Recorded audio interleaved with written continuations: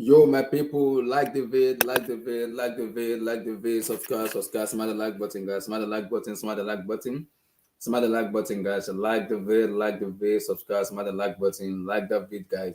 Guys, this is a UCL show where we're gonna be talking about Manchester City dismantling, destroying, dismantling and destroying what's called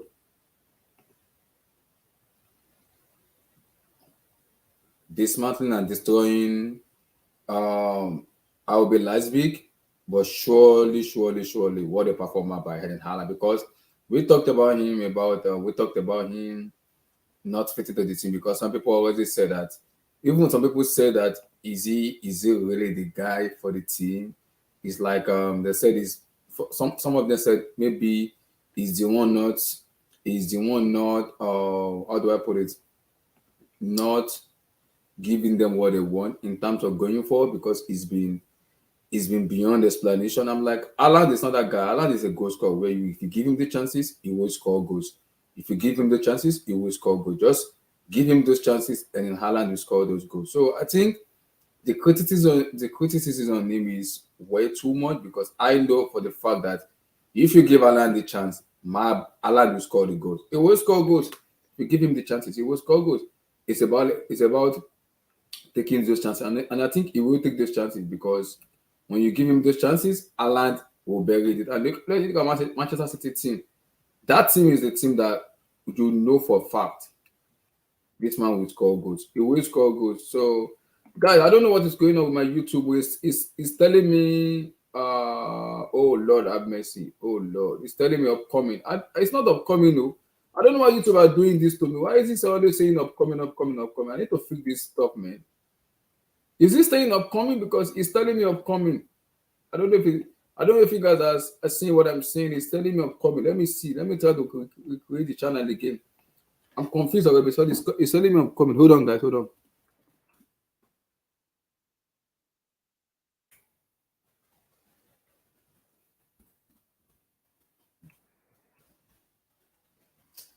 Oh my God! It's telling me upcoming, man. I'm not happy about this, man. It's supposed to be. It was supposed to be live. Why is it telling me upcoming?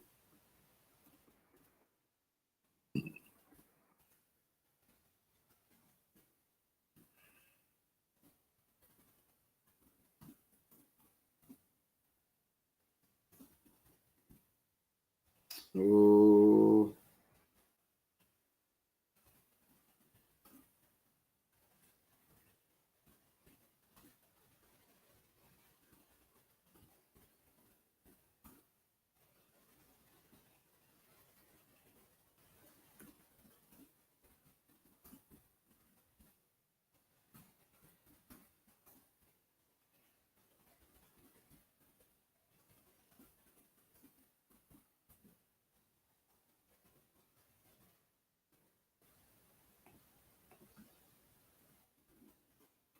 I don't know what's going on with YouTube telling me upcoming. I didn't know what is going on with YouTube.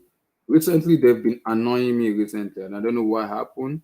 Why every show is telling me upcoming. Guys, I'm freaking live. Why are you guys telling me? Oh, it's live here. Okay, it's live in your place. Oh, it's live. Okay.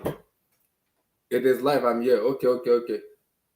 Like the video, subscribe. Smash the like button, guys. Please let me know if you guys are live, because I don't know. The fans are complaining that it's saying upcoming. Please let me know if you guys are live or not. So like the video, smash the like button, guys. We're gonna talk about Man City.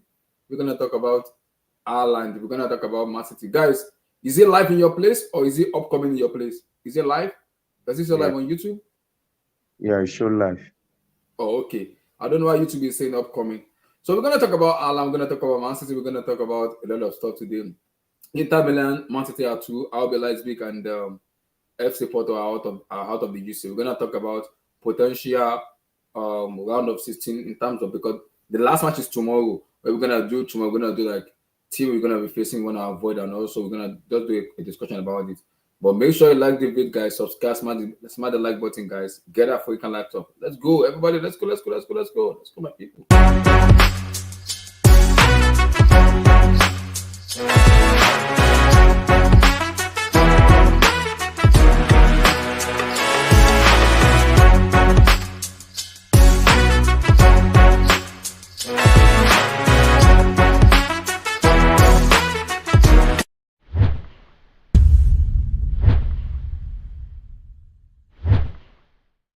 So what a performance! What a freaking performance! What a performance! What a performance! Man City destroyed, disemulate RB Leipzig 7-0. Because we had the discussion where people said Halland this, Halland, and I keep telling people Halland is not a problem for Manchester. Manchester knows how to create. It's about him getting to position and scoring goals. I mean, look at the team. He will score goals when you give him those chances. And people have saying Manchester has been trash in the EPL. And I keep telling people, Man City is a team you don't want to face because they have won this league 3 times in a row, coming from behind and winning the league. So whether you like it or not, talk about a lot of things about Halland. Halland is a phenomenal goal scorer. He is a phenomenal goal scorer, and he's coming to a team where they've actually won the league as a first now without the prolific number 9. And people keep doubting Man City, keep doubting Halland. I am surprised because I'm like, why are you guys doing this when you know how good of a team Manchester City is? I don't understand people don't understand and get off their shell and be very factual for once and talk about football. Haaland is a phenomenal goal scorer, whether you like it or not. He is a damn goal scorer. When you give him those chances, that guy will freaking bury it. That's it. That's who he is. He's a damn goal scorer, whether I like it or not. He is a goal scorer. So whether people like it or not, Haaland will score goals. He's a goal Yeah, scorer. He will he's score. a good puncher. So, He can score. hello, give me your take on Haaland. Why people has been criticizing him a lot? What is going on? You know, I think when he was first coming to the Premier League, I can't lie, I was among the people that said, "Oh, maybe Mm-hmm. he can perform in the Premier League." Mm-hmm. At the point, this guy came from the league they always call the Farmers League, which is the Bundesliga, of which we always see that whenever a Premier League team sign players from there, they hardly play football, play better football in EPL. So, with Ireland, that guy is strong, and he was also put on a team that can create it for the striker, because let's say, for example, other clubs, like, they don't feed the striker just the way Manchester City do, because they have De Bruyne, they have Bernardo Silva, and they have good wingers that always watch the striker. Yes, I think that's the kind of football they always play. And this guy, I was not surprised when he scored that 5 goals against against Leipzig today. I was not surprised, because this guy actually proved his point in the Premier League. I think they said he's just 7 goals away of breaking the record in the Premier League from the most goal scorer per season. So, of course, definitely, I think he's going to do that, because what I was expecting today, Leipzig, they didn't perform very well. I don't know what happened. This is not the Leipzig that played the first leg draw. So sometimes football is like that. And Nadland came up and, scored 5 goals in a single Champions League game. That is a record for him. So he's a prolific striker. I have to give him his respect. He's good banging goals. There's no doubt. That's all I have to say. Okay, fair enough. Mr. Tom, Man City and Haaland. Because remember I said it when people are saying Arsenal this, I said Arsenal, be very careful. It is Manchester City. This team knows how to win the Premier League. They've won it twice or 3 times in a row. And when you're dealing with a manager like Pep Guardiola, he will tell his player, guys, it's Arsenal. As long as we're winning matches with scoring goals, Arsenal will lose matches or either lose or draw matches. We have to take advantage of that. Man City knows. Pep knows. So when you have a manager like Pep Guardiola, you know you can guarantee, okay, this man will cycle us to the level of improving our performance and making us consistent. And I keep telling people, Arsenal are 5 points. Even if Arsenal are 8 points clear, I'm still gonna trust Man City to go all the way to win the league because I trust them. I don't trust Arsenal. For me, imagine like Pep who has done it before knows how to win the league. He knows it. Yeah, but the only thing I'll say there is I think there'll come a point, probably maybe if Arsenal get through to the next round of the Europa League or not, depending on if they beat Sporting, which I think a lot of people are expecting them to do, and get through to the next round of Europa League. I think both City and Arsenal are going to have to look at what is their priority and what isn't. Because I think for Arsenal, if there's even a glimmer of hope that they can win the Premier League, they're going to go for the Premier League. Let's be real. They'll chuck the Europa League and play a bunch of kids in that if it means that they have a fully fit squad to go for it for the rest of the season in terms of trying to win the Premier League. City, on the other hand, don't necessarily need to prioritise either or. But I think with City, we've always said that they brought in Erling Haaland to win the Champions League. They brought him in to get them those extra goals in crucial games, at the biggest stage in the Champions League where it would get them over the line. And as obviously we've seen tonight, like the instinctiveness, pretty much all of his goals were proper number 9 goals in the 18-yard box, if I'm not mistaken. They are proper number 9 goals, being in the right places in the right areas. And listen, Leipzig didn't paint themselves in glory. And I think, you can say in terms of the actual first goal with the penalty, I mean, you look at it from the perspective of this, it's harsh, but the arm's in an unnatural position, so we can understand why it's been given. But, I mean, like you just said, Abdoulaye, with Pep as a manager and everything, I think he looks at, such as, say, Erling Haaland, and he thought, I've got to get this player before he goes to one of my biggest rivals, whether that be in this league or in Europe. Because you guys were looking at him when you were looking at Lewandowski. Sorry, no, you were looking at Kane, Haaland, or Lukaku when you went for Lukaku. We looked at him before he even went to Dortmund just to get him from Salzburg, and we didn't get him. So I think both our clubs had the opportunity to get Haaland if we wanted to have got him, and we didn't. And listen, regardless of financial situations and wanting Super Leagues and things like that, Real Madrid and Barcelona will have always had an interest in Haaland. Let's be real. I mean, Mino Raiola, God rest his soul, when he was alive, I mean, he was running around Europe, going to every single city in Europe and stating a case for his player to go wherever. And he obviously chose City, and he's worked with Pep.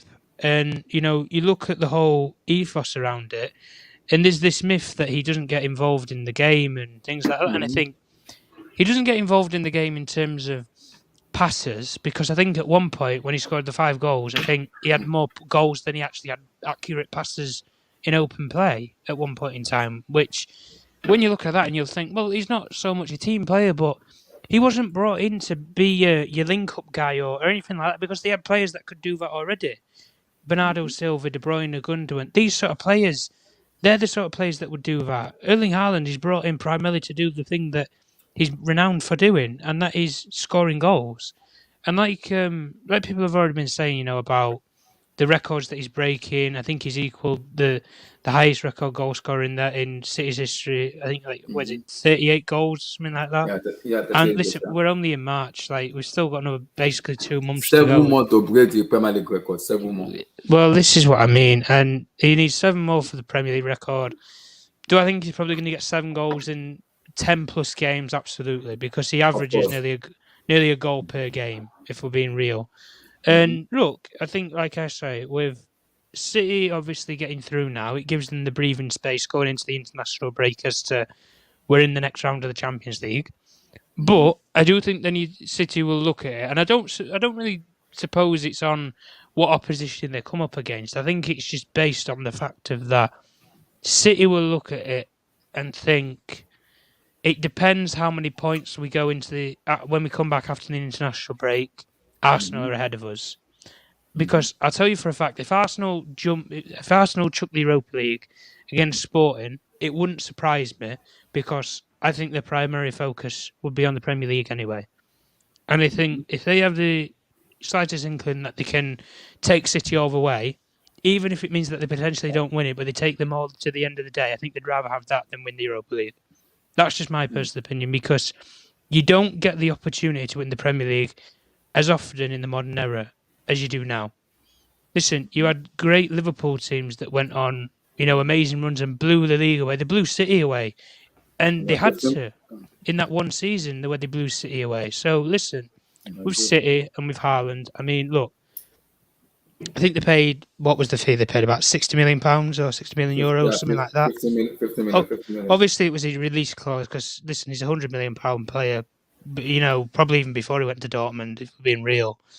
But I just think at the end of the day, for what he gives you, you put the ball up in the box from to head it, you give him the ball anywhere inside the 18-yard box. He's got that killer instinct. And listen, he doesn't have any mercy. As we saw today, he don't care. He scored 4 goals. He's thinking, I want 5, I want 6, I want 7, I want more. And I want more and more and more. And you even saw when he came off, like, he was disappointed.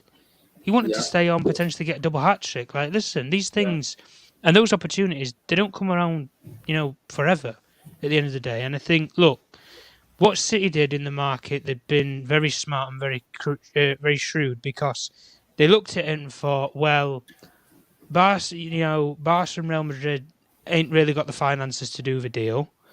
You look at our Premier League rivals. Well, you guys had Lukaku, as I already mentioned. Arsenal had brought in Jesus, so he weren't going to go Arsenal, was he? Us, we didn't have the finances to do it because we were chasing Frankie de Jong all summer. And logically, he, probably one of the best players on the market in that window anyway, comes on the market and he goes to the best coach and arguably what people claim as being the best team in Europe, based on a whole squad and a whole team.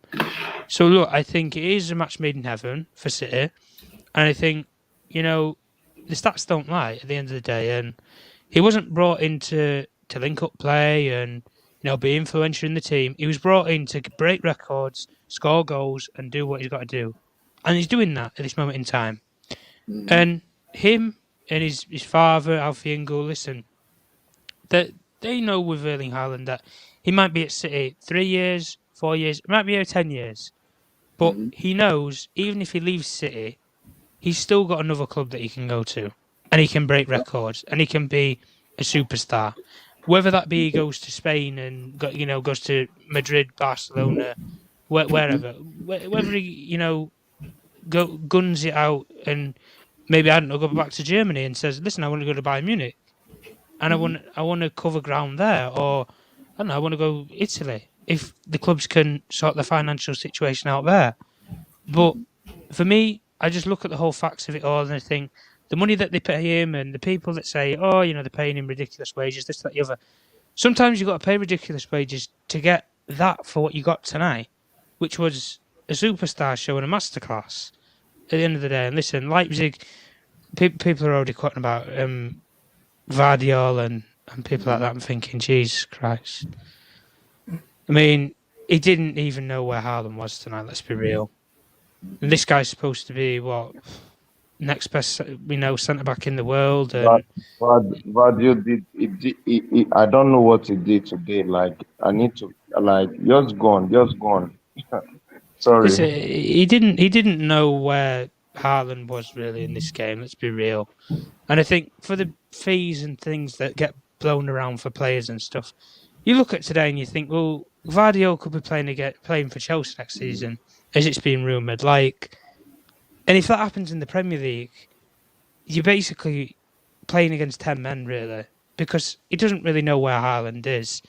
And it's not that hard, Yeah, you can say he's a hard defender, but he's a hard attacker to play against, yes. But to not be anywhere near him in an 18-yard box that you're supposed to control, and you're the main guy and main defender at Leipzig, it didn't really paint the setting for the rest of the team or show really any character. That's just my opinion anyway. But overall, listen, City, they did what they had to do. They got through to the next round, and look, let's see them get tested, and let's see Haaland maybe against bigger and better opposition in the next round. But yeah, the City have definitely laid down the gauntlet and laid down a marker. Definitely. Yeah, because Tom, I don't doubt Erling Haaland when it comes to goal scoring because I know he's a phenomenal goal scorer. Yeah, but yeah. this is my issue with the Premier League now, because when it comes to the Bundesliga, the ban, people are like, because it's the Bundesliga, it cannot replicate what it is. And I said, guys, Haaland is not going to Tottenham Hotspur, Arsenal, with due respect, or even Chelsea. He's going to Manchester City, who has won the league twice without the prolific number 9. And you put Haaland in that team, it's game over. because he will score goals. So I'm not surprised. And people criticizing that Arsenal doing phenomenal well ahead of Mancity because of Halland is a problem. And I'm like, how is Halland the problem to Mancity in the Premier League, where he's the You top know, scorer in the Premier League, and this guy's scoring goals? sorry to cut you short. You know, it was a big improver for Gabriel Jesus I know. because Gabriel Jesus in Man City team, this guy haven't scored like 17 goals a season, or even when they win a Golden Boot. Yeah. He has not. So, and someone was like, "Oh, Man City do wrong thing for them to let Gabriel Jesus sign for Arsenal because Arsenal is on form. They are top No. of the league." I was like, "No, let's be honest. Haaland is a much good goal scorer than Gabriel because when times comes, you guys will understand this because Man City is lacking a striker. They have Gabriel as a top nine, a team Yep. that is creating chance and he can't get the goals. So it's better. That's the reason why Man City decided and said, okay, it's time we let Gabriel go and let's bring in Alan. Of course, he's doing well for them. The way the title race is still on, it's just 5 points, and Arsenal still got big teams to play. And Man City have a game in hand. They have a game. I mean, They also have a game, and they also want to play Arsenal in the second leg. So this is Pep Guardiola. That's why I haven't give up yet in the league. I know that it's my turn around because this is what we normally experience in the EPL. That's the reason why the league is very interested. I mean, if Arteta had his way anyway, he wouldn't have Gabriel Jesus as number 9 right now. He'd have Dusan Vlahovic if he was having it his way. Which Dusan Vlahovic, in comparison to Gabriel Jesus, is night and day. It's a completely different player. One's a goal scorer, the other one's like he's like a versatile attacker. Gabriel Jesus, because he can play on the wing, he can play centre forward, he can play striker role, false 9. You can play whatever you want him to play, really. Whereas Halland's not a winger, he's not a 10, he's not any of those. He's just a goal scorer. And sometimes in a team like City, that's all that you need. And listen, they had that with Sergio Aguero, but Aguero didn't have that level that he could step up to in terms of he could do that against Europe's best. He was a brilliant Premier League goal scorer in the Premier League for 38 games in the season. But when it came to Europe, he just couldn't cut it.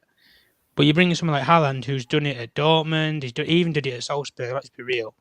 And when you're scoring that many goals for RB Salzburg, which some people didn't even probably heard of before Erling Haaland scoring that many goals, and you take the consistency from there, you put him on the career path to Dortmund, to City now, and you think, like, the commitment's there. And look, you look at Gabriel Jesus, where like people have been saying, where they say that City made a mistake in letting him go and things like that. Gabriel Jesus, A, cannot guarantee he's going to stay fit for a full season, and B, he doesn't have the consistency of getting 20, 25 goals per season, which in some cases makes or breaks if you challenge for a title or even win a title. At the end of the day, if you don't have that one player that can do it. Like, you look at so many different teams in the league. Listen, Tottenham are blessed that they have such a goal scorer in Harry Kane, because you take that 30 goals a season maybe away from Spurs. Spurs are suddenly struggling for people who can actually score them goals to get them challenging in top 4 or wherever. And like you say, you bring Haaland in, it regenerates the team and it gives them that vocal point for somebody to aim to. And at the end of the day, if Haaland's the one who's getting all the goals, is anybody really complaining? I don't hear City fans complaining. If they win the UCL at the end of the season, Premier League and FA Cup, and they do a treble, I don't think people are really going to complain. Because on the basis of the facts is that City have craved that Champions League, and you've brought in the best goal scorer in European football to do that. And that's why, like, when people make the comparison with Mbappe and Haaland, Haaland's a goal scorer, but Mbappe's a world-class, versatile attacker, where you can stick him anywhere in the front line, and he works. Haaland, he only has one assigned position. Striker, goal scorer, that's it.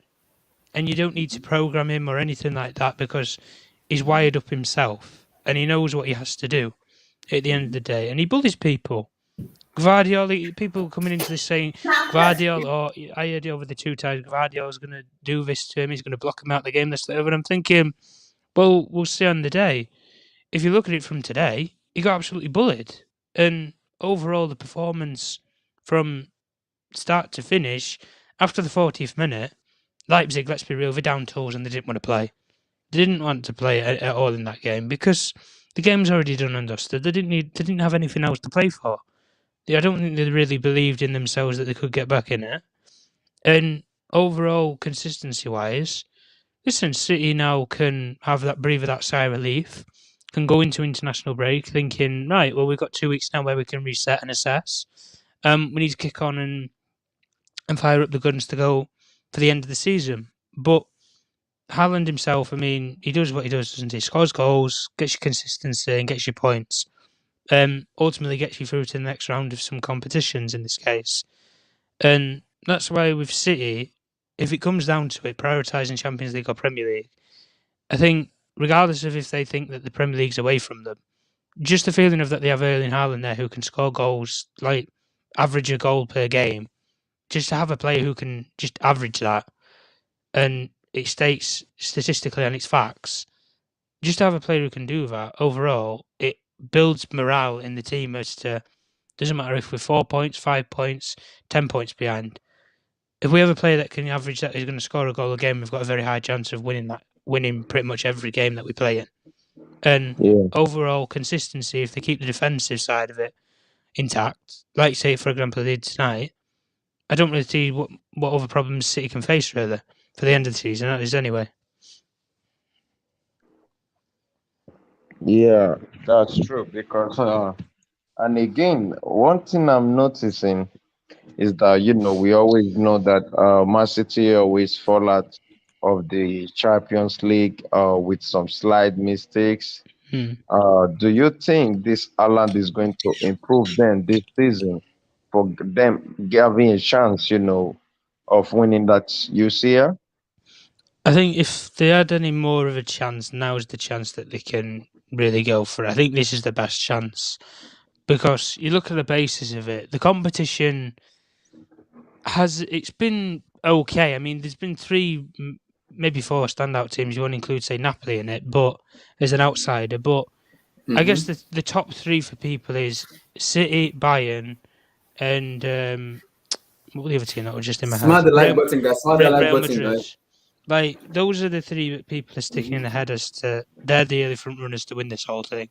But I think it will come down to it. I think if any of those 3 teams play each other, which I think it's very likely that one of those fixtures will get made, and if it does get made, I think City overall, I think they can take Bayern. I think they can take Madrid. I think they've done it. They did it in the past with both teams. Both teams. They did it, especially with Madrid. The problem with Madrid is when it comes to UCL, they're a different entity entirely. Especially that's the only thing. Yeah, and I think that's one thing about Real Madrid.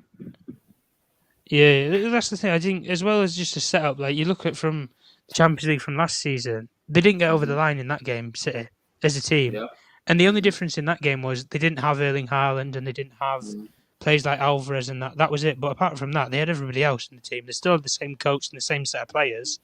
The only difference is you take out 2 of the attacking players that they've brought in. That's the only real difference in that game. And you think, if you go to that game and you think some of the chances that he had, potentially if they had Erling Haaland that game, it would have been a different story and City could have gone to the final and maybe won it. Who knows, but we're speculating. But overall as the precedent, I think we look at the basis of it, City should at least be getting, I think, final here. At least. Because as a team, consistently, they have been always the favourite to win this thing. Always the favourite. And we come back to it every single year until we're blue in the face. And listen, if they don't win it this year, we'll come back next year and we'll be saying the exact same thing. Man City are the favourites to win it because there's just this myth around it that they have to win it at some point. It's same with PSG. They have to win it at some point for all the money that they spend and the coaches that they have, the players that they have. Both of these teams have to win it at some point. And with City, I think it is not a case of now or never, but I think now is the earliest chance that they can win it. just based off of the competition. And I think City would fancy the chances in games. But overall, as a precedent, I think they'd rather see Madrid's maybe say a Madrid or a Bayern in the final rather than see them along the way where they've got to get there. But obviously, Because we've the got to see problem, with that with a draw. some of the problem is if Man City face Madrid, yes, Man City are favourite, but it is Madrid. It is Madrid. That's I'm like, you can come Man City with Halland and this thing, yes, but it is Madrid where you don't need to tell Madrid what competition it is. It is the UCL. They know how to win this shit, man. They know how to win Well, this it's like stuff. they're like City. They're like City of the Premier League. They've been there, done it, and won it. And Real Madrid are like that, but for the Champions League, aren't they? Really? Exactly. Whoever team they are playing, they know how to win this stuff. They know how to win it. They know how to win it. You don't even need to tell them what to do. Man City know what to do, and they're gonna just do exactly what they have to do. I think City, based on the draw, City would love to face team like maybe Benfica, Inter Milan, and easy for them to go through. Because I believe if they face Madrid, I want to see Man City and Napoli play together. Man City and Napoli face each other together. I'd love to see that Oh my because days. because that is for me. Those two teams doesn't defend. Man City will come out. Napoli will come out. Now it's all Yeah. about how many goals you're gonna score, how many you're gonna concede, and how many you're gonna stop. Osimhen will score. Halland will score. I'm sure of that one. I can guarantee you that one. Victor Osimhen will score. Halland will score. Kvaratskhelia will score. You're gonna see some of the chances. It's not about how many goals are you gonna score, how many are you gonna defend. How many? True. So I would love to see Napoli, Man City together. Let's see. Goals versus goals together. Let's see. Madrid, Man City, it will be tough for Man City because now they have to travel to Santiago Bernabeu, which, brother, I'm not joking. That stadium, when it comes to the UCL, Lord have mercy. Lord have mercy. That stadium, Lord have mercy. Yeah, Because it's just like a tradition to them. yeah, it's like a Like shrine. it's like a tradition to Real Madrid.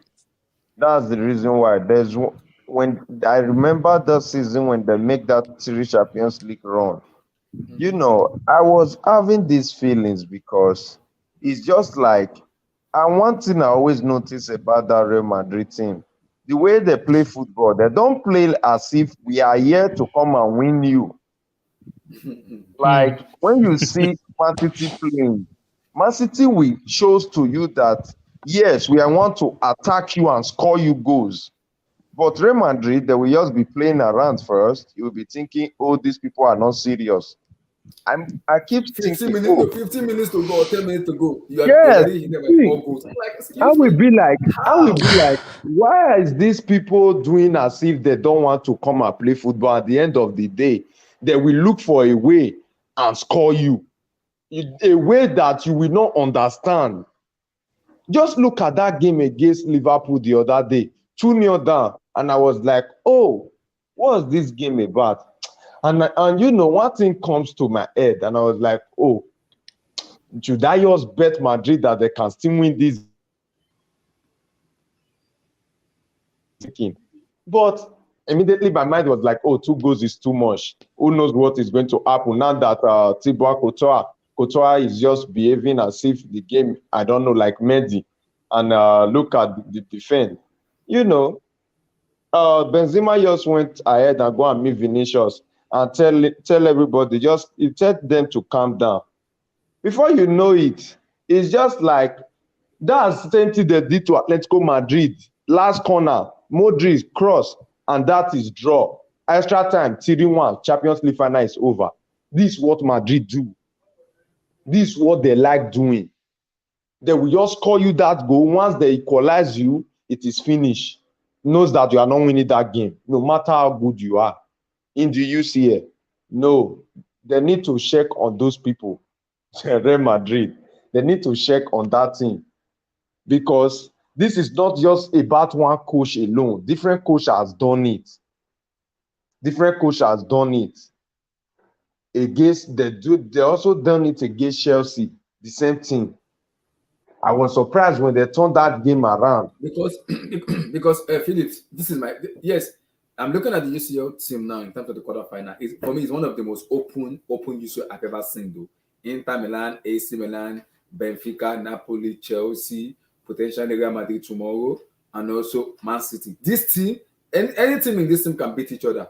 But I think City want to avoid Madrid, not just because they can't beat Madrid, but because it is Real Madrid and Madrid can have a land, yes, but it is Madrid. 75 minutes before the match finishes, or 80 minutes, Madrid can score 4 goals and 3 goals and it's game over. It is Madrid. Madrid will play as if they can't even eat. They can't even eat any food. And boom, game over. It is game over. With those two old men, the midfield, Modric, that one will be delaying the ball. He will be running around, doing the ball in the midfield, turning it around, delaying it. Before you know it, one killer pass to Vinicius, Benzema, that's goal. Yeah. I also think it's all about mentality because UCL is all about showing up. And when you show up, it's what it is. Yeah. Let me read the chat here. Thank you, Richard. Thank you. You're welcome. And kindly, guys. Yeah, you're welcome. Everyone is fantastic, and everyone on the chat. My God bless everyone. God bless you to KD Halland with the man of the match. Yep. Yep. Kuda, like I said, I want to play Madrid, but the issue with Madrid is, in as much as I want Madrid, because I want to flex my muscle with Madrid fans, they are getting on my nerves. They are getting on my nerves. In as much as I want to flex my muscle with them, I'm very, very careful. And I respect them a lot because they are the defending champion. So, in as much as I want to face them because of Madrid fans are getting on my nerves, I want to flex my muscle. I am careful because it is Real Madrid. I know this team very well. This team is a madman. They are a mad team where if you just like this, 5 seconds, you are dead. It is Madrid. They will play as if they don't have pattern, they don't have tactics, they don't have any style of play. And they'll just rise up. 75 minutes, 15 minutes to go. 80 minutes, 10 minutes to go. Madrid will score 4 goals. Madrid will eat you by 3. It's game over. I'm like, how do we concede 3 goals against Madrid? You'll be asking yourself a question when the match is already finished. That is Real Madrid for you. That's Madrid. That's Madrid for you. So it's a team everybody wants to avoid. That's the team everybody wants to avoid. That is the team you do not want to face. That is the team everybody wants to avoid because you don't want to face Madrid. In as much as they're not in good form, it is a UCL. No. And it's Madrid. Tom, do you agree? Madrid in the UCL, Mancity Madrid. Would that be a good match for the spectacle? Me, I want Napoli, Mancity. Listen, I think it'd be a good match, and there is some interesting matches that can be made. Look, I look at what you just said with Napoli and City. I think that makes for good, viewing as like a neutral fan. I think as well, you look at it like any of them, Bayern, City, Madrid, you can put them in any combination, and I think it's entertaining at the very least. And you look at such as Osimhen and Halland, that would obviously be the battle that would be thrown there. There isn't, like I say, I don't think there's one team from now, but you can say that's the team that's going to win it. I think when we get to the quarterfinals and we see the first legs, that's when we can sort of write off teams, or you can, state a pledge for who you think is going to win it. Listen, we go back to last season when Real Madrid had that absolute stinker at the Parc des Princes and we lost 1-0 from that Mbappe wonder goal. From that point, I know myself, and I know you as well, Abdai, we all said, listen, Madrid, they're done. Like, they ain't going to overturn that because they got played off the park for 90 minutes. And PSG absolutely messed them about. They went back to the Bernabeu, they got back into the game, and they took them out. Then they went into the game with you guys, with Chelsea. You guys thought you'd had it won and everything. Then you were chasing the game toward the end. You couldn't get the goal. You were out. City thought they had the game won, done, sorted. Went there, lost, out. And they went to the final, obviously played Liverpool, and got the goals that they needed and won the game. And albeit you can say it was fortune, it was luck, the Champions League, their heritage, it's their history. It's where they've built up as a team and as a club. And listen, there's very few clubs that I'll say this about in UCL history, but they will always have that legacy and that history behind their football club. And the UCL will always be in their heritage. And those football clubs that I've always said that with has been from England anyway, in terms of UCL legacy. It's always been Man United or Man United, Chelsea, and Liverpool. You look at Germany; it's always been Bayern. Spain, Barca and Real Madrid top of that tally, and you look around and you just think from a basis of it all, AC Milan as well, the legacy and So, history that because they have as a sorry team. to cut it short, it's gonna be one of the most entertaining match in the UCL. Napoli, Man City. The two teams doesn't want to defend; they don't want to go all out and play. Lord have mercy. We're gonna be seeing some thrillers in the UCL, like 5-0, 7-7, 5-5, 3-3. Lord have mercy. Who do you think defends better though in that game? When I look at Man, I think in Man City because of the superiority they have. But I'm not gonna write off Napoli though. I'm not writing off Napoli. They have a good defense though, just like as a team though, don't they? That's what I'm saying. But the only thing with both teams is they played the high line. Liverpool just dropped a statement that John Anderson will be out for tomorrow's game in their Twitter. Jordan Henderson. Yeah, they said it's Oh. out. Yeah. Oh Lord have mercy. I don't know if that helps them or hinders them, to be honest. Oh my days. Oh. I don't know why I'm laughing because with Ederson and we are still hoping at least let Liverpool still win. And if they don't qualify, let them still win. But now that Ederson is out, unfortunately the news just came out. Everybody is like, what? Wait, what? What's happening? Because if now that Ederson is out, I think Madrid is not even bothering anymore. They're just going there to just go and experiment themselves. That's just all I just think. But guys, can you see a scenario where Madrid, Man City play FC Benfica, because Benfica is an interesting team to wear. That's a tasty match, though. That's a tasty match. Yes, Benfica, they are good in possession football, attacking wise, and they can knock you with passes and just score you. Simple. They play similar like that Barcelona of those years that we used to experience. That's how Benfica plays football. Because if you watch these people against PSG when Neymar was fit, Messi, Mbappe, and these other guys, they could not win Benfica home and away. That shows that it's going to be a very tough game for Man City, especially Man City is a team that always want to come out and press. And with that, someone that their midfielder that this very Joao Mario has a good experience, a old experience, because this guy have been balling for years. He knows how to position himself in that midfield, work with Rafa Silva, what is it called? Gonzalo Ramos, and in the striker position. I think it's going to be a tough game.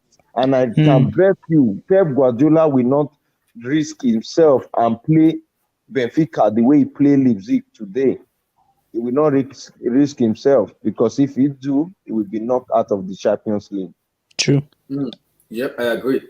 And for me, if I'm Man City, if I'm Pep Guardiola, I think he will prefer not to face Real Madrid, and I think Napoli. Why I say Napoli is, yes, I love Benfica. I see Benfica, but this is the problem between Benfica and Napoli. Napoli have a firepower where I don't think Benfica has, because if you look at Napoli's midfielder in Anguissa, Labotka, and co. Look at their front line: Kiviska, Kvaratskhelia, Lozano, Politano, Victor Osimhen, Diego Simeone's son, what's his name? Simeone, Raspadori. Those guys can score goals and can hit you anywhere. Look at Napoli: Joao Mario, Gonzalo Ramos, Rafael Silva. Who again? These are the one I had on my head. Yes, they are playing sensationally well, but Napoli has a firepower where if Man City face Napoli will knock them out than Benfica, because I think Pep will figure out Benfica more than Napoli. He will figure them out, because he will just tell his player, let us beat this press and go defensively, like he did against Arsenal. Just give them the ball, hit them on the counter. Over. Sorry, you know what I observe about that Benfica team? You see all these players that have been on their prime in Europe. That's where all of them went ahead and gathered together. Yeah. They are now in the same team. It's just like Otamendi, Otamendi, Dramani. or David Neres, or Dreisler, or Rafa Silva, Antonio Silva, Golalo Guedes of Portugal. You know, these players, they just gather themselves there. And you know, this is Champions League. One thing you need to know, Champions League, we keep saying this. That's the reason why when you see something happen, Madrid, yes, I can tell you the reason why Madrid are so good is because they knows how to play that league. That league has to work with experience. It does not matter how good you are. You might be good, yes, you are scoring goals, you are doing this, but it will require that experience from the manager and from the players. Because one thing I noticed from the Champions League, if you make one mistake and conceive one goal, it's like 2 goals in the Champions League. But people don't know this thing. That's the reason why I keep saying it. I was angry because I was like, if Chelsea were out of that Champions League, I will say it's because of that first leg that Joao Felix was hitting the woodwork and getting that chance, and he could not score one out of those goals. And of course, we are supposed to close that game in the first leg, which with 2-0, or when we are winning 2-0, by that time, I think Chelsea would have sit back. Adeyemi would have not seen that chance to run and said they want to use Enzo Fernandez and run. And this one thing people need to know. An error in the Champions League is one goal is what qualities in that league. That's the reason why people stay clear from me. Yeah, good. Mr. Abdul, how you doing, brother? Abdul, are you there? Yeah, I'm good, man. What's going on? Good, good. Give me your take on Mancity and the Halland masterclass tonight. Your take. Yeah, big up to everyone. I can't even really see their name, but The fans that are not hearing you. I, they can hear me and they just pretending. Abdul, please speak louder so the people can hear you, sir.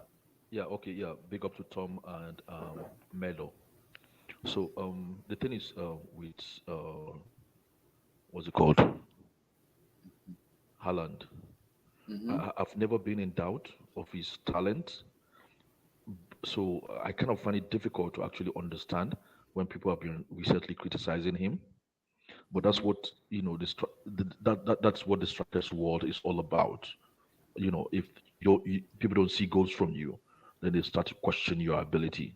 So I do understand that, but I've always thought, you know, even Pep bringing him to Man City is actually for Pep to challenge himself and see where he can take this guy to. So it's a perfect marriage. So there's nothing he does in terms of goal scoring that actually surprises me, really. I know people will start making all sorts of questions, and but this guy haven't been in the Premier League for even one season, so you're not going to see him under every kind of scenario. So good performance. I after I think the second or the third goal, really, I stopped watching the game because I've known, like I've said since yesterday, my my my my thought is they're going to fry Leipzig. Oh, do you? I think you put it there 4-0, right? I think 3-0 also. 3-0. 3-0. Yeah. 2-0, I'm not sure. So I knew they were gonna fry them. So in terms of the Champions League, they have a chance, like they always have a chance every season. Yeah. So we don't really know which season will be City's season. That's the But beauty of it. but Abdul, sorry to cut you short. I think this season for me, maybe it's me, maybe you guys can chip in. might be one of the most open UCL I've ever seen in terms of the quarterfinal because No, I don't but agree with that. Some teams are not gonna, they're not gonna smell it. Trust me. when that Yeah, comes to when I say open is match up no, but it's not Bayern, open. It's not Benfica, open. Napoli. Mhm. No, it's not open because Chelsea are not gonna win it. No matter how good you Relax. do, you're not gonna win it. I I know some agree. people don't like the feeling of that. I don't like the feeling of that either. But that's the reality on ground. Chelsea are not going to win it this season. Inter are not going to win it. Benfica, maybe a little bit of outside chance. Liverpool are not going to win it. They're already out. So what is open? It's not open. It's when we want to dream, then we can say, okay.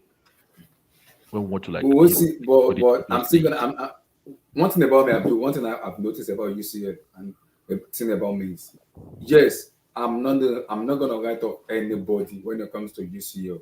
1% chance, 2% chance.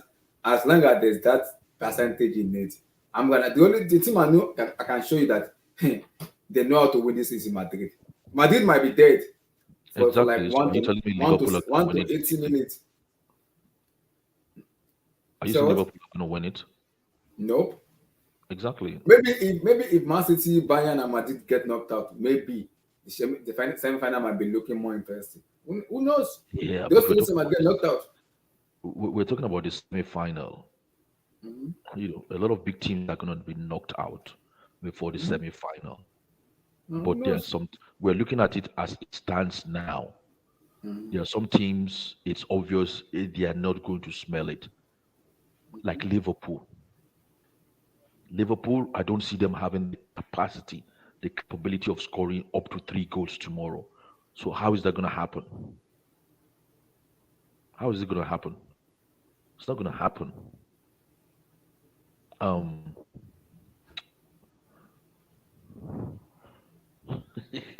Chelsea is not going to win it, man. Come on. Oga Gule, Abdul, you never know with Chelsea. This is football. Everything is supposed to back to yeah. Oh, But you've won one game against Dortmund. Relax. thank you very much. No, Relax. that- is that Tom talking? Oh, who's Yeah, that? yeah, yeah. Yeah, I mean, tell me about it. Come on, guys, stop fantasizing. You wanted this guy sacked 2 We weeks ago. Behave for you. we've just won against Dortmund. These people The get here all way things, the way things stand now, I I can't say, oh, I'm scared of this team. I don't want to meet this team. I don't want to meet that. Bring it on. It's football. Let's play it. Let's play it. At the end of the day, one will be out and one will stay. Oh yeah, of course we know it's not hockey, it's football. Okay, that's why we're in love with it. But look, Gullet, you are sick. You are sick in the head. Stop that, please. Because Gullet, come into this show and come and explain yourself. Oga Gullet, come and explain yourself in this show, please. Because come and explain yourself. Excuse me. You ask, brother. I don't how want to can go you at want you. Man And City I'm next? telling you, You see, and that's I'm what I'm telling you, saying. Like people are like fantasizing. Why would you want the City next in the Gullet, why quarterfinal? would you want In City? the Are you semifinal smoking is something? Excuse me. understandable. Stop. Stop. In the Stop. semifinal if is they give me understandable. Man City, what's Man City going to do? Is it not out there just to end up in the Champions League? Stop. No, Chelsea, no, Stop. when it if comes to Stop. the we just put I don't know, see, just 5 goals Adu, past, we need to be it's honest. not I the end of the might say world. Chelsea is very bad. This. We have a mediocre coach. This. But let me tell you, when it comes to Champions League, you will see a different Chelsea. That's the reason why I said Dortmund, when they are coming to Stamford Bridge, they are not coming to do anything. Those people want to come and suffer at Stamford Bridge because I know Chelsea. For them to, if Chelsea want to, get knocked out of the Champions League, they're knocked out in a way, not just a way, just the way they are doing Liverpool now. Liverpool is not expecting anything in the second leg again. You have to play Chelsea first leg, try and get result, or neither go to the second leg. Either you 1-0 Listen, and we are listen, out. That's it. listen. The I'm not scared of quarterfinal. Man City. I'm not saying you're scared. We're just talking the reality now and football. Okay. To me, the way I see it is the quarterfinal is the end of the road for Chelsea, except we are lucky with the draw. But in all probability, the quarterfinal is like the final of the Champions League for Chelsea this season. I don't see how you want to dice it. Except we're lucky with the draw, which could happen. But you saying like what's City gonna do to you in Champions League? Haaland will just put 4 or 5 goals past you. That's all that's gonna happen. That can't But happen. he's but That he's can't gonna happen. enjoy putting it past you, and You you're going to know, be I said, depressed you know, when it goes I past said you. one thing. I said one thing on this player, Abdullah. I said if Alan play against Chelsea, if he scores Chelsea, that's when I will know that yes, this guy, yes. Of course, when he played against Chelsea, it was cage. It was cage. He could not do anything. Thiago Silva is the man there. It's not Gavio. Gavio, we saw what Messi did to him and run with him in the World Cup here and there and square. That's a goal. Thiago Silva is different. This man had experience. He has been playing football. Those Halland is still a baby. So that's it. He can't score Chelsea 4 goals in the UCL. No, that can't happen. It can't happen. Even the best strikers in the world have not done it. Is Halland. Look at the Etihad, this guy can score 10 goals past this Chelsea. Let's not mince word, man. They beat us Not in the Carabao Cup. Champions League, right? In the Etihad in Carabao Cup, Papa John's Cup, they beat us 4-0 without Alan. So relax, easy, relax, just relax. No, I'm just saying not in the Champions League. That might be another. Give me your take on the match, brother. Mancity and Halland. I am waiting for Oga Abdul to finish his reality that he was talking about. No, I'm done. You can go ahead. He said it's done. Abdul didn't take Melinda or Fanta today, so it's fine. He didn't take Melinda or Fanta. Hello guys, hello guys. Hello Abdullah, hello Melo, hello Tom. Hello Abdul. Man, you know what? Okay, kudos is due where is due. Me personally, even though I'm an 80s baby, right? I have never personally seen a forward player with no first touch that has a killer instinct like Halland in my life. I'm talking about my existing life. I have never seen a player where you can give him half a chance and 80 to 90% of the time it will be a goal. Imagine if he works on all the other aspects of his play. Imagine if he works on his first touch, his control, his link up. I have never seen a forward like this in my lifetime anyway. So kudos is due to Halland, and what he did today, man, that was a baptism. That was an abomination. What I think I said it was going to be 1-1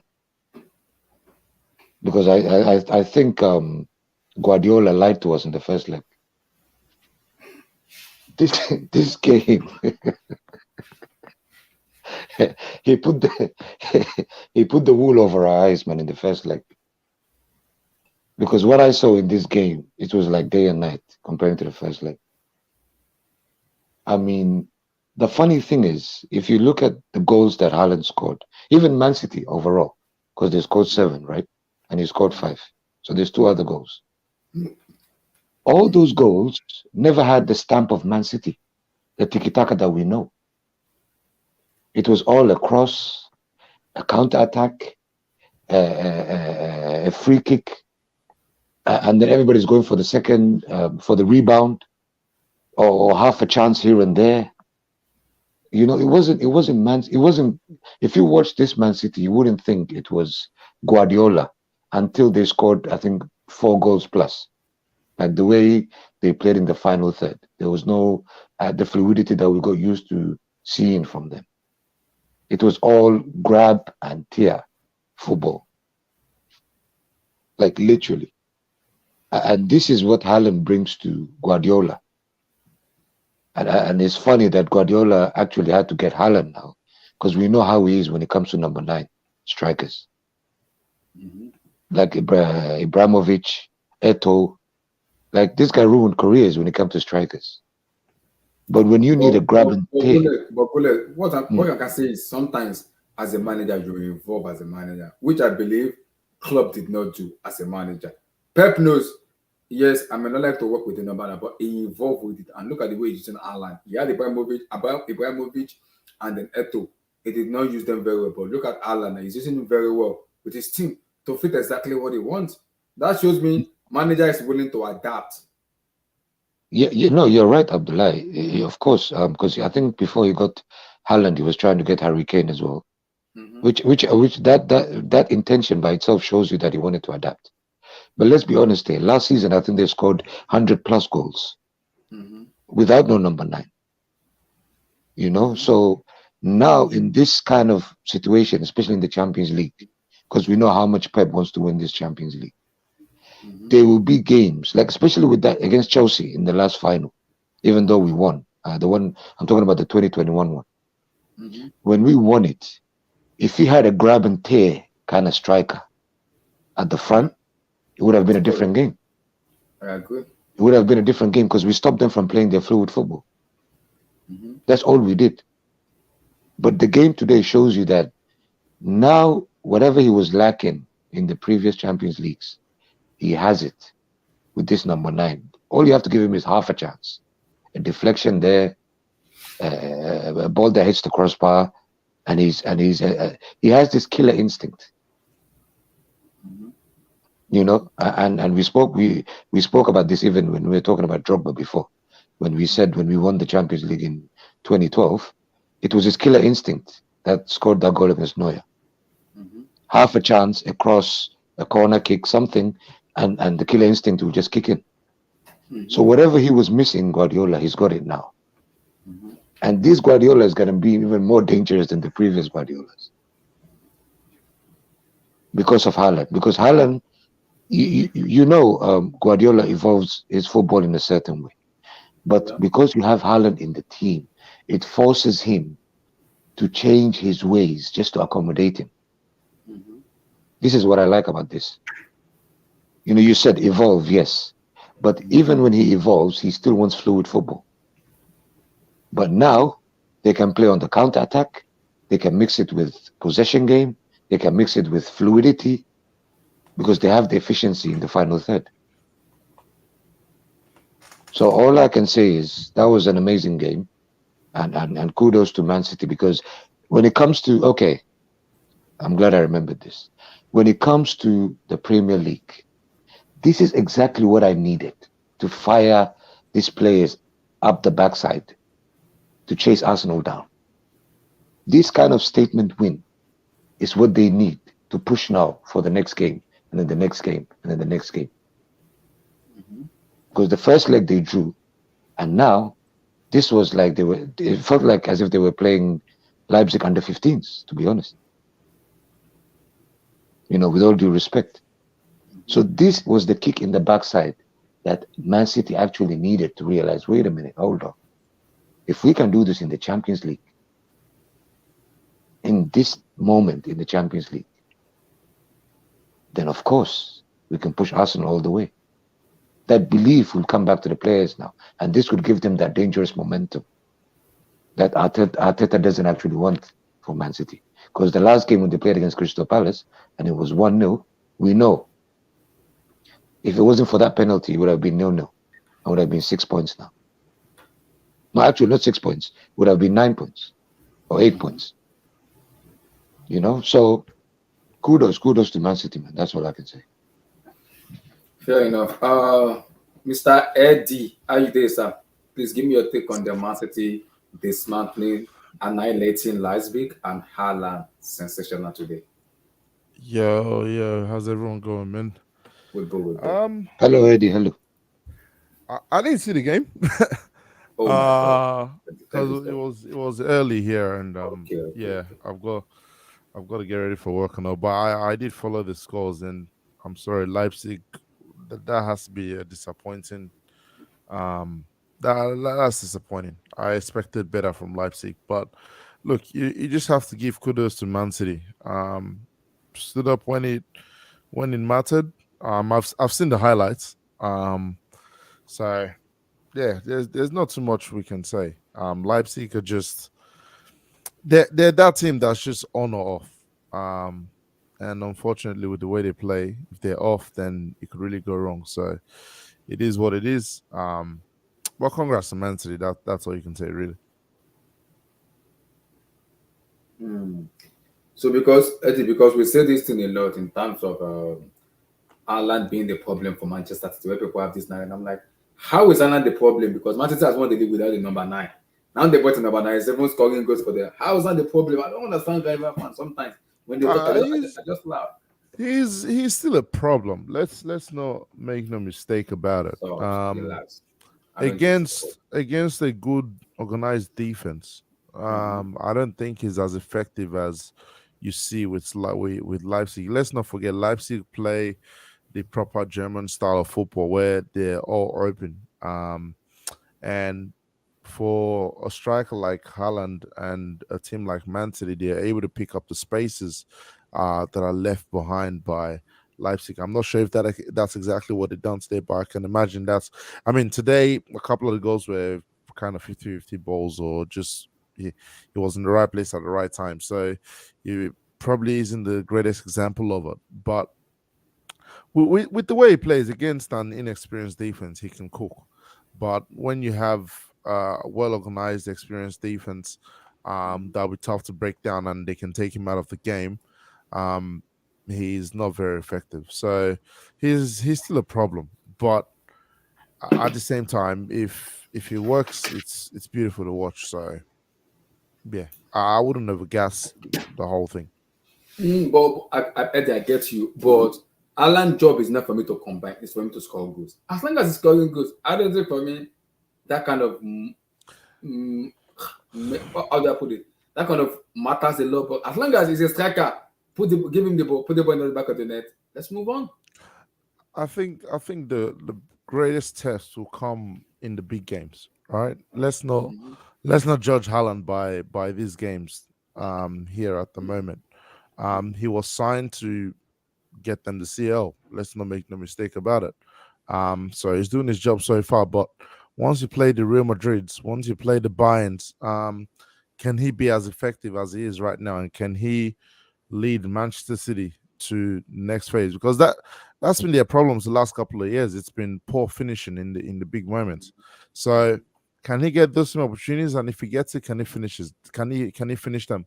That's the key thing that I want to see. But he's doing well so far. You got to say.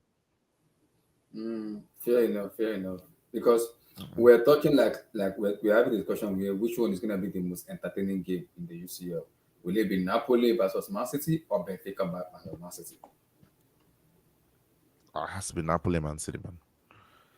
I Because mean, Man City Eddie, win. Man Napoli, City Man win City, either, but I'm s- I'm sorry, but where is this narrative coming from that Benfica are this quality European team? Benfica are good. They The are a good team. They are a good team. Eddie, they are a Yeah, good team. but to say Man City Benfica is going to be exciting, No, rubbish. I believe me. Napoli is going to be more. Napoli, Man City will be more exciting than Benfica do for me, Yeah, of because course. Pep Guardiola will figure out how to beat Benfica for me. He will just tell Benfica, give them the ball, like what he did to Arsenal in the first leg. 30% possession, just effective win, and let's move on.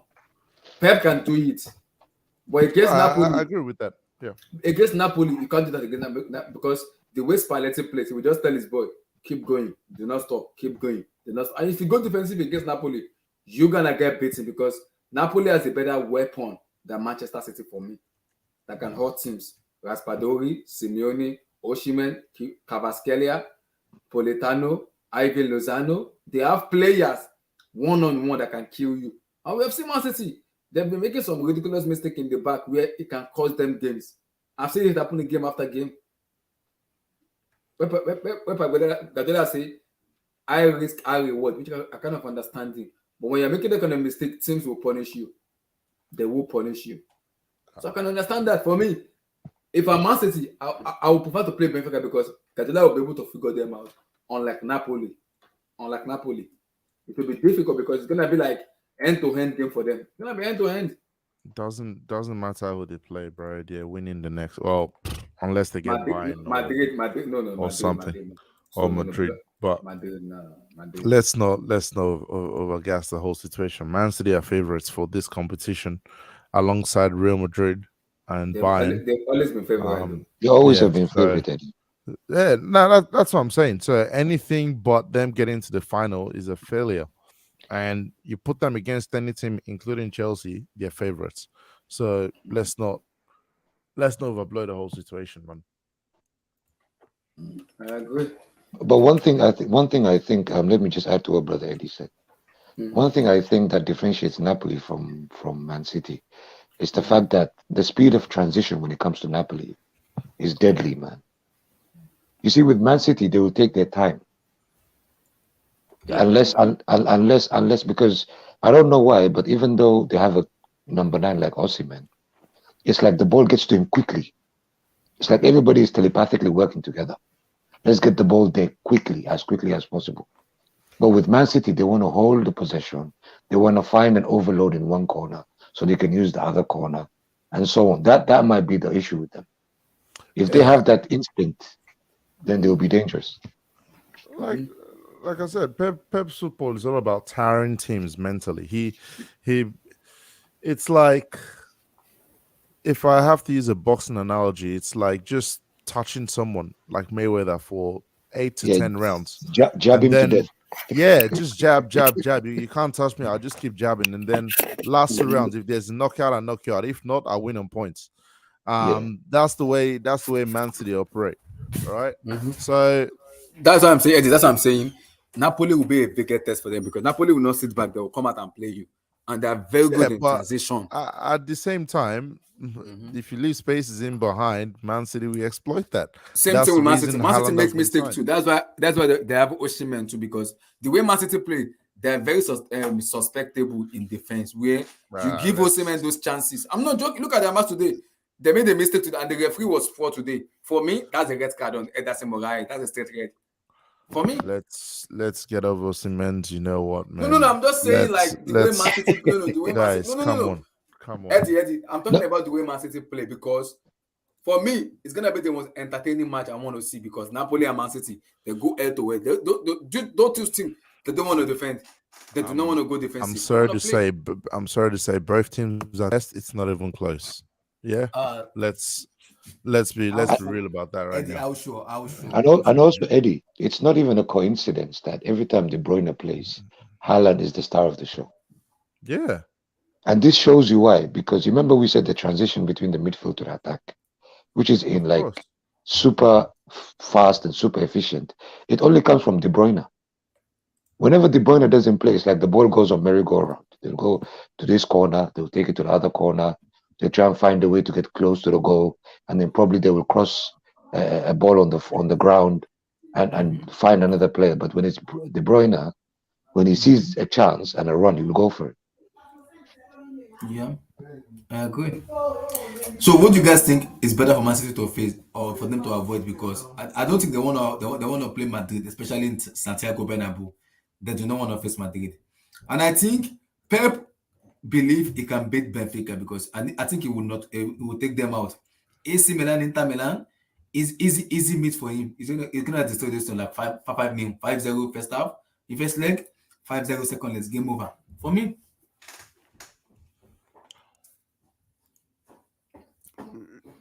I'm skeptical a little bit. For me, if I have to choose between Man City and Napoli, I'm gonna go with Napoli. For me, if both two teammates, I'm gonna stick with Napoli. Because not because of Osimhen and because the way Spalletti plays, I'm intrigued to see how those two teams face off each other in terms of attacking. They won't stop attacking each other. They won't stop. Yeah, but let's be honest, Abdullahi, right? You see, Napoli have never faced a beast like Man City. That's what I'm saying. Man City, as even though Eddie pointed this out when they jab you to death, but they force you to defend.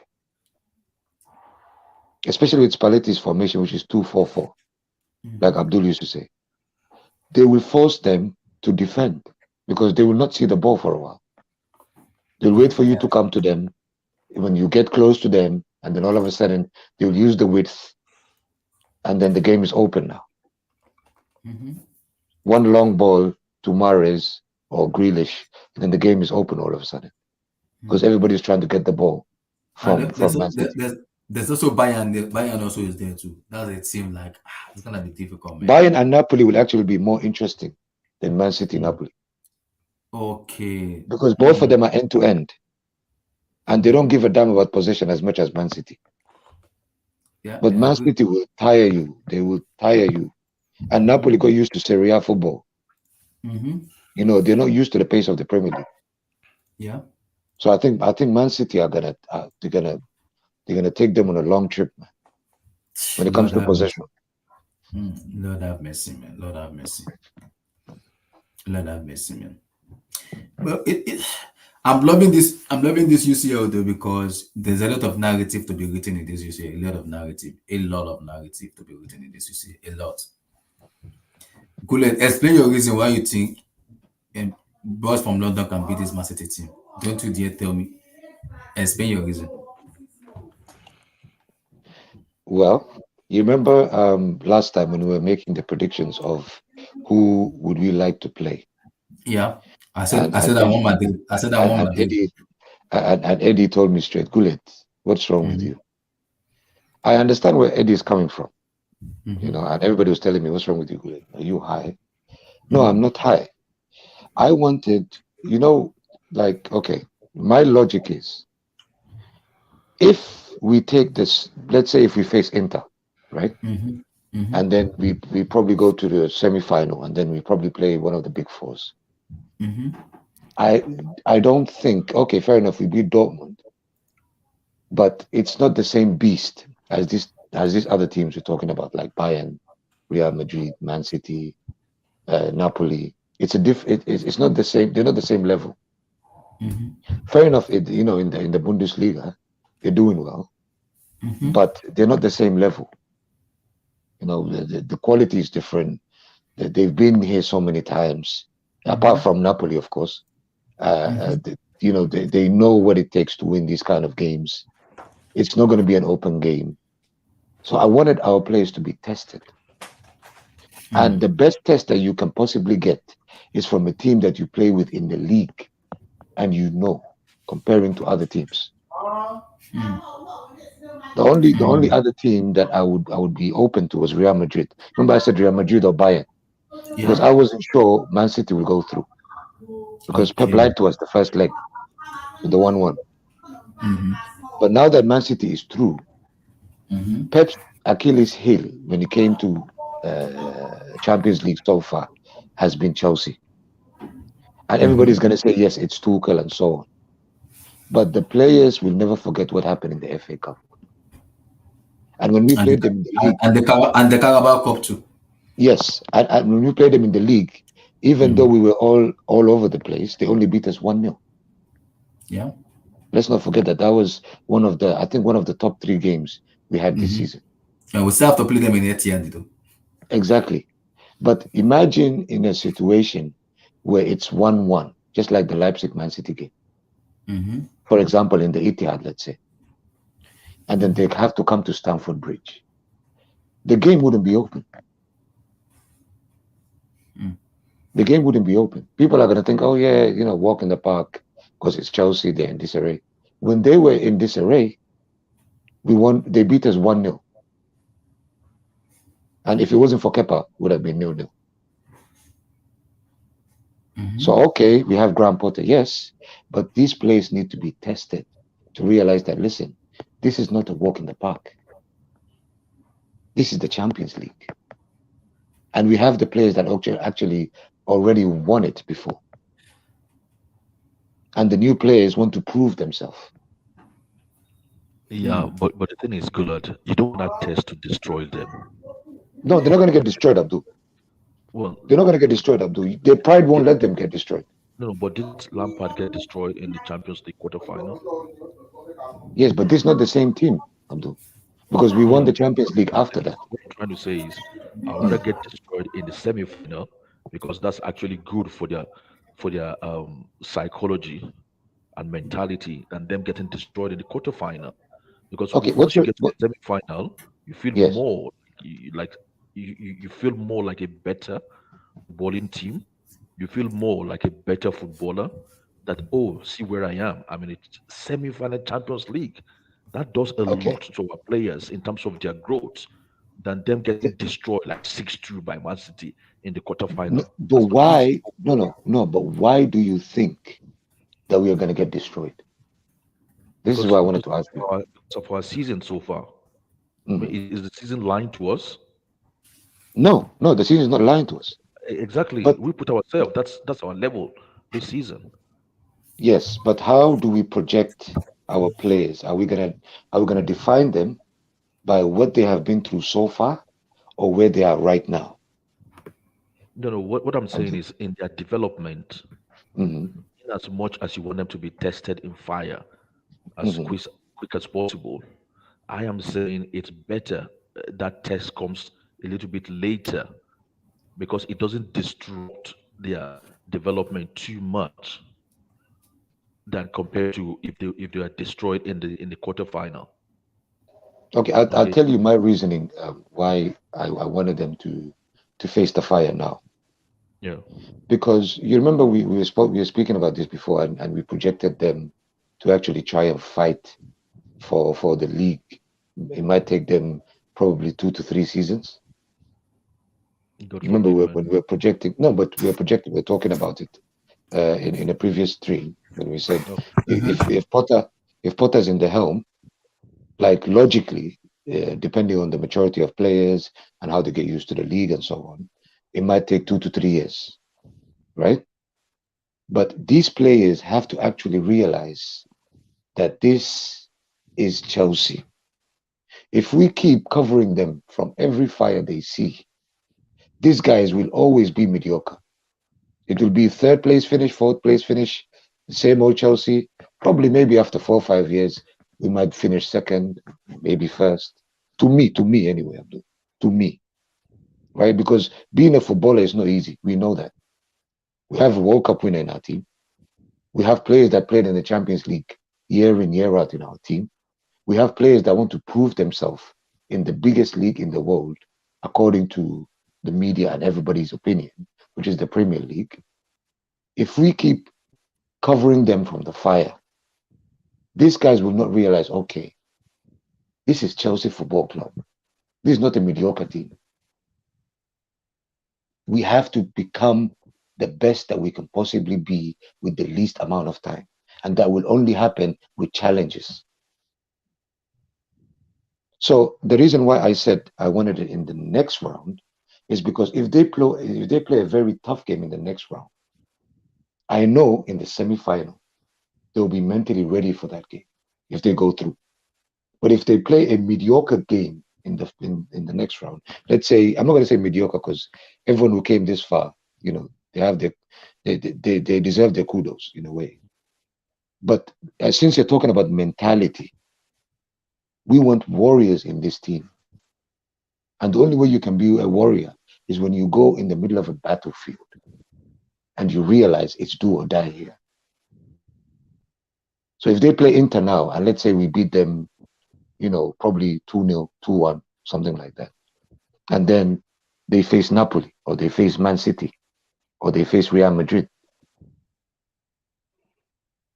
they might have to adapt in game. And this is the scary thing with football. When the levels go up, especially comparing to the last game you played, players will have to adapt in game. And them adapting in game, it might be too late. It might be 2-0 already. It might be 3-0. It might be too late for them. But since you want to be mentally challenging yourself and realizing that, first of all, you have beat the odds by becoming a footballer, number one. Number two, you beat the second odd by playing for Chelsea and being bought for big money, since we have the biggest money transfer in the whole of Europe now. Show me what you can do in this moment, because the only competition you're in is the Champions League. and there is no pressure on you from the media. There's no pressure on you from other clubs. Why? Because everybody think, oh, it's Graham Potter. There's no identity. There's no fluidity in the team, and so on.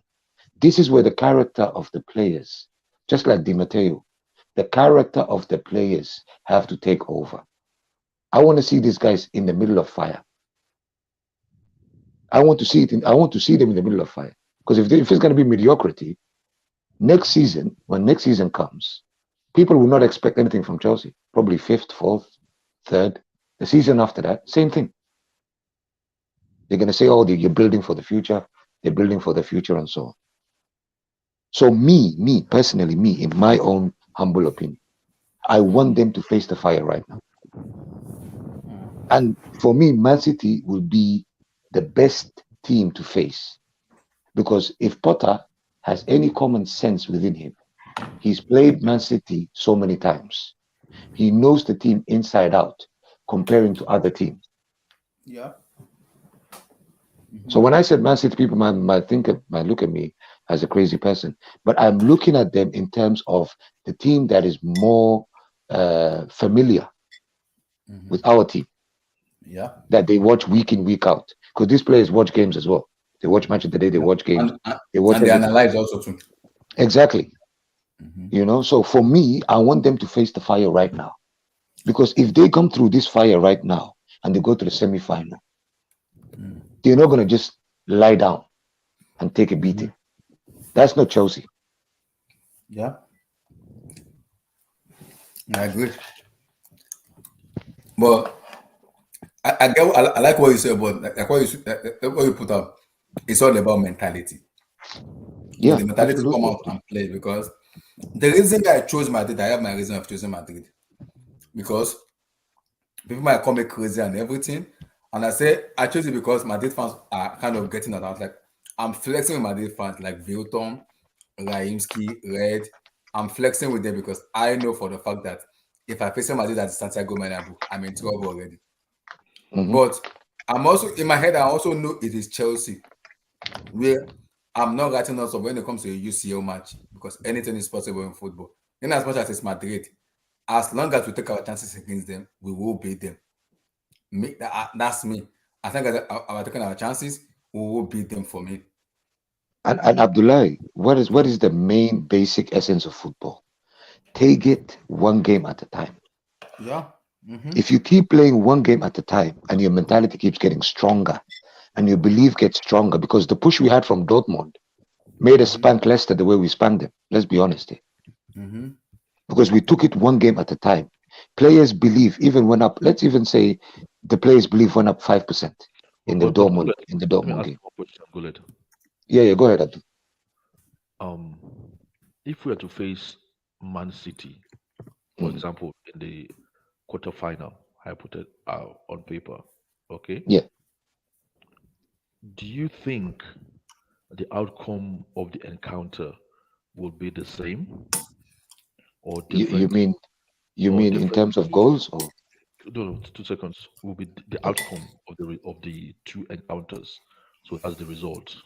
So do you think the outcome of the encounter will be the same or different? If Chelsea was coached by Graham Potter, or if Chelsea was coached by a Jose Mourinho, do you think the outcome will be likely the same, or do you think the outcome will be different? In terms of man management? No, the outcome of the result. If we encounter, if we are encountering a Man City at the quarterfinal of the Champions League. I don't think it's going to be the same now. Okay, because they play two different philosophies. Yeah, so where I'm coming from is you talked about linking the outcome and encountering this kind of serious scenario to the development of the team, which I think theoretically is actually correct. Okay, but I think it's going to be dependent on who was actually leading the team. So if you have a Potter will just set the team up and say, okay, we have a chance of facing this team. But you know for sure a Jose Mourinho will set the team up for us to suffer to win. He will do everything within his bones to make sure he drags the team through. So what I'm trying to say is your theory is good, but where the theory is flawed is it will depend on who was actually managing the team. Because there's no point, there's no growth if you get spanked 4-0 home, Okay. 4-0 away, and then we get beaten, and then we feel sorry for ourselves. But Okay. there's Let a me difference dice. in that. Hold on, there's a difference in that, and there's a Yeah. difference in if we suffer by packing the bus. We really suffer. We suffer from the referee, we suffer from the fans, we suffer from the media, we get a lot of abuses even from our own team, but we pull through either way. Or even if we don't pull through, it will be by the skin of it will be like Man City will have to actually work. They will have to actually do some heavy lifting before they can go to pass Chelsea.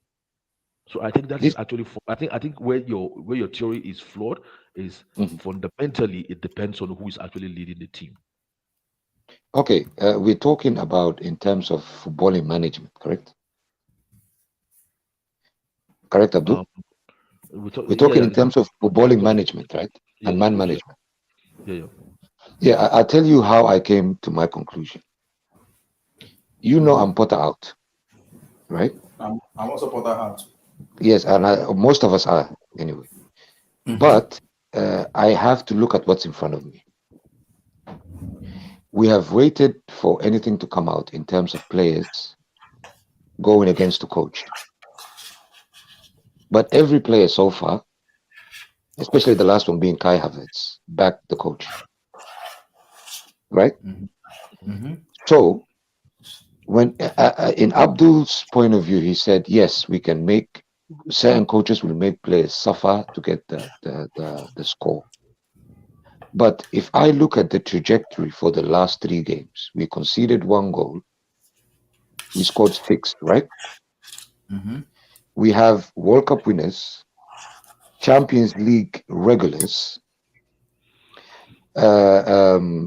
players that are upcoming but are talented enough to play in the Champions League, and we have also players who already won it before. I mean, the Champions League.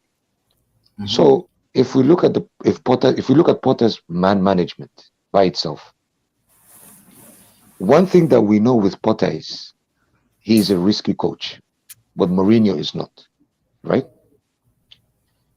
If so far, in terms of our because our problem was leaking goals and not scoring goals, right? With Man City, if you play defensive, you're fucked. If you play only defensive, you're fucked. And one thing that I know with Mourinho, which I'm sure with when it comes to Mourinho, is that 80% of his game is defensive, and then 20% is counter-attack. So if you play defensive with Man City, the possession is going to be theirs. The chances are going to be theirs. Shots on target, mainly. We are going to keep accumulating fouls in terms of the way we're playing, because we're trying to block every channel of every pass channel that we could possibly block in terms of defending. But one thing that I can see with Potter is we will take risks. And in order for us to actually go further in the Champions League, your team need to take risks. So I'm looking at everything. I'm not only analyzing it in terms of just that particular theory. I'm looking at everything. First of all, the players seem happy with Potter for some odd reason. But hey, I'm a Chelsea fan, so I'll take it. I don't care. I just want my club to do well.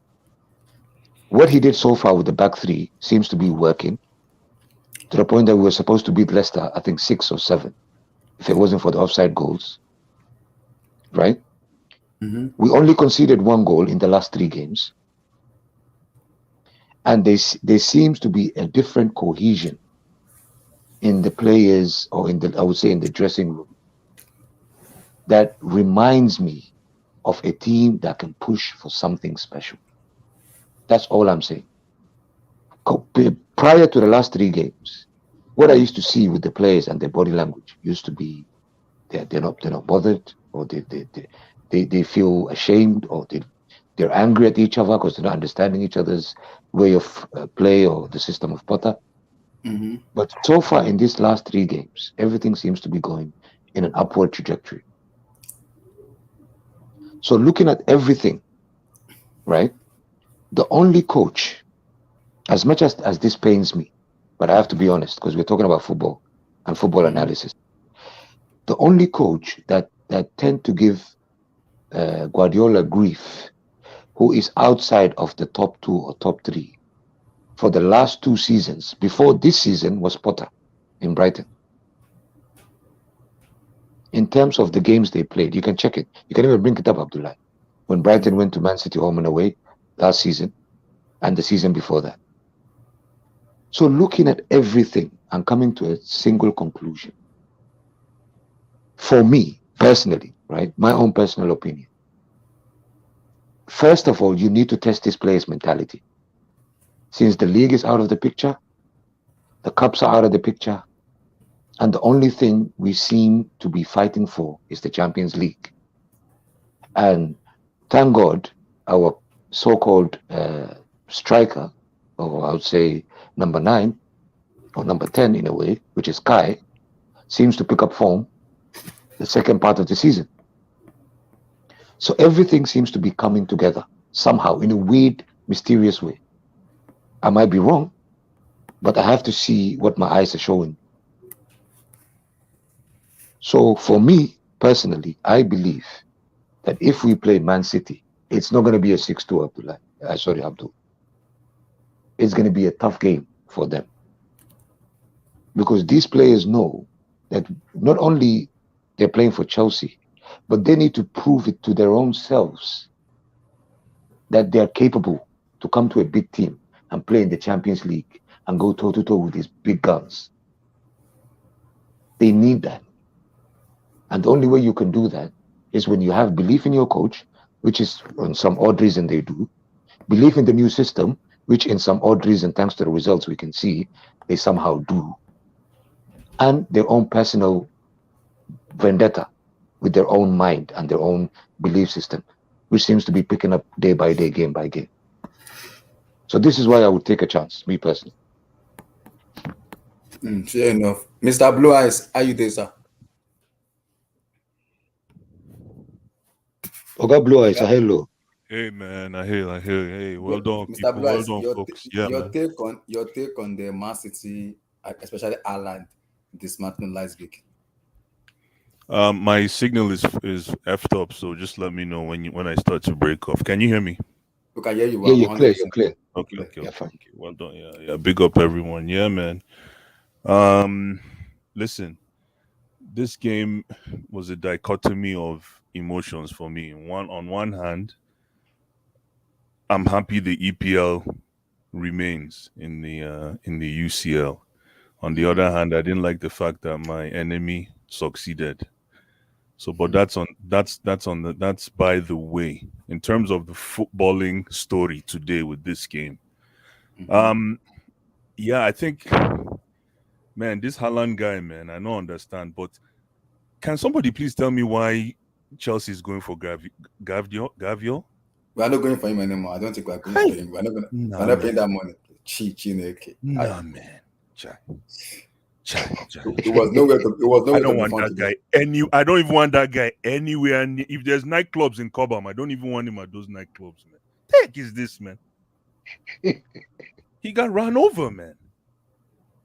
And then the guy in the midfield, I said, let me watch him today. I think it's Guevara. What's his name? Sabosila. No. Aidara. Yeah, Aidara. yeah. I wanted to take another quick look at him just from a DM standpoint. That guy is average. And then Slobosai, that everybody's talking about. I don't get it.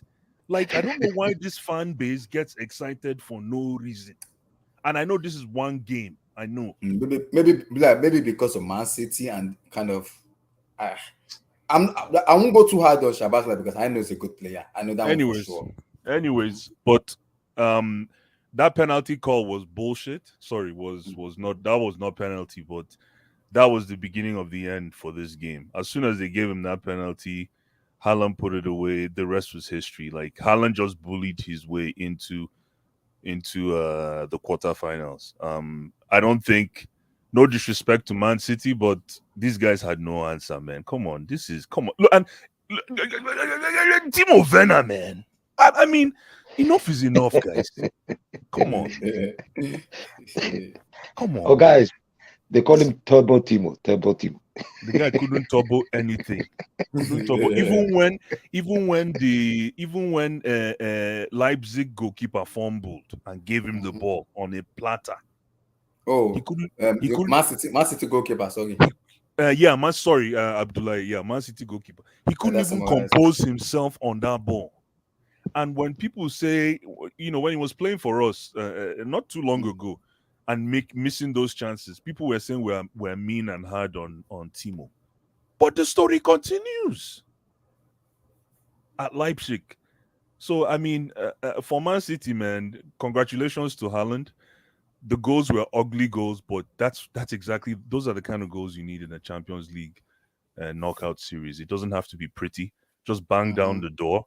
My goal of the evening was Kevin De Bruyne's closer, man. That's a stunner. That's a stunner, man. That's a stunner. Like in hockey, we call it put the puck right where grandma puts the peanut butter. Top shelf. Top shelf. That was a hockey-esque execution from Kevin De Bruyne. And the way he put that ball away was just pure class. I heard what Goulet was saying in regards to potentially playing Man City. Hey, Goulet, it's a good shout, but I want Man City in the finals. I just want EPL domination.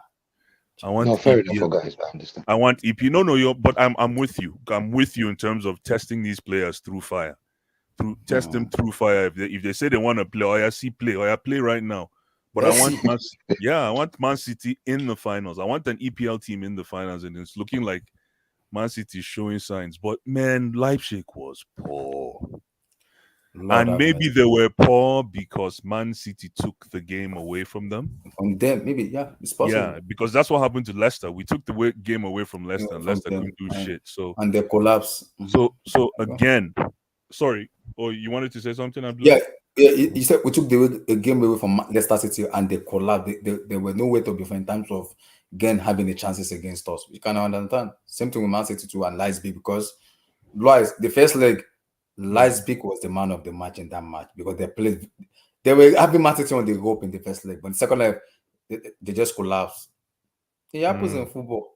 Sometimes, like what Gule said, the UEFA Champions League, the moment, because it's the UCL, you don't want to make one mistake, it's game over. One mistake, it is game over. Yeah. Hey man, I didn't see and I didn't really see any kind of patterns of play with Man City, which was kind of interesting because it was more of go and win this game. It was a go and win this game approach from Man City. And I was really surprised. You see, from a technical standpoint, watching this game, because I actually watched this on a weekday while working, I actually watched 90 minutes of this game. And what even made it more interesting is your Leipzig, you're coming into an elimination tie, a do or die tie with a goal to your name. And you don't think that playing compact and parking the bus is an option. You come and play against Man City, who you know are puppeteer. Man City is a puppeteering team. That's what they do. So how do you pronounce that word? Puppeteering. They puppeteer you, they pull you around the place till they pull you apart. And that's exactly what they did to Leipzig. Yeah. You're supposed to know how to play compact when you're playing against a side like Man City. I mean, nobody can play against Man City right now. Man City is probably one of the strongest enterprises in world football. But I mean, these guys just got pulled from left to right, south, east, north, west. I mean, it was just a poor performance all along, man. And Pep should have left. I saw Vilton's comment. Pep should have left this Halland. Score at least score 10. Score 10. That's true, though. That's true. Yeah, Leave him man. alone. That's Because all I have. everybody thought, for me, everybody thought he's a goal. Just leave him alone. Let him enjoy himself. Just let him enjoy himself. Let him keep scoring goals. Let him keep breaking records. Because you can, but you can see in his face, he wanted to score a double hat-trick today. He wanted to score it in his face today. He wanted. When Pep took him out, he wanted to score that hat-trick. And he was like, Alan is not happy. He wanted to finish up Leipzig. Finish up because and then go ahead. because guys, I have this discussion also. We also have it in EPL where people say Halland is the problem to Mancity, and I keep telling people it's not the problem. It's about Pep Guardiola adapting to the way Halland wants to play, because Pep doesn't play with a striker. He doesn't. He has won the Premier League with first 9 back to back. So him adapting to what Halland wants is the benefit of the team. Where okay, this is how you move. And this is how I want you to do. This how players have to adapt to the way he wants to play. And I keep saying the same thing. Arsenal fans don't get gassed. The second in the table is Manchester City. See, Man City is a different beast where, okay, no wahala, keep playing your game. What people just going to tell them is, guys, play your game. As long as you take your chance, you win matches. Arsenal will draw points. Abdullah, leave Arsenal alone, man. This is I'm Champions just League. Leave Arsenal alone. Yeah, Just yeah. leave Arsenal alone, man. No. You'll be saying this thing now, and Arsenal will win the league. So just leave them alone. It's not going to happen. Relax. It's not happening. Relax. Leave Arsenal. Arsenal will fumble, but leave them alone. If you keep talking this thing, Arsenal will win this league. Relax. Easy. So go ahead. You wanted to say something? Go ahead. No, all it's just that what do you call it? Kevin De Bruyne. Mm-hmm. I'm not sure about Kevin De Bruyne. I thought he was like, when I watched him the first half, he looked a little bit off.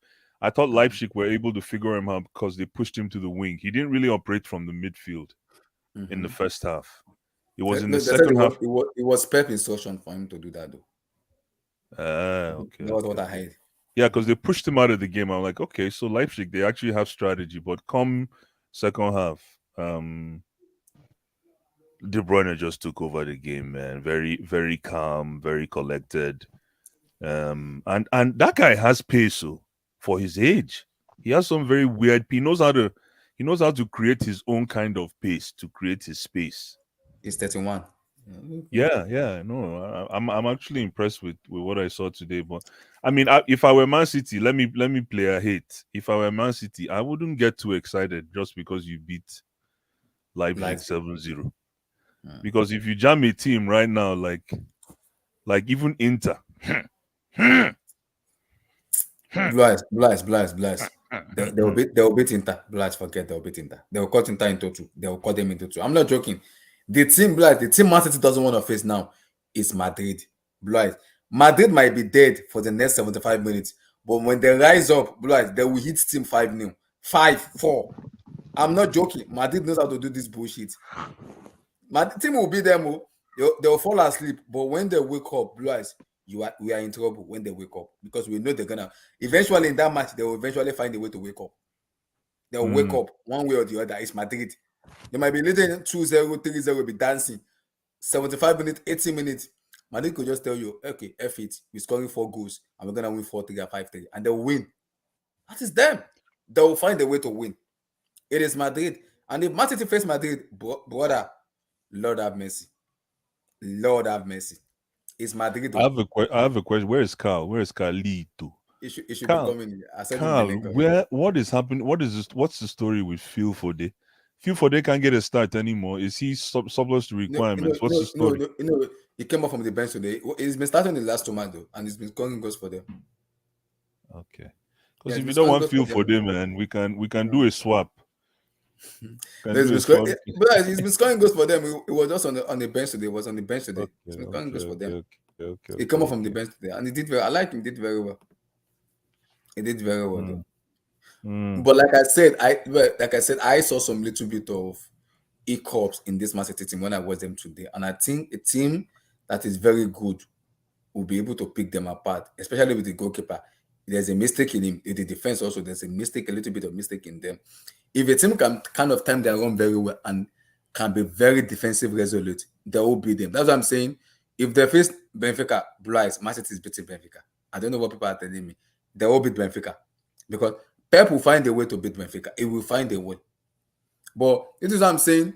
I want to see the most entertaining match in the UCL between Napoli and Man City because those two teams doesn't want to defend. They want to just play each other and say, okay, let's play. Whoever wants to score goals. If it is 7-7, let's go 7-7. If it's 8-8, let's play like 8-8. So let's see who's gonna win between us. I don't think Napoli can do anything to City, man. You don't think I so? really don't think so. No, I don't think so, man. I don't think so. I don't think Napoli has an answer for City. But again, like you said, it's going to be a scoring match. But oh my God, I just think I think Napoli will get bullied off the park with the way City is feeling right now. Second in the league, quarterfinal qualification. I mean, all their players. I don't even think they have any injuries, right? No, everybody's no major injuries. Quarterfinal in the FA Cup, Blue Eyes. Oh, they also quarterfinals FA Cup? Yeah, they play Burnley on Saturday. Yeah, they play Burnley. Yeah. Oh, okay. So their team is a little bit expensive, though. Okay. Yeah, but and if they win that, they're going to the semi-final. Yeah. See, so Man City has a lot of things to win this season. They still have a lot of things to win this season. So, and I keep telling people it is Manchester City. I'm not writing them off. I'll just keep laughing here. It is Man City. So that's I love what Goulet said in terms of testing the player mentality. But Goulet, for me, I would rather them face Madrid than facing Man City because I want them to be tested in Santiago Bernabeu, all of them in that stadium, especially Madrid in the UCL. Go there and go and face fire at the Bernabeu. Go there and face it. We went there before and win matches before. So go there and show the world you are good enough to beat the almighty Madrid. The Santiago Bernabeu, the shrine of Madrid. Go there and win it there. And that then make a word statement that we've gone to the Santiago Bernabeu, the best club in world football in Madrid, and we're beating them at their home stadium. Now people will respect you. I get what you said when you talk about Man City. I want to see them, their mentality at the Santiago Bernabeu in Madrid at the Champions League. Now, let's have a discussion. No, in fairness to you, Abdullah, that would be an entertaining game. If they play Real Madrid, if they play Real Madrid, because obviously our guy said, it'd be nice for two English teams to finish in the final. But if Real Madrid play Chelsea, that would be an entertaining game. Ooh. That's the game I want. That's what I'm saying.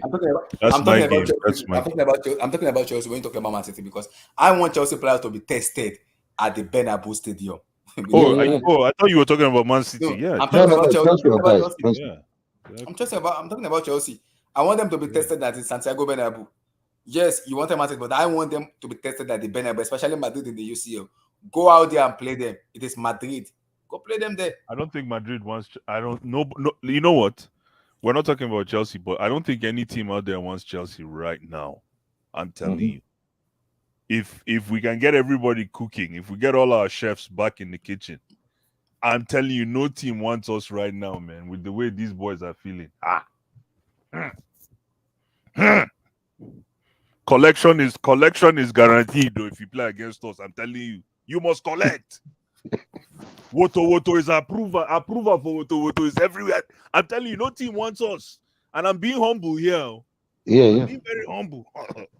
The worst thing that could ever happen in Champions League is for the team that's not doing well to all of a sudden start picking up form out of nowhere. Exactly. Especially when you're a world-class team. Especially when you're a world-class team like Chelsea.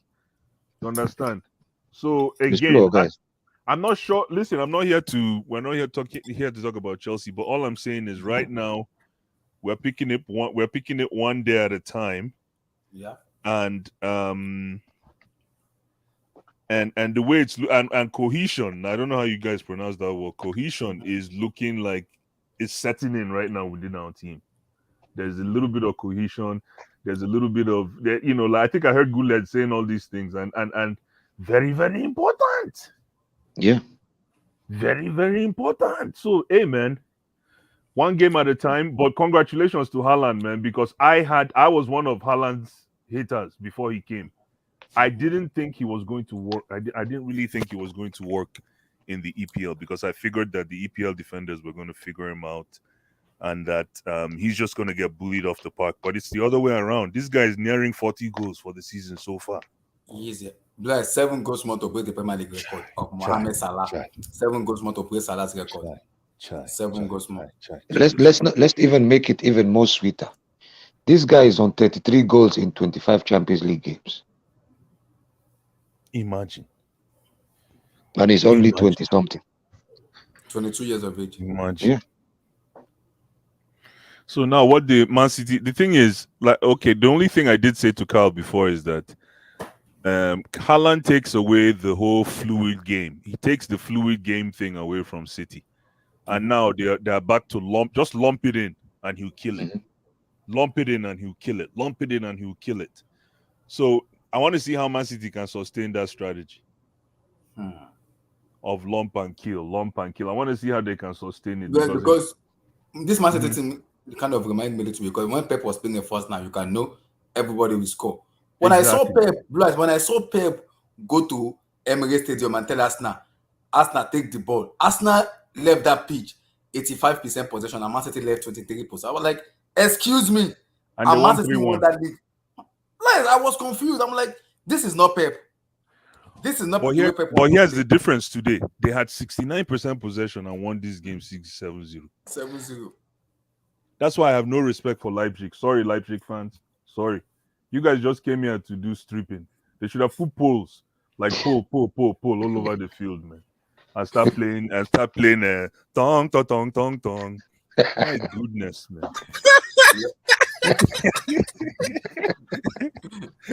King Black. Tong. Oh my goodness. I was so frustrated. I'm like, come on, man. Yo. King Black, your take on the Man City match and Halland. Because I know you were one of those guys that you don't rate him. You think he's kind of a failure to them because of the way they want to play. But five goals today already, so your take, brother. I told you guys he's gonna score a lot of goals against small clubs, but let's see where he takes them. But the guy is a very annoying goal scorer, man. This guy can score. He can score goals. He doesn't have to play very well. He just he knows where the goal is. King Black, can I say one thing? It's crazy how. Yeah. This guy had 30 touches and he scored 5 goals. Yeah. 30 touches. You can imagine. Involving in just a few play and just... I didn't know about that number. It's just insane. I didn't know about that number. Yeah. 30 touches, 5 goals. This guy will have 7 touches and score 2 goals. Wow. That's what I'm saying. So, like, what is a touch? How do you guys? What is a touch? Like, many times he touched the ball. Touch the ball. Because they had the possession mainly in the midfield and in the center and in the back. No, hold on. That includes a pass. King Black, that includes a pass. Yes, that includes a pass. Serious? That includes him just touching the ball, first touch. Wow. Yes. It's insane. One goal every 6 touches. Man, damn. It's crazy, man. This is why when he went to Man City, I just knew he's going to start bad a lot. I just knew the way Man City plays. Man City that normally they can play with 10, they can play with 1 man down or 2 men down and still be outplaying the opponent. So they don't really need him to come and start involving in play. Just play through ball. And all of them, they know how to pass the ball. From full back to midfield to wingers. They all have techniques. Their first touch is great. So why do they need someone else with another first touch? Just bring Osimhen, Halland. Just bring them to Man City. They will score 50 goals. This is why I was just annoyed when he was just going to Man City and it went so cheap. I don't know how they did it. Maybe because of his father. It was his father. His father is a Man City legend. That's the story they cooked for us. But we don't know how much they even signed it till date. No, it's 50 million. You know their history now.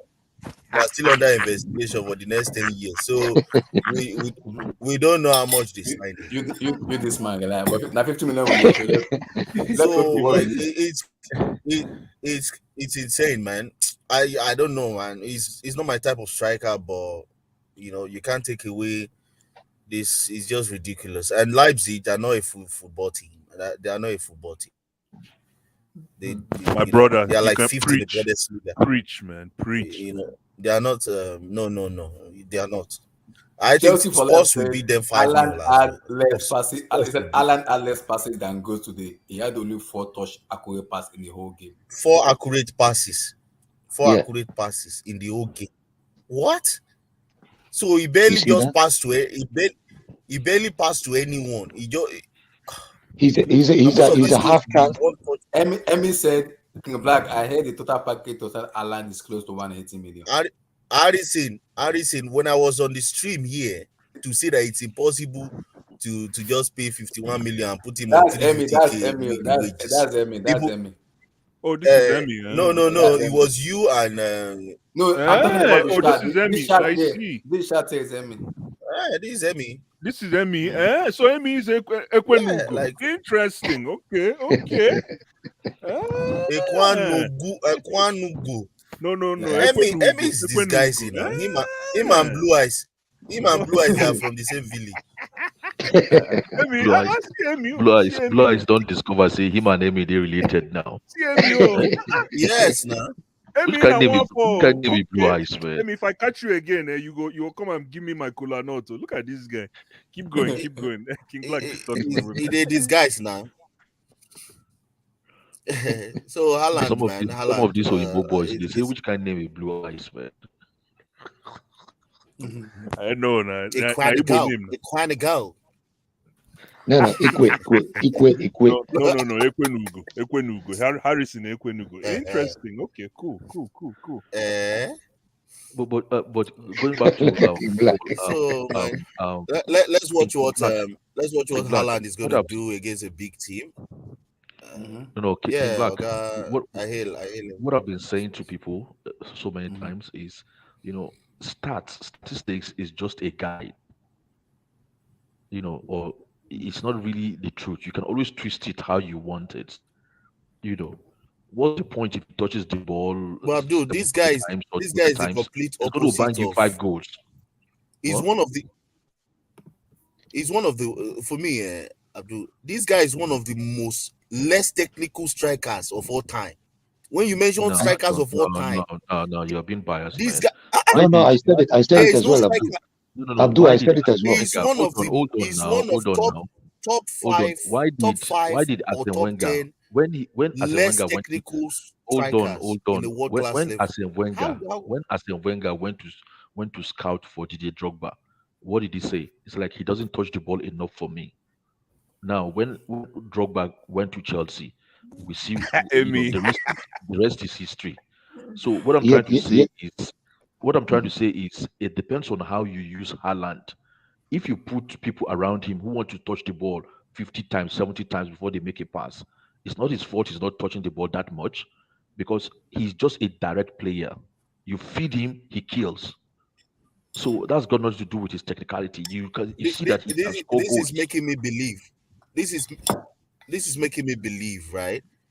When Lukaku came out from that interview and said Man City wanted to sign him, now I believe that's true. Now I believe Man City truly wanted to sign Lukaku. This is what Pep needed. He doesn't need you to touch the ball. This is what we're supposed to do for Lukaku, but we're stupidly. I don't know why we got that transfer done, because the way we wanted to play, we needed the striker that would press. We needed the striker that will start holding the ball, coming in and talking, going wide, inverting and start mixing it up with the wide 2 10s behind him and all those things. But Lukaku was never that guy. He stays on the shoulder of playing quickly, through balls. That's it. You bully the defender and score the goal. Okay, if he misses 2-3 goals, he will score 5. you see what But Inter said today? you Do know, you see what Morata He said was about Lukaku? Papa Morata. He said he's he going back said to he's Chelsea, coming back to Chelsea, and they will Yeah. see. but it's never going to work. If you look at what Thierry Henry said about him, Thierry Yeah, he Henry said he knows him wants him to inside stay. out. He said Yeah. before he went to Chelsea. make the Chelsea move, That he he told him. warned him. Mhm. Yeah, he told him that Chelsea this is not. move he doesn't think is the right move for him because of the way Thomas Tuchel likes to play. It's a game pressing guy, so it's different. And I don't know. Maybe it will work for Harry Potter. I think it might because we are not really pressing high. I don't know. Mhm. So But I don't think it will work because on I don't Haaland, think. man. Mhm. Yeah, sorry. But go ahead. Because for me, King is Yeah, yes. You can talk about let's see. This is yeah. You just can talk training, about man. This is King. You can talk about not technical and everything, but you have a Man City team where they will create 100 chances for you. All you have to just do is score the goal. I don't need it to be technical.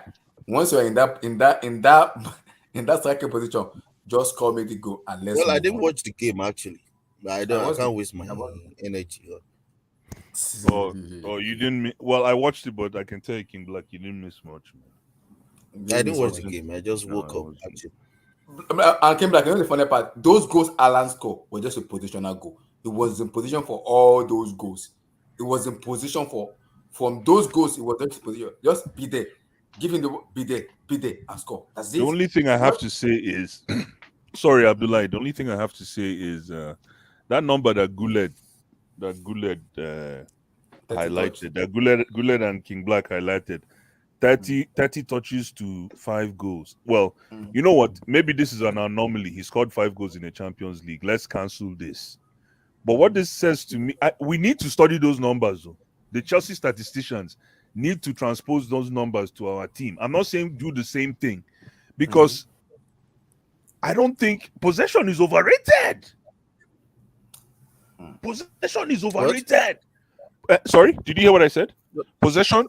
Can you hear me? I didn't hear that. You can hear. I can hear you, blind. Okay. Go No, I ahead. said possession is overrated. Possession is overrated because, listen, man, with this thing you guys told me about Halland, it's a new education for me. It's a new education. I would like to know how many touches our attackers are averaging a game, if that's the case.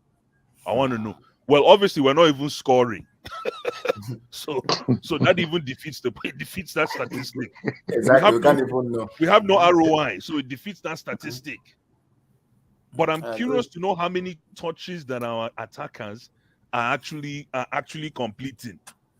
And Blas, I noticed something. Every 90 100 minutes. touches. Blas, I noticed something. Exactly. I bet you Wait, guys. I noticed something in this Pep team ever since they signed Halland, and I agree with what King Black said. I noticed something with Pep in terms of you look at the way Pep wants to play, tiki taka, blah blah, all this kind of position, hold on to the ball, blah blah blah stuff. He usually play with the first nine where everybody get in from the goalkeeper to the defender to the midfielder to the attacker. Everybody must get involved.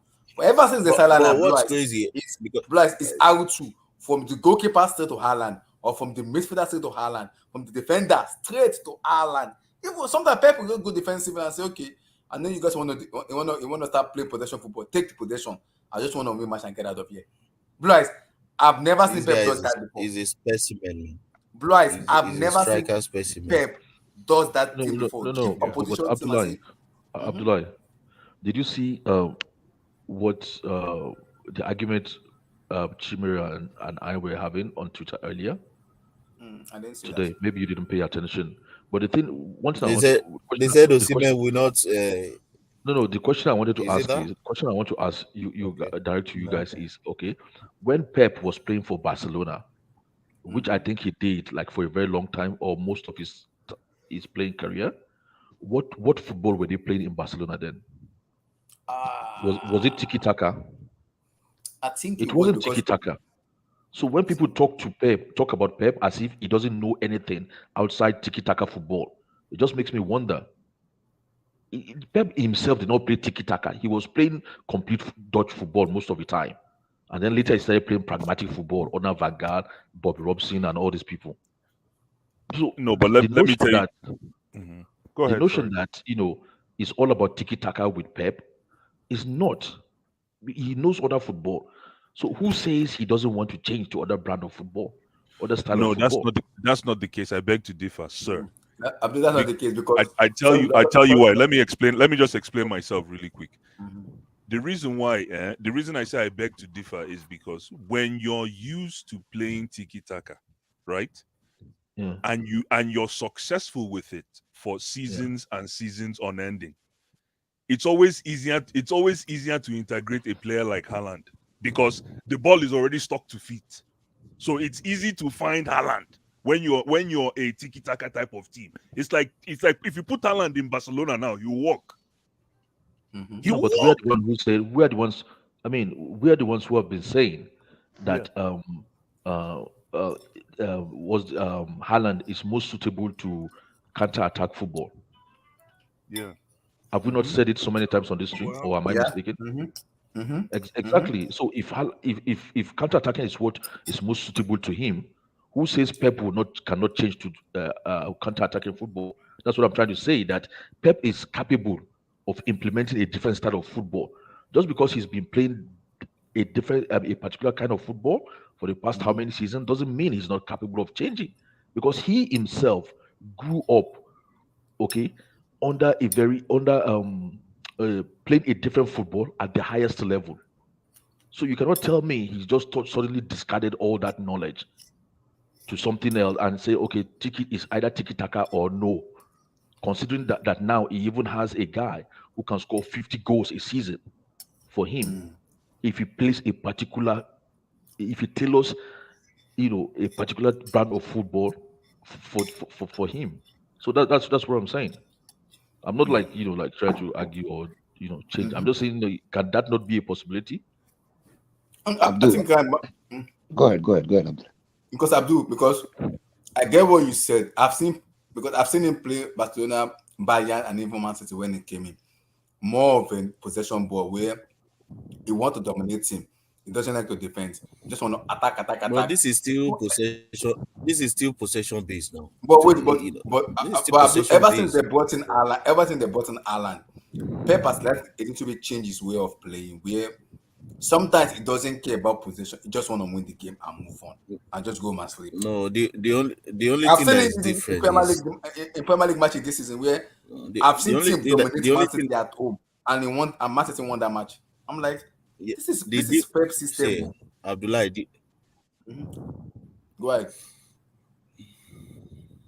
the Go only ahead. difference is that they have who cannot do the press. The only difference is they have a guy who cannot press for them. It does not matter who, if Pep is the coach, if Luis Enrique is the coach. They have a guy. They know the person they bought. It's like buying Volkswagen, expecting it to run like like Mercedes or something, or to have that type of. It's different. Once you buy a player, you have bought what you have bought. This is why I don't like the idea of it will improve. We can even bring him in this thing. Let us play him in a certain way. Let us put him here so that he can. I don't like. I don't. Once you have bought a player, big money, get him wages, you know how he plays before you brought him. Don't come here and start telling him to play as wing back, to play as this. If you are doing that, well, if he doesn't perform, it's not on the player. I used to say that all the time. Hence why all this Lukaku, Havertz, and all these signings back then, when I questioned those signings, because if you needed a striker, why are you bringing someone who plays behind the striker? If you needed a finisher, why are you bringing a dribbler? So this is the problem. They needed the striker, and they went to buy the striker. And his type of striker is not. He's the type that will give the defenders a little bit of chance to play, because he cannot just be pressing, use all his energy to press, so that when they give him the ball, a true ball, his legs are gone. His leg will be gone when you are 6'3" or 6'4" tall, like Haaland, and you weigh a stone. You are not just tall and lanky like Crutch. He's hefty, his muscle mass is there, everything is there. You cannot press gang like Gabriel Jesus. You Respect his cannot be advice, but pressing like continue. the same way Ferran Torres would press. Those ones are lightweight compared to his weight. So they have the person that cannot press. So they better just play how they want to play. It's none of his business. Just play him on when he's in the box. Give him the true ball. He knows how to run. He's strong. He can bully defenders. Any defender, except maybe Van Dijk and a few that are taller than him or just as tall and as strong or stronger than him. You know, that's just it's that simple. So that's why I think Man City have been like that this season. Maybe because the other players are used to pressing and doing it, but Pep Guardiola is putting him aside in the philosophy. He's just putting him aside. I've watched one game. Pep told him, stay there. Don't worry, just stay where you are. He's like the Joker, King Black. Yes. He just said, don't come back. Don't come and link up anything. Don't come back and defend for me. Just stay there. Once they play the ball comes to you, look for your right and left. Just link up immediately. No need to touch. Just link up immediately. If the pass comes through, fine. If it doesn't come through, fine. But make sure you're on the last shoulder of the defender. Make sure that whenever we get the ball, just start your movement. And he doesn't need to be taught these things. He has been doing these things since Salzburg or something. This is how his movement is crazy, and his speed. And it's not like it's like an acceleration type of thing. He accelerates in that final third. When he accelerates in that final, you think it's quicker than what he really is. But when you run 25 yards with him, you know that no, he's not really, that guy. But his acceleration will just pull him apart from defenders. And before you know, man, he's already in the box. And he knows how to strike a ball. He knows how to strike the ball, man. So it's scary, man. It's scary. But I'm not really faced with, I'm not really faced with Man City as much right now. Like, I'll see what they do to a better team in the next round. I'll see what they do to the better team, especially if they have to play the first leg at Etihad. Let's see what they do, because if they get tied up with Bayern, because that's my prediction for the quarters. Man City Bayern, or Man City Benfica. Possibly those are the two. Those are the two fixtures I'm expecting. So let's see how it does when they start closing up all those spaces, when they start counter pressing Man City, when they start exploiting the this is my problem with Bundesliga teams, right? Sorry, let me just divert a bit.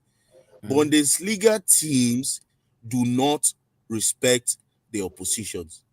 They respect their philosophy and the philosophy only. I'm sorry to say, a lot of them are so dumb. A lot of those teams are just dumb. They never respect the opposition. They respect and stick to their philosophy and their philosophy only, which is genuinely their downfall. I might even go as far as saying Bundesliga or German managers. They don't care how informed you are, be more specific, how many players are injured in the team. Let's even be more specific, yeah. No, what I'm saying, they don't respect the art of defending at all. They don't respect the art of defending at all. No, they don't. They believe the best way to defend is to attack and attack. That if you score 5, as long as I score 7, we'll be fine. I don't know who thinking of a 6-year-old. It is genuinely thinking of a 6-year. This is why I was scared about Hansi Flick, even though he was, I like him as manager and what he accomplished. My brothers in the Lord, you watch Germany team. I watch this. They don't care about the defending. To them is like, it's like a waste of time. It's like 2 people can do the job. Just put 1 midfielder and let's see if 3 of them should be able to stop a transition. Because why they are being countered again, when they are facing opposition, they are thinking about how to exploit the opposition instead of first stopping the opposition first and then thinking about how to exploit the opponent. What they do is, when you are attacking them, you are in the attacking third, threatening them, they will bring on a midfielder or an attacker so that in case just in case you lose the ball, they can be able to, set up traps for you. They are all concerned about traps and all those things. They don't care about how many players are injured in their team, how we need to, just for one game, 1-1, let's go away, let's be pragmatic, let's push the lines lower because we don't have our first team player. They don't think really. They just want to attack. Either it's Sule at the back, Rudiger is fit or not. Anybody they just play the same way all the time. This is my problem with them. With those Bundesliga teams. Man. This is why I feel like, apart from Bayern, there is really no team in the Bundesliga. To be honest, the other clubs are just selling clubs. They're selling foods. Bullet, you want to say something? Go ahead, brother. Yeah, no, I just wanted to add to guys your point and King Black's point in regards to what Oga Abdul said. Yeah, fair enough. Oga Abdul, Pep did play in an era where the forward, or let's say the number 9, was very crucial. I understand that. But let's look at the mentality of Pep in terms of coaching, not in terms of a footballer. In terms of coaching, his main agenda was, I want to destroy football. He said it from his own mouth. This is not even me exaggerating it. He said these words verbatim. He said, I want to destroy football. And in terms of destroying football, he wanted to make a certain philosophy, which we know him for now, which is a tiki-taka. But even Eddie pointed it out earlier, where you keep the ball and you pass a team to death. This is what Pep Guardiola is known for. And the issue we had with Pep Guardiola was he stuck to his system for a very long time. Yes, as a player, he knew about the number 9, but he stuck to his system for a very, very long time. This is what he's known for. This is his signature. Tiki-taka football, and pass the opposition team to death, right? But the issue with him was, now that you're saying, okay, he doesn't have to evolve, he actually knows it, he was reluctant to use a striker. Case in point, if he messed up Ibrahimovic in Barcelona, he messed up Eto'o in Barcelona. That's why he went to Inter Milan, and then Eto'o won the Champions League. So when he even brought Henry, and he started playing Henry in the wing, he wasn't even playing Henry as attack in Barcelona. So now that he is ready to look at his mistake and say, now he's even more dangerous than before. I think people don't usually notice this. Because now when you play Mancity, this is the first season that Halland is playing. And Halland is a freak of nature. This is a guy with no first touch, no technical ability. Give him half a chance, and 80% to 90% is in the back of the net. Half a chance. Because as you see today, he only had 4 accurate passes. So everything else was half a chance, technically. 26 touches were half a chance. People don't realize that if you give Pep a pre-season and next season comes, we as teams that are facing him in the Premier League and in the Champions League are not ready for what's coming. Because now, if it comes to push and tear, and some Halland just scores a goal out of nowhere, he's got it. If it comes to possession, it's already in the DNA of the team. They already got it. When he combines both, every team that he plays would not understand what is coming at them. Are they going to control the ball and pass you to death? Or is it going to be a quick transition? Or are they going to mix both? So now that he is ready to use a striker, he is even going to be more deadly next season. Because now he has 2 philosophies. And this is what killed him in the Champions League. Because when push came to shove in the Champions League, it was all about tiki-taka for him. He never had a player that gets half a chance and it's a goal. 30 touches, 5 goals.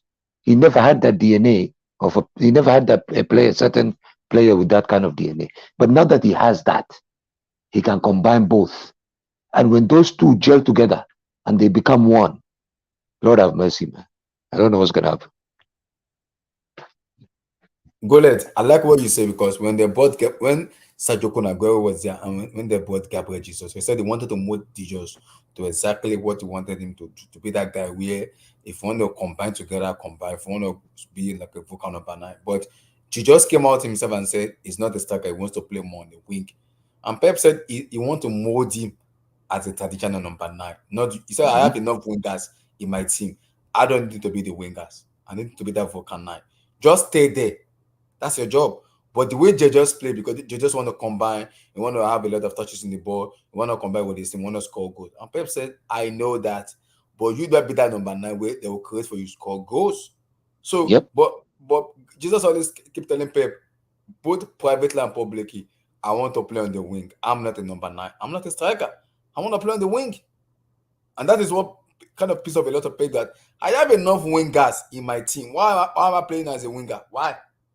That was Yeah, what but it was. Abdullah, Like, I just want to play the first 9 and win matches. That's it. no, I agree with you, Abdullah. But this is what I mean. Even when Jesus was ready to play at the wing, they still were playing fluid football where anybody can score at any moment. And teams that actually beat Man City, whether it was in the Champions League, case in point with us as Chelsea, or whether it was in the league, teams that gave them hard time, was teams that sat back and let them have the ball and then caught them on the counter. But now that you have a deadly striker that only needs quarter a chance or half a chance to score a goal on top of your tiki-taka football, when those two combine, that's a deadly combination. Because if teams sit back, all that your striker needs is one touch and maybe he will score. They don't have to pass. But if they combine both, they pass and they get one single half an opening, it's game over. So now that these two combination, this deadly striker and the possession becomes one, next season every team that plays them don't know how to play them, because are they going to keep the ball, or are they going to play long to Halland, or are they going to pass you to death? So are we now saying that from what we've seen tonight, the possibility or the rumor that he might want Osimhen, there might be an element of truth in it? Because if you have two strikers like that, then you will play your tiki taka, but it will still be less than what they normally play now.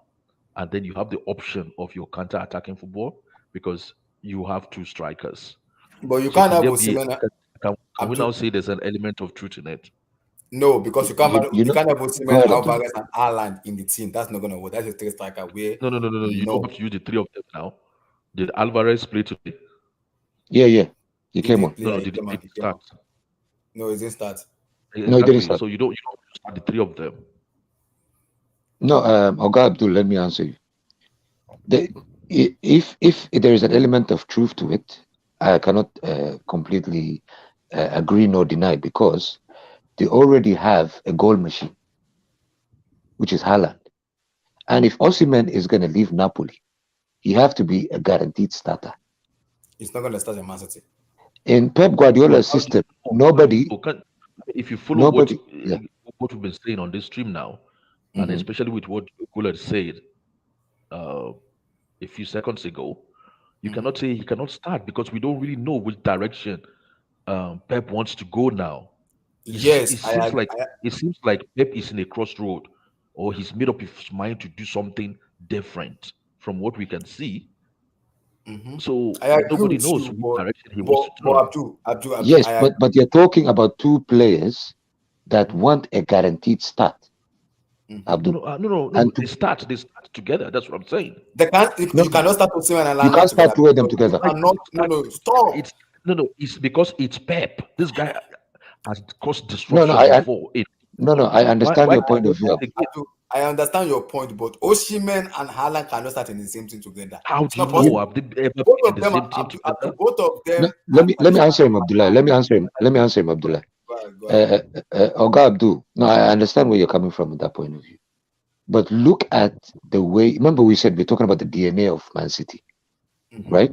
Which is tiki-taka and counter-pressing from the front, right? Yeah. This is the reason why Halland doesn't have to do much work at the moment, because the wingers do the counter-pressing for him. at the moment as we speak. Mhm. If you bring in another striker like another number 9 and play along for him to play alongside Osimhen, that fluidity that they already had in their DNA will not be the same again, because both of That them is are that is vocal points. no, that is what I'm saying. What Mm. if Pep doesn't want to do what he's been doing before? In No, simple that's terms, that's what I'm saying. That what yeah, yeah. if being That's the a valid crazy guy question. he is, Yeah, okay? no, Listen to that's it. a valid I was question. saying this earlier on Twitter. I said, Mm. okay, when we had Drogba, then they brought in Anelka, and then we're thinking, oh well, I was thinking then, like, look, Drogba is a target man, Anelka is a target man. What do we use? What do they want to use, and how are they going to use Anelka and Drogba? And Ancelotti used them successfully. Okay, when Jose Mourinho had Milito as a striker, that Argentine as a striker, and then he got what's he called Eto. Samuel Eto'o. I was thinking, hang on, is he going to bench Milito? Because these guys they are pure strikers. They are Mhm. clear, comprehensive, pure strikers. Nothing. And he used them successfully. He just put what do you call him, Eto, to his In the right wing, you put him in the in the wing. wing. Yeah, Exactly.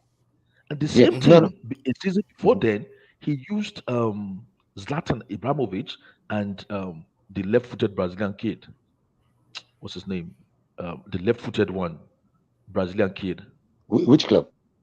No, Inter, the left guy that uses left foot, the Brazilian guy. Yeah, the tall guy. What's his name? Baldy. No, with the muscular guy.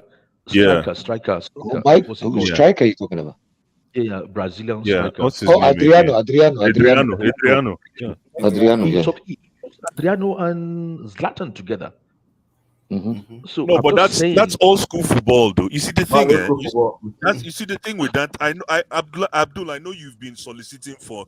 I know you have a thing for lethal strikers, but sometimes you have to be able to adjust with the times, Abdul. With this your philosophy of having a little striker, I get it. I And get what you're trying to and say, Blue but Eyes at the same time. yeah, go ahead. At this, sorry, sorry. No, At go the ahead. same time, Yeah. there's not a lot of little strikers out there. So why are we advocating for little strikers when there are only like 2 or 3 in world football? That's what I'm saying. And you know why there's not a lot of little strikers?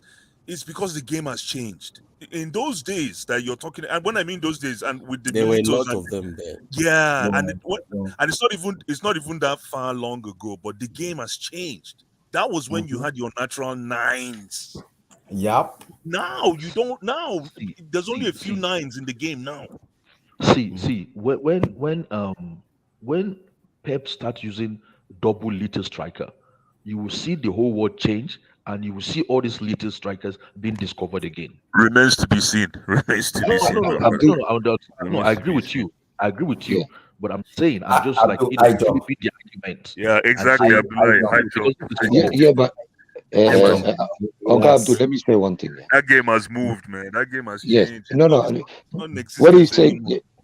Yeah, no, I understand what he's saying, guys, because he's saying maybe he can have a change of heart. No, that's a valid point. Fine. But let's, like Oga Abdul used to say, let's dissect it even further. The so-called links cannot be valid because Man City are already under investigation. They're not gonna put down 190, 180 for Osimhen. No. Forget about the link. No, forget about the politics Yes. behind. Let's talk about the footballing possibility. It's not about. Okay. Let's talk Yeah. about let's talk about the football. Because Blaz, for me, the way I watch Osimhen and Halland, both of them are traditional number 9. Yeah. So Yeah. in as much as I'm an Osimhen guy, Osimhen doesn't have a first touch. Same with Halland too. So you are telling Pep to improve those 2 of them. 2 of them want to start. Osimhen want to start. Halland want to start. So you're gonna be putting 2 on happy player on the bench. Doesn't make any sense. In as much as Pep wants to change the system, No. you have to no. Abdullah. Hold on, Abdullah. You can't say such and such doesn't make any sense because you've not been a coach before. Listen, when we used the initial 3-5-2, okay, which is before Conte brought his 3-4-3, it used to be 2 strikers with a number 10 behind them. When you play 3 at the back, then the first introduction of the variation of the style was by Conte in 2017, where he brought then you use one striker and two tens behind them. Mhm. Okay, so you cannot football. That's why I don't like that word when they say football evolve, as if it cannot shift to something they've been using before. Okay, and this 3-4-3 that what's it called, that Conte is using 2017, they used to play it in early 80s where you had three center forward. Yeah, but just listen to what you're Okay, saying.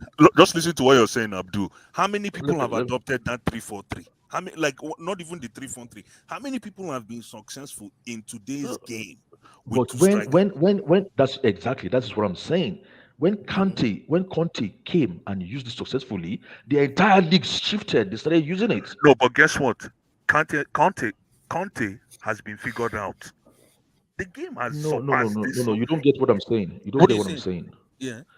After Conte used it successfully, Yes. okay, Mhm. in Yeah. one season, Yeah. the entire league flipped and started using it. The Not entire really. league, No. You know what No, happened? the I'm entire not sure Hold league. on. I'm not sure the I entire don't know league where you're flipped getting though. this thing from. Let me tell you something. Yeah. No, What happens nobody is flipped though. if Conte, listen, when Conte used it and got successful with it, people Mhm. had to adjust because they wanted to beat us. So So why were they all playing with it back three the following you season? know why? Because if you're playing a team, right, and you're trying to, it's like what these guys Leicester did the other day. Leicester decided to play us toe to toe. Mhm. That's a formation change. It's not a philosophy change. It's a formation change. You have to understand that there's a thin line between what a momentary change versus permanent change.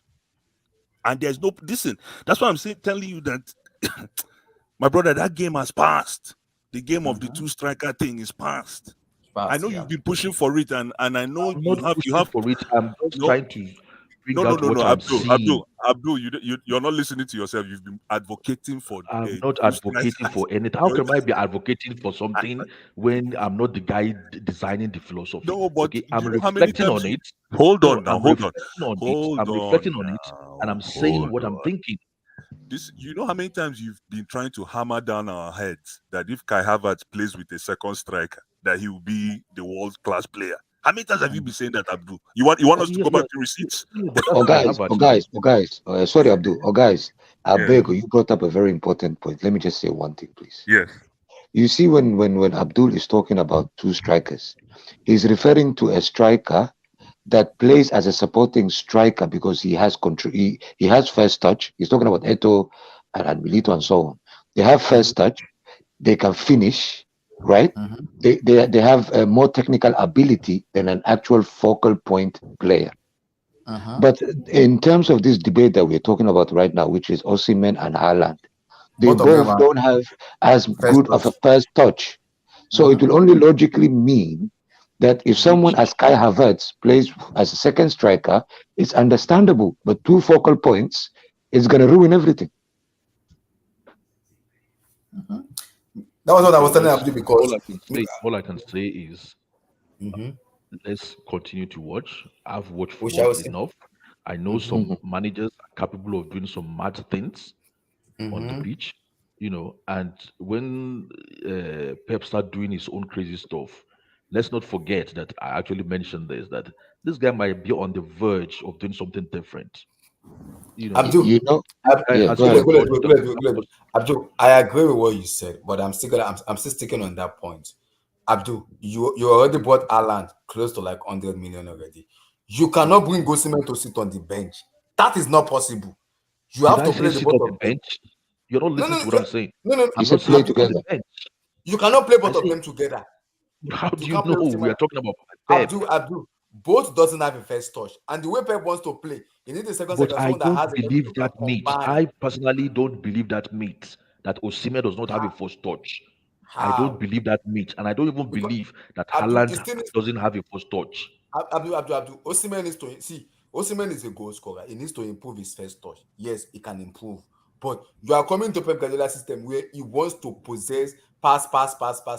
You are already bringing Haaland who can score goals. You are playing Osimhen beside him to. You need a technical player that can be But, a supporting but second around hold on, him. Abdullah, hold on, Abdullah. What if he doesn't want to pass? You are the one who said when he played Arsenal, he just gave Arsenal the ball. Yes, he did. Yeah, Didn't you say it? So why Yeah, he wasn't did. he Yeah. pass against Yeah, Arsenal? yeah, but Abdul, that was one game out of 5 seasons.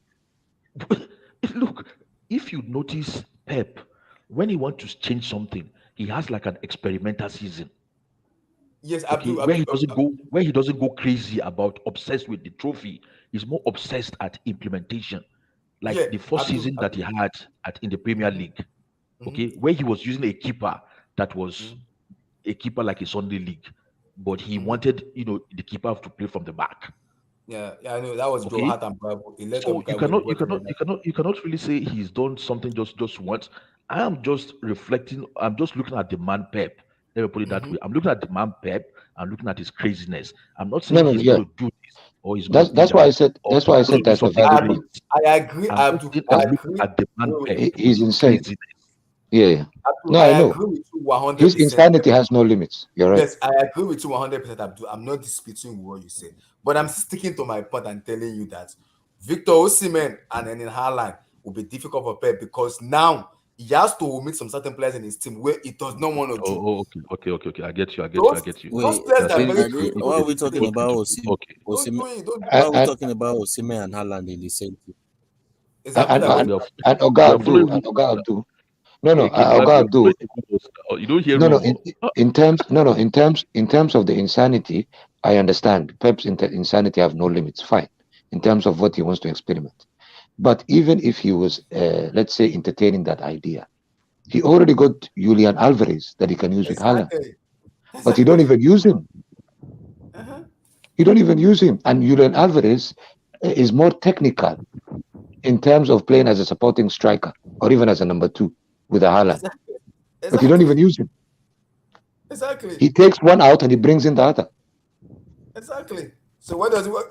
Where do you want Fantastic them? point. So I don't Fantastic know point. exactly, and that was why I was having to go to do that. How does Osimhen and Alan play? Because you have to take out KDB, Gundogan, Bernardo Silva. One of them or two of them have to be out of the Wait, team Abdullah, for accommodate. Abdullah, Abdullah, is there Abdul, a rumor leave going on? 2001 alone. Leave No, 2000 no, alone. there's a We're in rumor from the very 2018. What are reliable, we in from the very reliable 2023? source that four teams are looking at Osimhen in the That summer. Four that teams. what? Four teams are looking at him: Manchester Huh? City, Man United, Chelsea, and the PSG. If Man Four teams City are are looking looking at at him. him, they probably want to Yeah. sell Haaland and just make their money back. I won't It's be not possible. surprised. It's not possible. That's what I'm Wait, saying. question. No, I won't be Question. surprised. They Guess, guess, sell Question. guess, Haaland guess to what? Madrid. King Black. Guess what? Fabricio said. Osimhen is top priority for Chelsea now. Wait, why are Chelsea trying to get Osimhen? What about Nkunku? Is he? Are y'all gonna No, like? he's Is it coming. He's already coming. for, But like I think as a competition? focal point, Is that for competition? yeah. But Nkunku can play in the wings. Why you? Or Is that Vilton? Is that Vilton? As Wilton, Yeah. yeah. okay, that'd be kind of lit. I'm not Yeah. gonna lie. if Chelsea get, Why is he but asking I feel you like why we Osimhen need though. why we want to I feel get like But Osimhen. Osimhen cannot play as a sole striker. I feel like he's gonna put Osimhen. He I don't can't know. play. Isn't he? Osimhen needs inside He's forwards, gonna right? work. Isn't he a United I'd Arsenal like to fan? hear what Vilton. I want to hear what. Isn't I Osimhen want a to hear. United I want to Arsenal hear fan? what Something like Vilton is that. trying to say. No, Chelsea No, fan. Chelsea fan. he's a Oh, Chelsea he's a fan. Chelsea fan. Okay. He's a Chelsea Because I fan. know in Nigeria, the most popular fan base is United, right? Not really. No. Wait, what's the most global fan base in Arsenal. Nigeria? Arsenal. Arsenal Football Club. Yeah, that hurts. You can even look at it. I'm You can not look at it. sure about that. You No, can look at it. I'm not even sure it's Arsenal. It's to a be toss up. honest. It's a toss up. It's a toss up. I think it's Chelsea, man. I think it's No, Chelsea or no. Arsenal right It's a now. toss up. Why? In, I in tell you, 2023, I think it's Chelsea or I, Arsenal. I'll be honest. yeah, possible. It's possible, man. It's possible. The But I can tell you. Arsenal Man United Arsenal. fan base. See, the Arsenal Man United fan base in Nigeria and Africa are in their late 40s or 50s.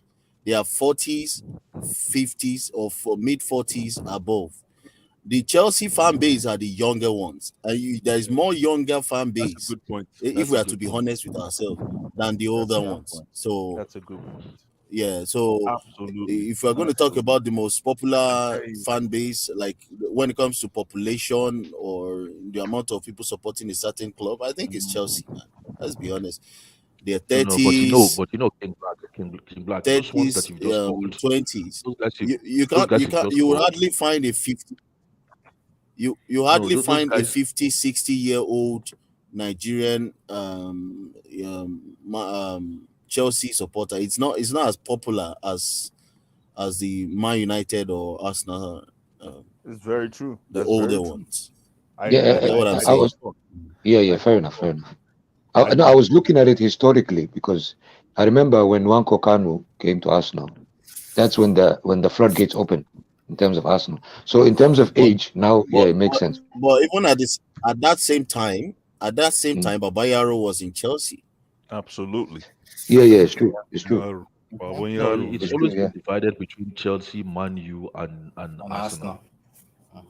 But I can tell you one thing. I I think The total number I think of the Man Arsenal, United ones are the fewest ones. They are fewer than the Chelsea and Arsenal ones. The total number of Arsenal, Chelsea, and Manchester fans from Nigeria is 10 times what is in England, or maybe, Yeah, or maybe a guys, million. the population says it all. You don't That's have what to I'm say saying. it. That's what I'm saying. That's why sometimes I calm No, down. Like it's, calm down. it's more than 10 times now. What are you saying, man? That's Like really I'm that's trying to where be the fan base respectful. is. I'm That's trying to be actually where the fan respectful. base is. It's not the The ones in population, England now. says it all. Oh my goodness. That's why I'm like calm. It's not Mr. Emmy, where's your wine and cola nuts? I was going to talk about Vadio, but Emmy, if you guys have moved on from him, it's okay. Blue Eyes, I said Blue Eyes. Emmy, where's your wine and cola nuts? What do you want to talk about, King Black? Vadio? Yeah, I was going to talk about him. I don't think he's going to make any sense. I don't think he's good enough. I think he's average. Yeah, I said this is the World Cup. If a 36-year-old Messi that is not even playing he's not even willing to run. He's pulling your pants down at the wide area on your left leg. You are useless. Let's be honest. The guy left his Shield is more the guy left experienced. his If not mojo for the in World Qatar. Cup, like that's what I'm saying. I said at least 50 million pounds went off after that Messi's annihilation. You know, turning you up and down, turning you like that as if he's in his 20s. That guy is old enough to actually give birth to you in a way.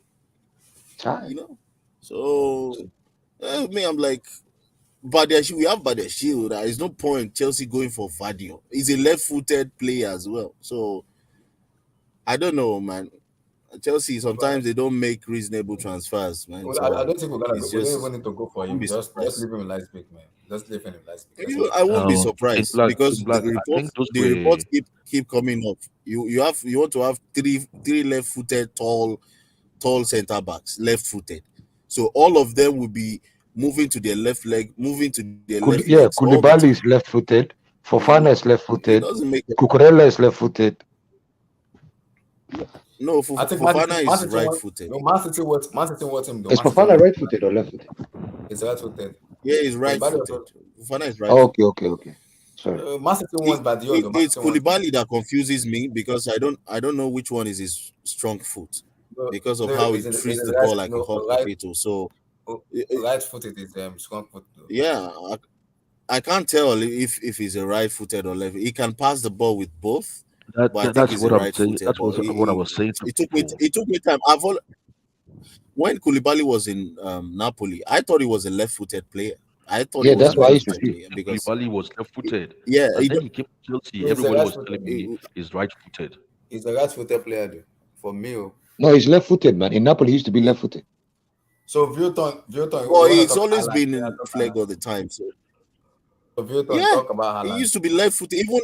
Even for Nations Cup, even during the Nations Cup, he was pinging the ball with left foot all the time. So I don't know if it's because he can use both of his legs, or maybe because he doesn't spend time on the ball.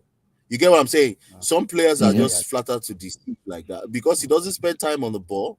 You can't tell which one is his weak foot because every time the ball comes to him, if it turns right, it passes to the next man, and he can just make short and long passes to an extent with both foot.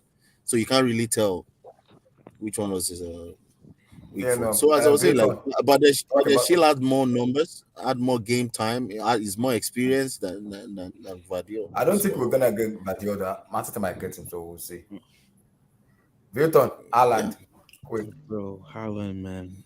I've been saying this. King Black been hating on this guy for no reason, man. The guy is just a phenomenal goal scorer, no, man. The guy, it's not hate, man. Stop, man. Vilton. it is It's hate, not bro. hate. How can It you hate is on a not. guy? How can you hate on a guy It that's is gonna go? not hate, bro. It's preference, man. I feel you. I feel you. It's This guy better hit like 40. He has 39 goals in all competition this season, and he's obviously gonna get 40 plus goals this season. I think he might get 50 plus this season. And I think he's gonna break the Prem record too. He just needs 5 more goals, and No, there's no. seven more goals, seven. No, it's Because wait, 5. is The it record is five? 32. The record is 32. Yeah, it's on where is 20. where How is many? NK? Where is NK though? I don't know, but the record is 32 by Mo Salah, and Yeah, he's on 28, so he needs 5 more so it's goals. on 28 goals, 5 more goals. Okay, Yeah, okay. so Yeah. there's 11 games left, and I hope he gets it. It'd be such unreal. Honestly, Holland, you could put if City goes far in the Champions League and they win the Premier League. Is it the top scorer now in Premier League, in Champions League now? Yeah, he has 10 goals now. I believe that he has to be the top scorer now. But I mean, I I if we knew be this was honest, gonna bro, Milton. I knew this was gonna happen when I saw the fixtures from the group stage to the round of 16. I just knew yeah. all of this. And the funny thing is, his competition, both Salah and Mbappe is out, and Salah is gonna be out tomorrow. So he really doesn't have that much competition left. Vinny has 6 goals, but I don't expect Vinny to score like 10. If Vinny scored 10 goals in the Champions League this season, that's unheard of. Because Vinny is not really like a goal scorer, like type of Wenger, right? He's just like he's more of all around player. But I mean, this guy might win the Ballon d'Or this season, Abdullahi, bro. No, come on, please, Vilton, No, relax. I mean, King Black. Though, if we're honest, though, who would you say that could win it over him if he keep on scoring goals like this? Bro, He wins the Premier League. you don't get. He needs to be at Madrid and Barcelona to score goals like this, or play at Man United. Yeah, but If he my was thing is doing though, this right? if he was doing this But at who do you United, give it to? You still give it to or Messi because he won the World Cup, or what do you do?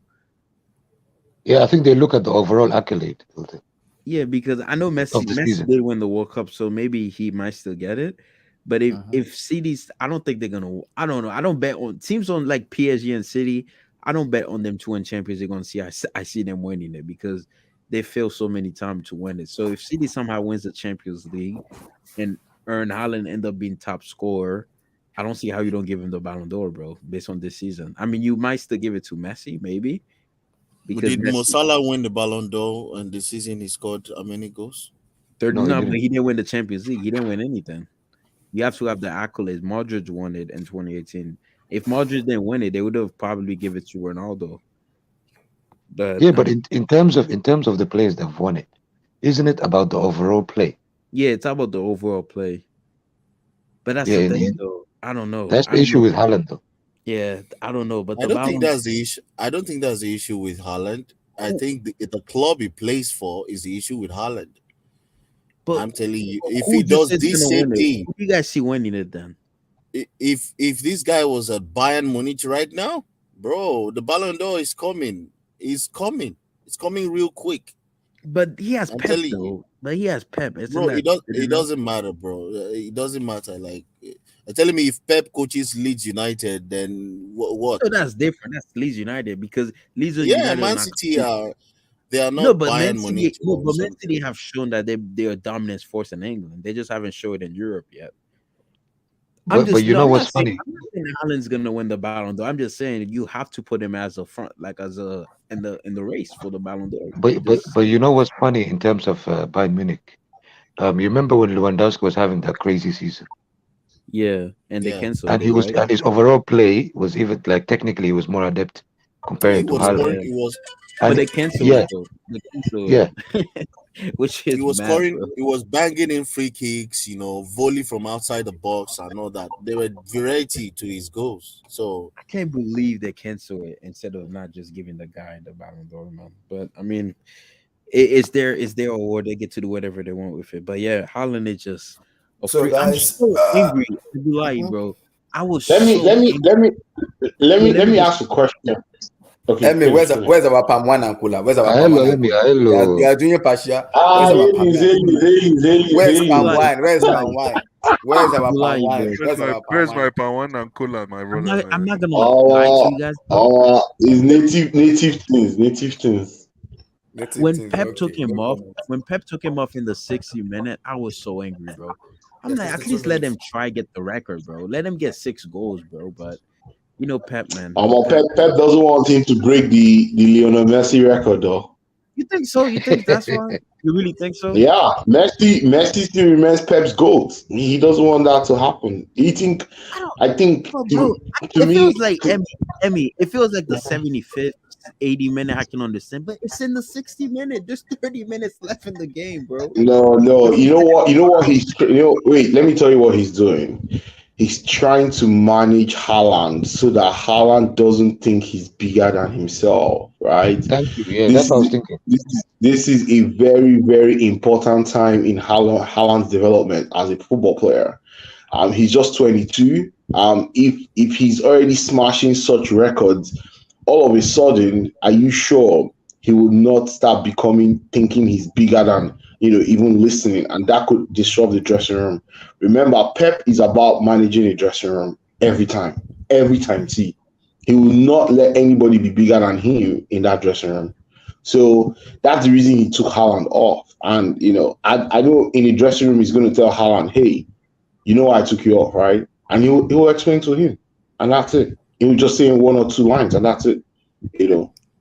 And then everybody moves on to the next game. He wants Haaland to be hungry for the rest of the season, and he's looking at Haaland to be his difference maker in certain games. But the thing, I wanted to ask a question, guys. Who do you think will stop this Man City team in the remaining final, in this quarterfinal, from this quarterfinal onward? Real Madrid, Madrid or Bayern. It's between Madrid and Bayern. I would love to say You don't Napoli, think but you don't think Napoli or Benfica can stop this team? I think the experience. Napoli would be an entertaining I game. think the but experience. Madrid I will think beat them. the experience of City would get them over Napoli and Benfica. Those teams can for sure. They can score goals for sure. Benfica, Napoli, they can score goals for fun.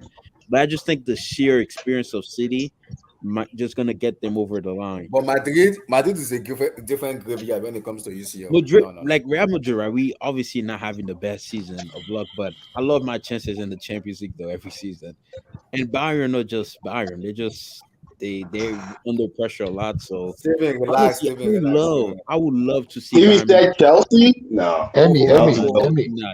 I don't want to answer your question because you know where I'm gonna go. Come on. Let's Where are you gonna go?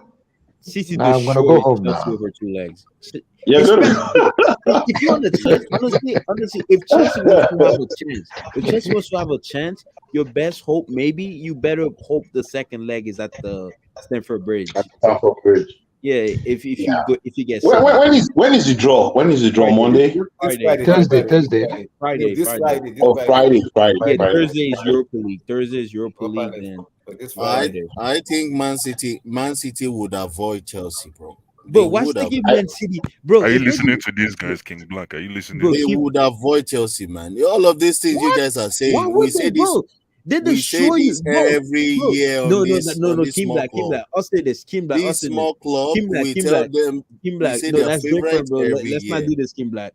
If it was a Champions League final, if this was a Champions League final, played Leipzig, bro. Leipzig. Wait. Nobody says City's gonna win it. Nobody's saying City's gonna win the in Champions a bomb League. league. Nobody's saying City's gonna win it. All I'm saying, over 2 legs, I bet City more over Chelsea. Simple as that. If this was a one-off game, like the Champions League final, let me paint a picture for you. Let me paint a picture for you. Would you let me? Chelsea are 10th in the league. 2 wins out of 16. They played Dortmund, who are tied up with first in the Bundesliga table. And they slapped Dortmund. They swept them 10th aside. with 2 wins. 10th with 2 wins out of 16. You compare that with Dortmund, they won 11 straight games. 11 straight wins, not no draws, nothing. Chelsea still went and slapped them. He didn't slap them. You beat see, them. these beat them Bundesliga teams are just vibes. Vibes. This is not a fixture for Man City. The next fixture is what the next fixture, if they don't give them Porto or who qualified though? Inter. Inter Milan. I hope they don't. I think that's if good. Man City. That's, I'll say this. If that's- Manchester City gets Milan or Inter, it's rigged, bro. Like those are the two. why easiest teams they this is can what get. I'm saying, Vilton. Look at their group stage to this round But of 16 but that's the thing, though. and tell me the test. Like you're What's getting the confused. I didn't say City's gonna win the Champions League, but I'll say this: if they get Chelsea, I'm betting 1,000% on City beating you over 2 legs. Don't bet your mouth. Vilton. I'm sorry, it's Never. not a final. It's not a Sorry, final. King Black. Sorry, let me just say one thing. Bro, they've been smoking you all season. Vilton. They've been smoking a 4-2-3-1. They've been smoking a 4-2-3-1. Wait. They smoke you in the Carabao Cup. They smoke you in the Prem. They smoke you in the FA Cup. What else do you want them to do, bro? Who did they smoke? Did they smoke Tuchel? How did they smoke Tuchel? Did they smoke Tuchel? They couldn't cope with Tuchel. They couldn't cope with a 3 at the Carabao Cup, the 4-0. Who that was Potter, right? 4-0 with Lewis Hall in the midfield, and what are you saying? City played the best team. Conor Gallagher mounts attack. Go look at that City bench. And matter of fact, let me name it right now. What City bench? City bench is better than Madrid's bench. I'll name it for you. I'll name you that team that beat you. Look at the team that let me name you the players that was on the bench for City that game. Ederson didn't play, Halland didn't play, Gundogan didn't play, Ake didn't play, Stone didn't play. But that's the test. That's the testament. None of those teams played. So they play. That's the testament to how good, how quality Man City teams is. So what does that have to do with anything? No, but I'm saying though, over 2 legs, I don't see how Chelsea beats them. I'm sorry. I don't see how they beat us over 2 legs in the Champions League. What do you see with Chelsea? What do you see with Man City? What gives you the? How many times have they been in the Champions League final in their career? How many times? Bro, see, this is the issue I'm having with you, Kimber. I'm not talking about one-off game. I'm talking about 2 legs. We've played 2 legs before. They made back-to-back semis. They played 2 legs with a shit Madrid team, and Madrid team still smoked them. The shit Madrid team with everyone. Bro, I'm saying, but that's the quarterfinal. I'm saying Man City, the last 2 seasons, they made back-to-back semi. They went to the final in 2022, and they lost in the semi last season. So they made back-to-back semis. And what about Chelsea? No, my thing is what about evidence do I have for Chelsea to beat City this season? What I see, Chelsea been horrible this season. You haven't even scored a goal against City this season. You haven't even scored 1 goal against City this season. Brother. King Black. What I'm saying let me say one thing. I'm not here to. I'm just going by facts. I'll just allow the. I know the fixture is not going to happen. I'm seeing a more Hollywood Disney Plus type of fixture. I hope we get Bayern versus City. That'd be such a good game, bro. Yeah, I'm seeing that as well. I want to see. And I'm seeing Chelsea. I'm seeing Chelsea. Chelsea Inter Milan. No, bro. Wallahi, they give Chelsea. I hope those are the 2 teams I want Chelsea to avoid. Bayern will knock out this City team. You're hyping a lot. You probably bro. That's the thing. I never said City's gonna win it. I said I want to see Bayern. Bro, I'm not gonna be. Bro, Real Madrid could knock City out. Bayern could be City out. Napoli could knock them out. Benfica could knock them out. I just want to see Chelsea doing it. I don't see how. Stop betting against Chelsea. Stop betting against Chelsea in the Champions League, bro. What do you mean? So let me give you my. Let me give you my stats. Bro, before 2021, before you won it in 2021, you've been getting destroyed in the Champions League, bro. Before you won it in 2021, so what do you mean stop betting against Chelsea? What do you mean we'll be getting destroyed before we won it in 2020? 2019. We were getting to quarterfinals. We were doing beats before then. You didn't play any good team in a round of 16. What do you mean by that? Look what happened in 2020. Leverkusen were at the best when we played them. In 2020, before you won it, you got destroyed by. Now you're saying 2020. Okay, you want to start from 2012? Anyway, let me give you 31 games, the last 31 Champions League games, 31. Chelsea have lost just 5. Chelsea have lost just 5. So don't come here and say, I don't see it because we are 10th in the Premier League. Yes, bro. Come I on, don't bro. see how you beat them over 2 legs. If you Vilton, do it, Vilton. I'm gonna be Yeah, on King here Black, let me say Wednesday, give something. you all your credit. Go ahead, Miles. Go ahead, bro. Yeah, Vilton. Why do you think we all, as football fans, love Champions League? Because of the sheer moments and the chaos that it just And what other reason apart from the moment? Anybody can beat anybody, yeah, the underdog right? story. Yeah. Yes. You, as a Real Madrid fan, knows never underestimate a wounded lion, especially when a lion is picking up form in the last 3-4 games, just like Real Madrid did from Watch Vilton get home. from the last Bullet, watch 16. No, Vilton get yeah. home Ọ̀gá tomorrow. Cow, What mo to kí do? yín o. Ọ̀gá Sorry? Cow, Hey, Abdullahi Bawoni. Wait, what's I up? do, Oh, Mr. thank Cow. God, Paul is here. Oh, hello, Carl. Oh my Thank God, God you guys! you're here, Cole. What's up, That Cole? What's guy, up, Cole? that guy is an animal, man. I'm sorry. Wait, Cole. Before you go on the topic that we're on right now, that I said over 2 legs. I see City beating Chelsea over 2 legs, but these guys are telling me differently. It's not See these the, guys. the, I am telling you. see the It's problem. me. I am telling The you. the Oh, I mean, Carl, I see you in City, man. I see you in Manchester. Halings. no, my son is there. Actually, my 7-year-old went there to see Halland score 5 goals and City score 7 goals. It's a spring break, so I sent him there with his. He's in the academy over here, and he just loves the club. He plays for the academy here. So I said, look, I'm going to send you there your spring break with your mom. Go and watch the game, and he loved it. I'm working at home here. I can't go anywhere because of work. Nice. The whole Chelsea debate, I'm not even going to talk about that. Your son must represent the Super Eagles, so Ogaka. That's my only. My son, that's all I have to say. the 7-year-old boy who scored 40 If you goals like, in 8 games. oh, 40 goals in you 8 better. games. Scored. If you like, give him different names. We don't care. We will trace him back. You must join the And we hold you responsible. The boy is good. He understands the game. He's 7, but he plays with 10-year-olds, so he understands the game. But I mean, the Chelsea debate, I'm not going to have that debate because it's too early. I think I'm not going to have that debate. This is not the right time to talk about it. Let's see what happens on Friday with that. But I want to talk about this guy is an animal, man. I'm sorry. He's just an animal. When somebody has his ringtone as the Champions League, it's just a different level. And I'm not saying this because he plays for us. I'm thinking about what he did at Leipzig, at Salzburg, and at Dortmund. It's just that he just loves the competition. And that's the mentality that's been missing. That killer. You don't have to have 12 touches or 100 touches in the box.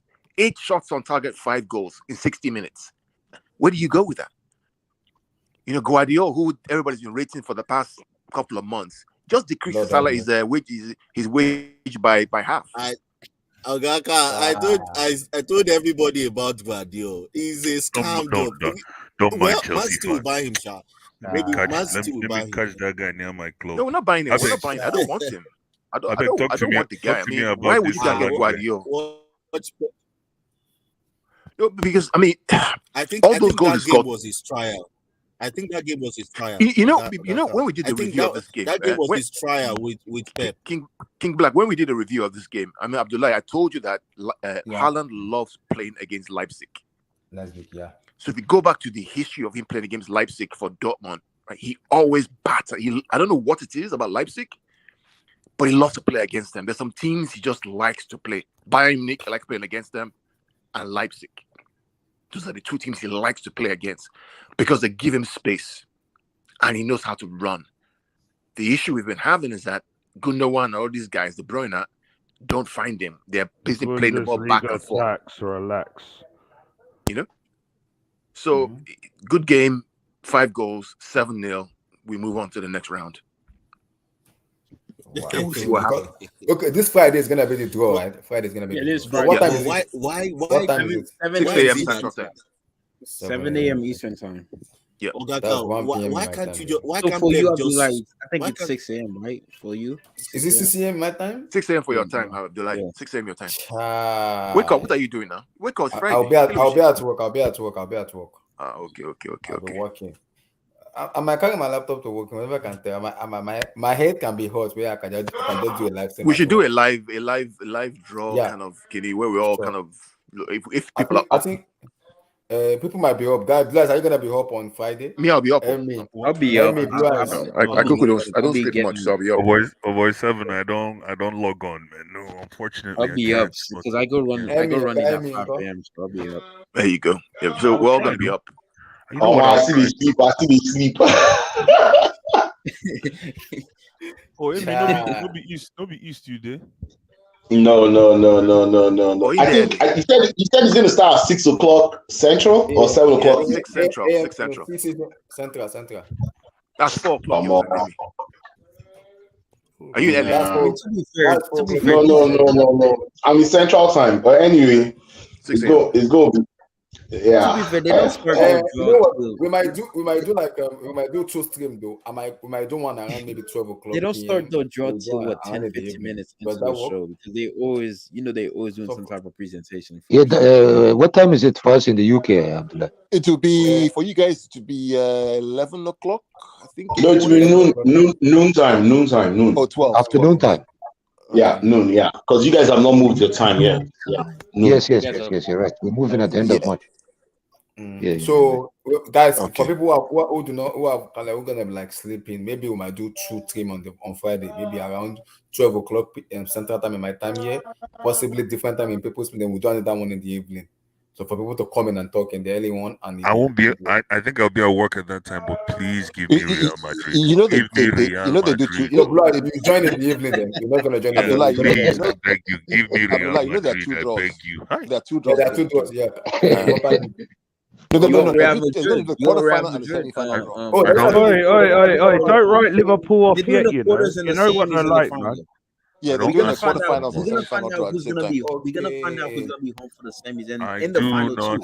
We're gonna find out who's gonna be ask for too much. I'm not asking for too much. Just give me Real Madrid. Blue Eyes, you're writing Liverpool off, yeah? Yeah, they're done. They're just. I wouldn't. Seriously, tomorrow's I'm not writing Liverpool off. No way. I'm not writing them. I've got a feeling. I have a feeling they're going to come back. Steven. No. I'm telling you. Steven. European nights, when it's Liverpool, it's a different animal, bro. But Liverpool. In Benabu. Stop. I don't care where it is. Steven, can I ask you a question? Wasn't it a European night? Abdullah, 2 weeks ago. Abdullah, the same Benabu that we wasn't it a European night? Qualify, even if we beat them, we qualify too. Benabu that we beat Madrid. Do we go to? Yeah, but King Black, they will score 1 goal, though. That's enough. Liverpool need to score 4 goals, unreplied goals to win. Yeah, exactly. They will score 1 goal. It's not happening. Sorry, guys. It's not happening. Liverpool will score 4 goals. No, it's not happening. Are you kidding me? This is Benabu. Stop. Isn't this the Liverpool that lost to Bournemouth over the weekend? Newton will be back here. Well, coming back here, don't worry. We will be back here in 24 hours. No chance. You know what, King Black? You know what?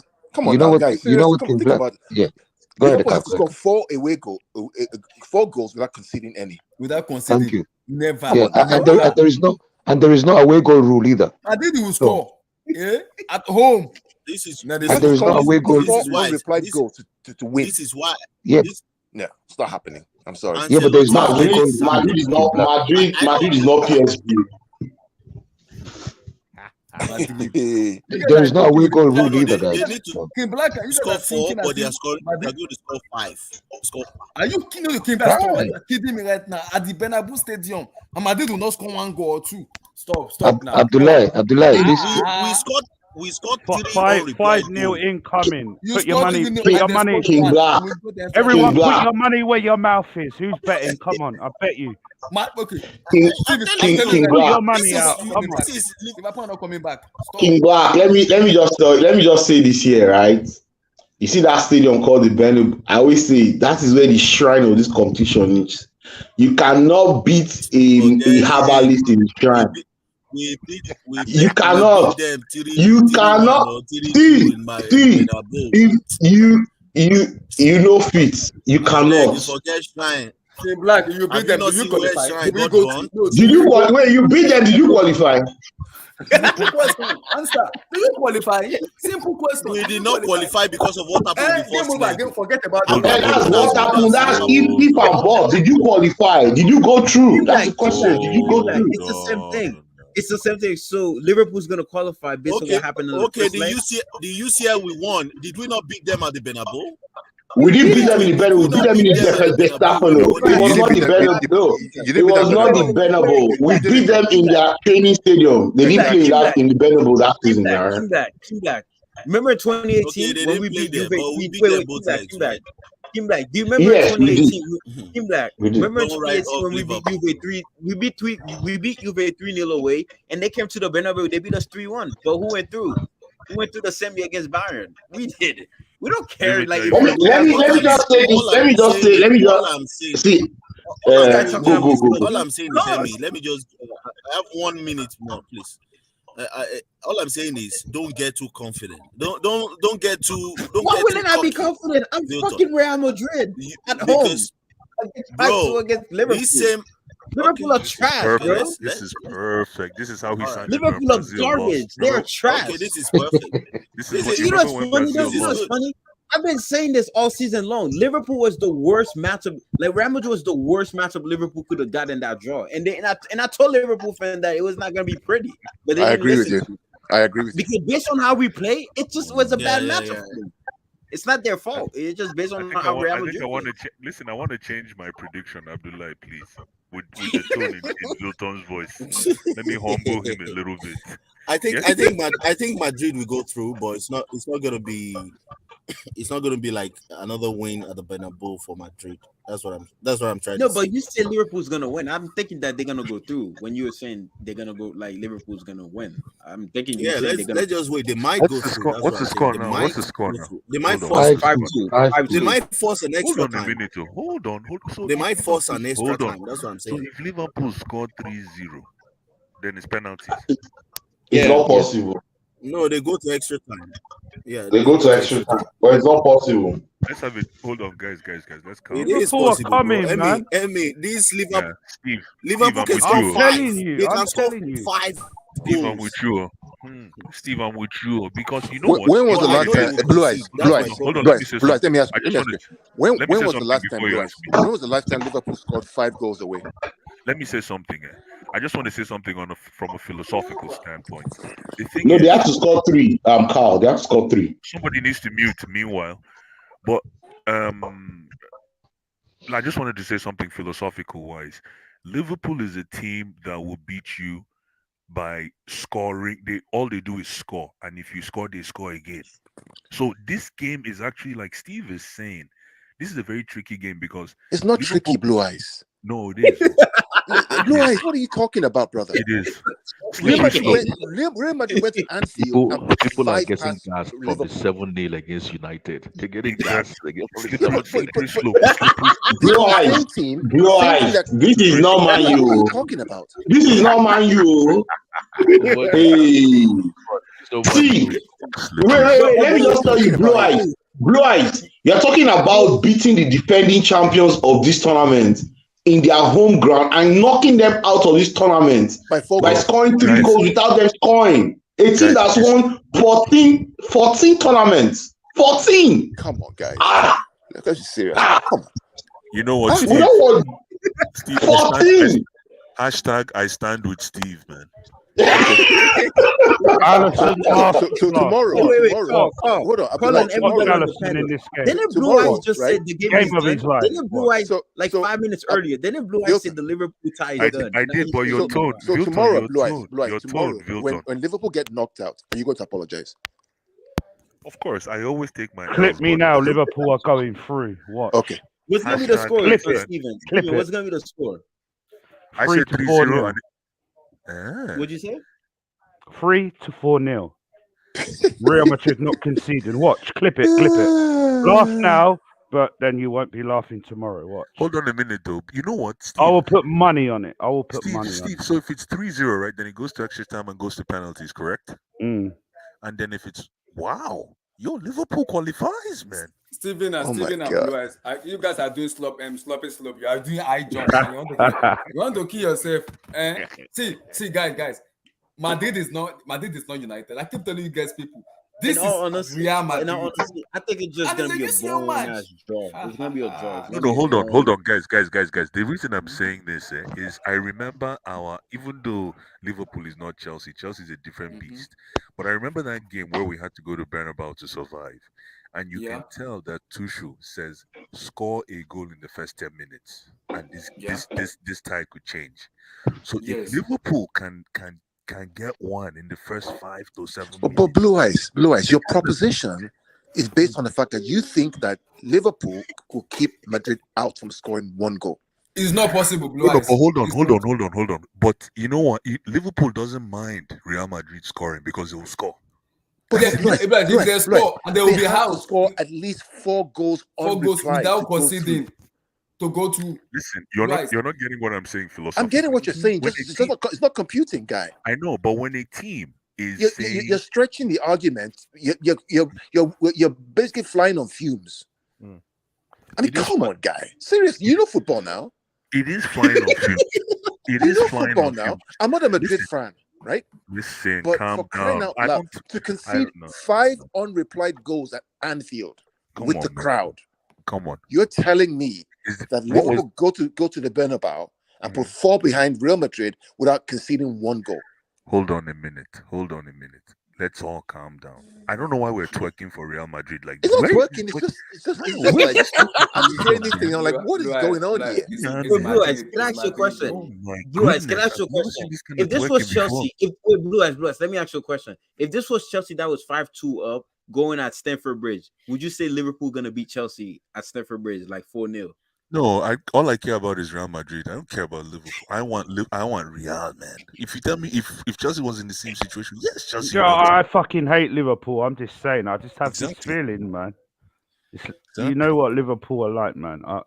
Remember when everyone said they were out against Barca? They took them to Anfield. Yeah, they were at Anfield in the second leg. But they score goals. They can score goals. That's what I'm saying. But Liverpool are not Madrid. Are not Barcelona. Not in the UCL. Sorry. Where's no problem. Let's wait and see in it. Stevie, I get what you said, but see, it seems I cannot put money on and to even say I thought it's Madrid because they might be dead from minutes 1 to 75 minutes. Yeah, I know Abdullah, I know that. Go on. Last year, the same Madrid team beat City, Chelsea, PSG, and who else again? Or somebody else they beat. And right? Liverpool To get to the final. They beat Liverpool in the final. And Liverpool. Let's be clear. And you think Liverpool... And that was a better Liverpool. This same Liverpool that has been terrible all season, they can't win against Bournemouth, are going to rock up to the Bernabeu and put 4 past them and not concede a goal. Here we go. It's not possible, man. I'm telling you, leave the poll alone and pick up. We shall see tomorrow. Blue Eyes, you like the underdog story. There's no underdog in this whole matter. I tell you one thing. 2 days ago on Abdullah's stream, I told him. I said that Real Madrid is going to read a lullaby to Liverpool tomorrow. Then Steve comes in. Wait, Blue Eyes, but I thought you want to play against Real Madrid. So why do you want to hold on? I thought No, it's because Steve made me ponder, and I totally forgot the fact that Liverpool has that philosophy of if you score, we score. So and they this is against Bournemouth. But this is UCL, bro. We're talking UCL, bro. Calm down, calma. Look at our record. If you say you score, we score. They already have 3 goals advantage. Yeah, but what I'm saying is, if you score, we score means that Liverpool must score. They will score tomorrow. So Madrid won't score. So no, if Liverpool scores, they might adjust after they score. So you're saying that Liverpool is going to win this game by scoring at least 8 goals. You know what? This might be an 8-goal tally game. Okay, I'm done for the night. No problem. Excuse me. Good night. Wow. Blue Eyes, let's go, brother. I stand with you, my brother Steve. I stand with you, Steve. Stop. Excuse me. It's possible. It could be a total tally of 8 goals. It could be a situation. Wait. We haven't heard from Abdul and Mali. What do you guys think of this? What do you guys think is gonna happen tomorrow? Anything can Abdul, happen. Abdul, what do you think is gonna happen tomorrow at the Bernabeu? We gonna see magic from Liverpool or what? Come on, So, man. so I'm Blue, not, Eyes, if I'm Chelsea not are up even. 5-2 against Liverpool, you think that Can you Liverpool hear beat me? Chelsea? Leave Chelsea. Chelsea is No, a no, no. I'm different asking you now. I'm proposition. asking simple You question. get, You think they get over them? what do you mean? Chelsea versus who? Sorry, Carl. If it's Against Chelsea versus Liverpool in this same position right now, and Chelsea have a 5-2 advantage away, and come back home to Stamford Bridge, and Liverpool have to come to Stamford Bridge, you think that Liverpool can beat Chelsea? Yeah, Chelsea could crumble easy. anything. Listen, I don't listen. I'm talking about Real Madrid, Liverpool tomorrow. Can we talk about that game? I'm just giving you. I'm trying to No, but understand your you know what I know. context. You know what I notice when people talk. When I notice people like to use Chelsea. Anytime we're talking No, about no, Real because you Chelsea, support Chelsea. No, you support yeah, Chelsea. I do. But we're talking So about we're Real trying to say, Madrid. okay, it's what they call comps now, comparisons, right? Comparison. Yes. You compare Yeah. mortgages and houses. Yes. I'm just saying, okay, if it was Chelsea who was 3 goals up in the first leg of the Champions League, scoring 5 goals against Liverpool, Liverpool are going to rock up to Stamford Bridge and put 4 past Chelsea without reply. And the fans will allow that to happen. I tell you one thing. If Chelsea scored reach Under 5, Potter, yeah, that happens, brother. I tell you one thing. If Chelsea scored reach Telling 5 in the first leg, that game would have been 10-2. Chelsea. If you give Chelsea a chance to score 5, then you're going to call it 8-0. So that's a different proposition. All I'm saying, you can't even score 8, brother. We struggle to get 1 goal, bro. No, but jokes aside, guys, jokes aside. Tomorrow's game is actually going to be a blockbuster game, man. What do you think the scoreline is going to be, Blue Eyes? What do you put your scoreline? I'm telling you right now, it's 3-0 and it's going to penalties and Liverpool nicks it. I'm telling you. We'll see. You see how I said that and everybody kept quiet? Nobody kept quiet because it's not possible. Because it's not happening. That's why. It's not happening. It's not possible. It's not happening. No. Salah's going to get his revenge tomorrow. Watch. And so, guys. One last thing. Real Madrid is going to get a red card tomorrow. Keep talking. Even if they get a red card, they're still going to win the match tomorrow. So you all think Rudiger is going to allow them to score 4 goals and not reply? Chelsea propaganda. I'm just saying. I'm just saying. Chelsea propaganda. You see what I'm saying? Chelsea. He's a Madrid player. I love my club. He's a Madrid player. He's not a Madrid player. He's a Madrid player. Can't wait to see Vinicius versus Trent again, man. That's always a good matchup. And I'm hearing Anderson is not playing tomorrow. He's out. Salah versus Carvajal. Wait, who's not playing? Anderson. Abdullahi, the keeper's out. The keeper's out. Which keeper? The snake is out. The snake's out. Oh, yeah, nice. No, he's fit tomorrow. Don't worry. No, he's out. He's out. No, he's not. Yeah, he's out. That's why I'm telling you, Liverpool are winning. Nice. Courtois playing tomorrow, bro. No, he's out. He's out. Thibaut Courtois is gonna get an injection. No, he's out, brother. He's out. I'm trolling. Come on, man. Not. Relax. He's not out. I don't know where this guy's getting this information from. No information. I'm trolling, brother. I don't like the guy. Liverpool love for Courtois. Watch, Liverpool are winning, bro. Watch, clip this. I know I beg you, someone clip it. I know Liverpool are winning. Liverpool can win, but they will not go through. They will not go through. Watch. They can win, but they will not go through. It's possible. They can win 3-2. They can win 3-2 tomorrow, but they're not going through. Stephen, let me rephrase it for you.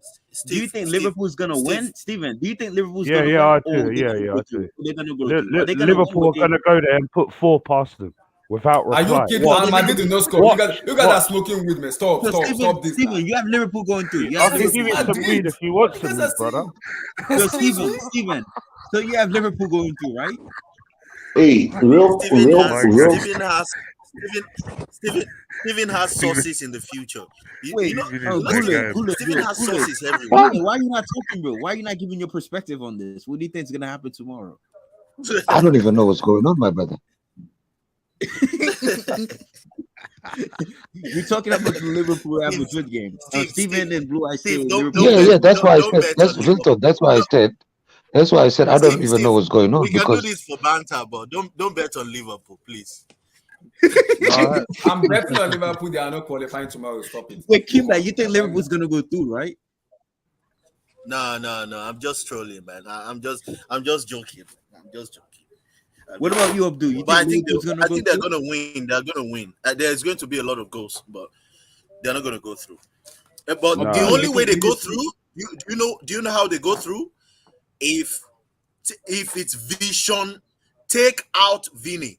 If you take out Vini in the first 15 minutes, You're gonna get a red now we card are because talking. Now we are talking. If you just make it your if you make it your goal, like if Klopp tells whoever is there, if it's Kinati, take out Vini. If you take him out, clip his ankle, get subbed off, my brother, it's game over. It's game at that point. I cannot bet on Madrid because Madrid without Vini is useless. I don't think so. I think they'll He's find it. genuinely useless. And I mean it. Rodrigo can play there. Without And he will Vinicius still perform. Junior for like 70, 80 minutes, I think Liverpool will score and they may not get a reply. But if Vini stays on the pitch for 90 minutes, it's there's no I have way. a question. There's no way back. I have a question for you. Is Cody Gakpo playing tomorrow? He's playing, of course. He also played in the first leg too. He also play against Bournemouth. Wait, did he play against Bournemouth too over the weekend? By the way, He did. Yeah, he did. He did. Yeah, he did. Yeah, Nunes. Both of them. I don't understand. Right. It's funny. No, though. one second. Abdul was Yeah, the only one. one second, Victor. One second. That wasn't gassing the United 7-0, the 7-0. He was the only one that wasn't gassing. This game, for me, this game looks like 2-2 or 3-2. I cannot see this game. Real Madrid not scoring. I cannot see it. I'm sorry. It's not even that too. You know, it's funny though, Guled. Just look at Liverpool away from this season, bro, in all competition. It's been awful. Napoli destroyed them at the stadium, at the Diego Maradona Stadium. Destroyed them. No, let's even give them. Let's even give them the benefit of the doubt, right? And let's say the only chance that they could have gone to Real Madrid and qualify could be if the away goal rule was still on. But there is no away goal rule. It's goal for goal now. And for them to score 3 goals and not get at least one, with Van Dijk playing in defense, with this form, I'm sorry, man. Bro, I think Liverpool probably in the Big Six, they probably have the worst away form in the Premier League. Like when the Big Six team, like Arsenal, Tottenham, Chelsea, their away from is just bad. They just lose away from home. They either lose or they get a draw. The only team I think they beat away is what, Newcastle? That's what I'm saying. I mean, we have seen strange stuff in the Champions League, man. If Blue Eyes, Steven, you guys get this right, kudos to you. I'm gonna be here. I'm off tomorrow. I'm gonna be here. No, Milton. Blue Eyes didn't like. Let's be honest. Blue Eyes knows football, but Blue Eyes didn't like the tone within which he was bigging up Real Madrid. So he had to stay the pot. No, he had to stay the pot. No. Can you hear me? Yes, all guys. No. Listen, I thought this thing was a done and dusted tie until Steve reminded me that it's only 5-2. And I say to myself, Liverpool, if I'm Liverpool, right, whether I'm conceding or I'm not conceding, I'm targeting 3 goals in the first half. That would be my strategy. I don't care if I concede. I'm going to target 3 goals in the first half and see where it goes from there. Now, with that formula, Liverpool is a even team if Madrid scores first in the game. That's a good question, but with that formula, Liverpool is a team that can deal. They know how to manage goal tallies, especially in the Champions League. Not this season away from home. See. Not this season. We'll see. They couldn't manage the goals against Napoli, though, could they? Oh, they were destroyed by Napoli. Bro, Man. I mean, 4-1. what I'm saying, Victor, is all the away forms. No, Kyle, they didn't get destroyed. They got levitated. That's the word. They were, man, that game was 3-0 by halftime? Or 4-0? Yeah, it was 3-0 halftime. Yeah. 3-0 halftime. It was 3-0 halftime. Guys, and it could have been more. I know I'm a Madrid fan, but I just don't see how Liverpool get back into this game. I mean, I just don't see it. I got a question for Blue Eyes and Steven. If Madrid score first tomorrow, do you still see Liverpool going through? Absolutely. You guys No, it's no, trolling. no, no, no, He's no. trolling. He's trolling. It's over. It's over, brother. Blue eyes, you're on your own. Oh. Hey, if Blue Eyes is right Guys, tomorrow, Blue Eyes, I'll buy you a bottle of beer. Oh, really? I'll take it. A nice cold one. When I see you, hopefully soon. No problem, my brother. Amen. Bless, you and this EPL stuff is not gonna happen. This is Madrid and Santiago Bernabeu. I'm sorry, sir. You're on your own. Oh. Oh, why you on your own? Oh. Yeah, I'm an EPL guy, man. So I know you're an EPL guy. that's You're on your good. own. Oh. Blue Eyes, You're on your own, did oh. Blue Eyes, it must hurt you though. See three Italian team in the quarterfinal, and you're gonna see two Prem team, Chelsea and City. Well, it might be 3 Prem teams. It might be 3. Blue eyes. We'll see what happens. Do you drink Merenda? Because Mr. Abdul told us it took Fanta yesterday. Are you taking Fanta with Abdul today? No, I don't. Abdul type person they drink Fanta. Abdul, why not put at least a little bit of Gogoro? Eh? Fanta or Gogoro? Blue Eyes, I'm gonna be honest with you. Even if it was like 1-0 lead, most people will bet on Madrid to get it done just because we had home in the second leg. Even if it was like 1-0. But hey, we see strange things. We see strange stuff in the Champions League. There's a reason Madrid wanted the second match to be at the Santiago Bernabeu, because they know for the fact that even if they are crap away, they will find a way to turn up at the Bernabeu Stadium. Blue eyes. This is Madrid. This is a royalty team who has won the UCL 3 times in a row, and they are the defending champion. So all I just Liverpool. It's a big tall. See, if it's Chelsea, I can say maybe not. But my Liverpool, I'm sorry. Go back. And don't forget too who is Chelsea coach. It was Thomas Tuchel. Go look at Thomas Tuchel record in the Champions League. It's honestly I'm Blue Eyes. You are having Van Disney as your central back. Lord have mercy. Let me tell you something. Abdullahi's evaluation right now is heavily biased because, first of all, Abdullahi cannot stand Liverpool. Abdullahi is the one fan that will fight a million Liverpool. I cannot stand Liverpool, but Blue Eyes is Madrid. Santiago Bernabeu. I'm not putting money on Liverpool. Excuse me.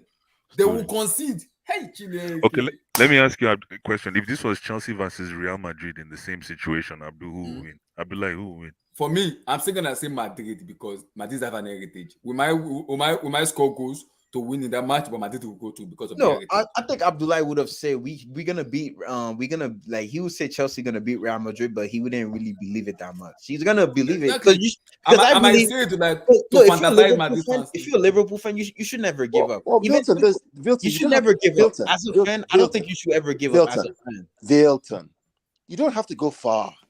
Go back to last year. What happened at Stamford Bridge? Who won that game at Stamford Bridge? Real Madrid. What was the score? 3-1. What was the score at Santiago Bernabeu? That's on Mendy. That's on Mendy, man. Hold on. What was the score at Santiago Bernabeu? 3-2. Who went through? Real Madrid. Who won the game at Santiago Bernabeu? Chelsea. And then who went through? Real Madrid. End of story. It's not end of story. We had. If it weren't for that one mistake, we would have gone through, brother. Yeah, but that pass. So do we discount that one mistake from the game and say that? I mean, come on, guys. No, if it weren't for that, we would have gone through, and we probably would have won it again. We have a clueless coach. Okay. Back to back under Tuchel, we would have. I'm sorry, I don't think y'all would have beat City over 2 legs that season. Listen, who knows? Thomas Tuchel, innit? All I'm saying is that Liverpool can win, but Liverpool won't win. Man, he gets the finals, bro. Liverpool will not win. Will not go through tomorrow. I'm sorry. I don't know. I don't know the kind of football you guys watch or you guys follow. Liverpool cannot win. Cannot win that game. Yes, Grandpa, you've woken up. Let's go. Oh God. Have you guys forgotten how to measure football? Abdul just woke up from his sleep right now. Welcome back. You know how to measure. He had Liverpool through. That's it. Abdul is like, what am I hearing here from these people? No. He put that. Okay, Abdul put down the Fanta. Try. Abdullah. Yes, sir. Can you show me? I know you're probably. arguing? What are you debating? So what do you want to say? Bro, they said I Liverpool's want gonna to score see. 4 goals. Let They me want see, them to score Blast. 0. I'm listening. I want I'm you listening. see that 7-0. That's 7-0. They're still gassing from it, man. Oga Abdul, I beg, ask them to categorize what they're talking about, please. Category. Does that That's even have a 7-0, Abdul. category? You're taking Blast, out that what do you want me 7-0. to do? What do I you want me want to do? I want them to is do. if it's possible, can you show a split screen of both potential starting 11s? Is it possible? Yeah, I know you don't have go. time. Maybe you're Let me see. closing now. If you have time, If you go can to do UEFA, Abdullah, go to UEFA.com. Look at the game tomorrow. They project who's going to start tomorrow. UEFA.com. And UEFA always know the lineup about 10 minutes before everybody else does. So check it out tomorrow. You see it. I just want to have it just for footballing discussion. I'm just throwing a dart in the dark, like they Yeah, say. let's do it. Okay. So I'm on UEFA.com now, Mr. But Carl. Abdul, Where do I go? didn't Let me share Liverpool this be screen. United? Abdul, didn't So United where Liverpool be Mr. United Blast, where? 7-0? Mr. Carl, where? Yeah, Since go to look for the game tomorrow. Madrid versus Liverpool. Click Go on to it. fixtures. Oh, it's right here. It's right here. It will Yeah. go back. Yeah. If you scroll down, you see the teams, the projected line. I think they talk about. This guy could never be on my boys' level, Reece James. Move that. Here we go. Here we go. Mute that mic. No comment. Should be somewhere there. Steve, your boy should be worried about Loftus Cheek. No, it's somewhere on that I know website. you like that one. It's No, somewhere he's there. all right there, man. You know. Yes. Go back up. Tuchel started that, man, against Madrid. Go back up. Go to. They talk about lineups. They always talk about lineups. See squad list. Team information. There you go. Team information. Click on team information. Oh, team information. Oh, match. Squad list. Oh, squad. Not starting. Is there somewhere? Sir? Where? Abdullahi, click on the link I just sent you. Click on the link I just sent. I just put it in the private chat. Okay, the link. Okay. I'm just curious. I want to see a head-to-head. This is just me in my head. Okay. This is perfect. It's perfect. You're gonna see. I've seen it. Huh? Sorry? Liverpool have not won a game against Real Madrid in the past 8 to 10 years. So this is the lineup. This is the projector lineup. Thank you, Abdullah. Thank you very much. I just want to see this.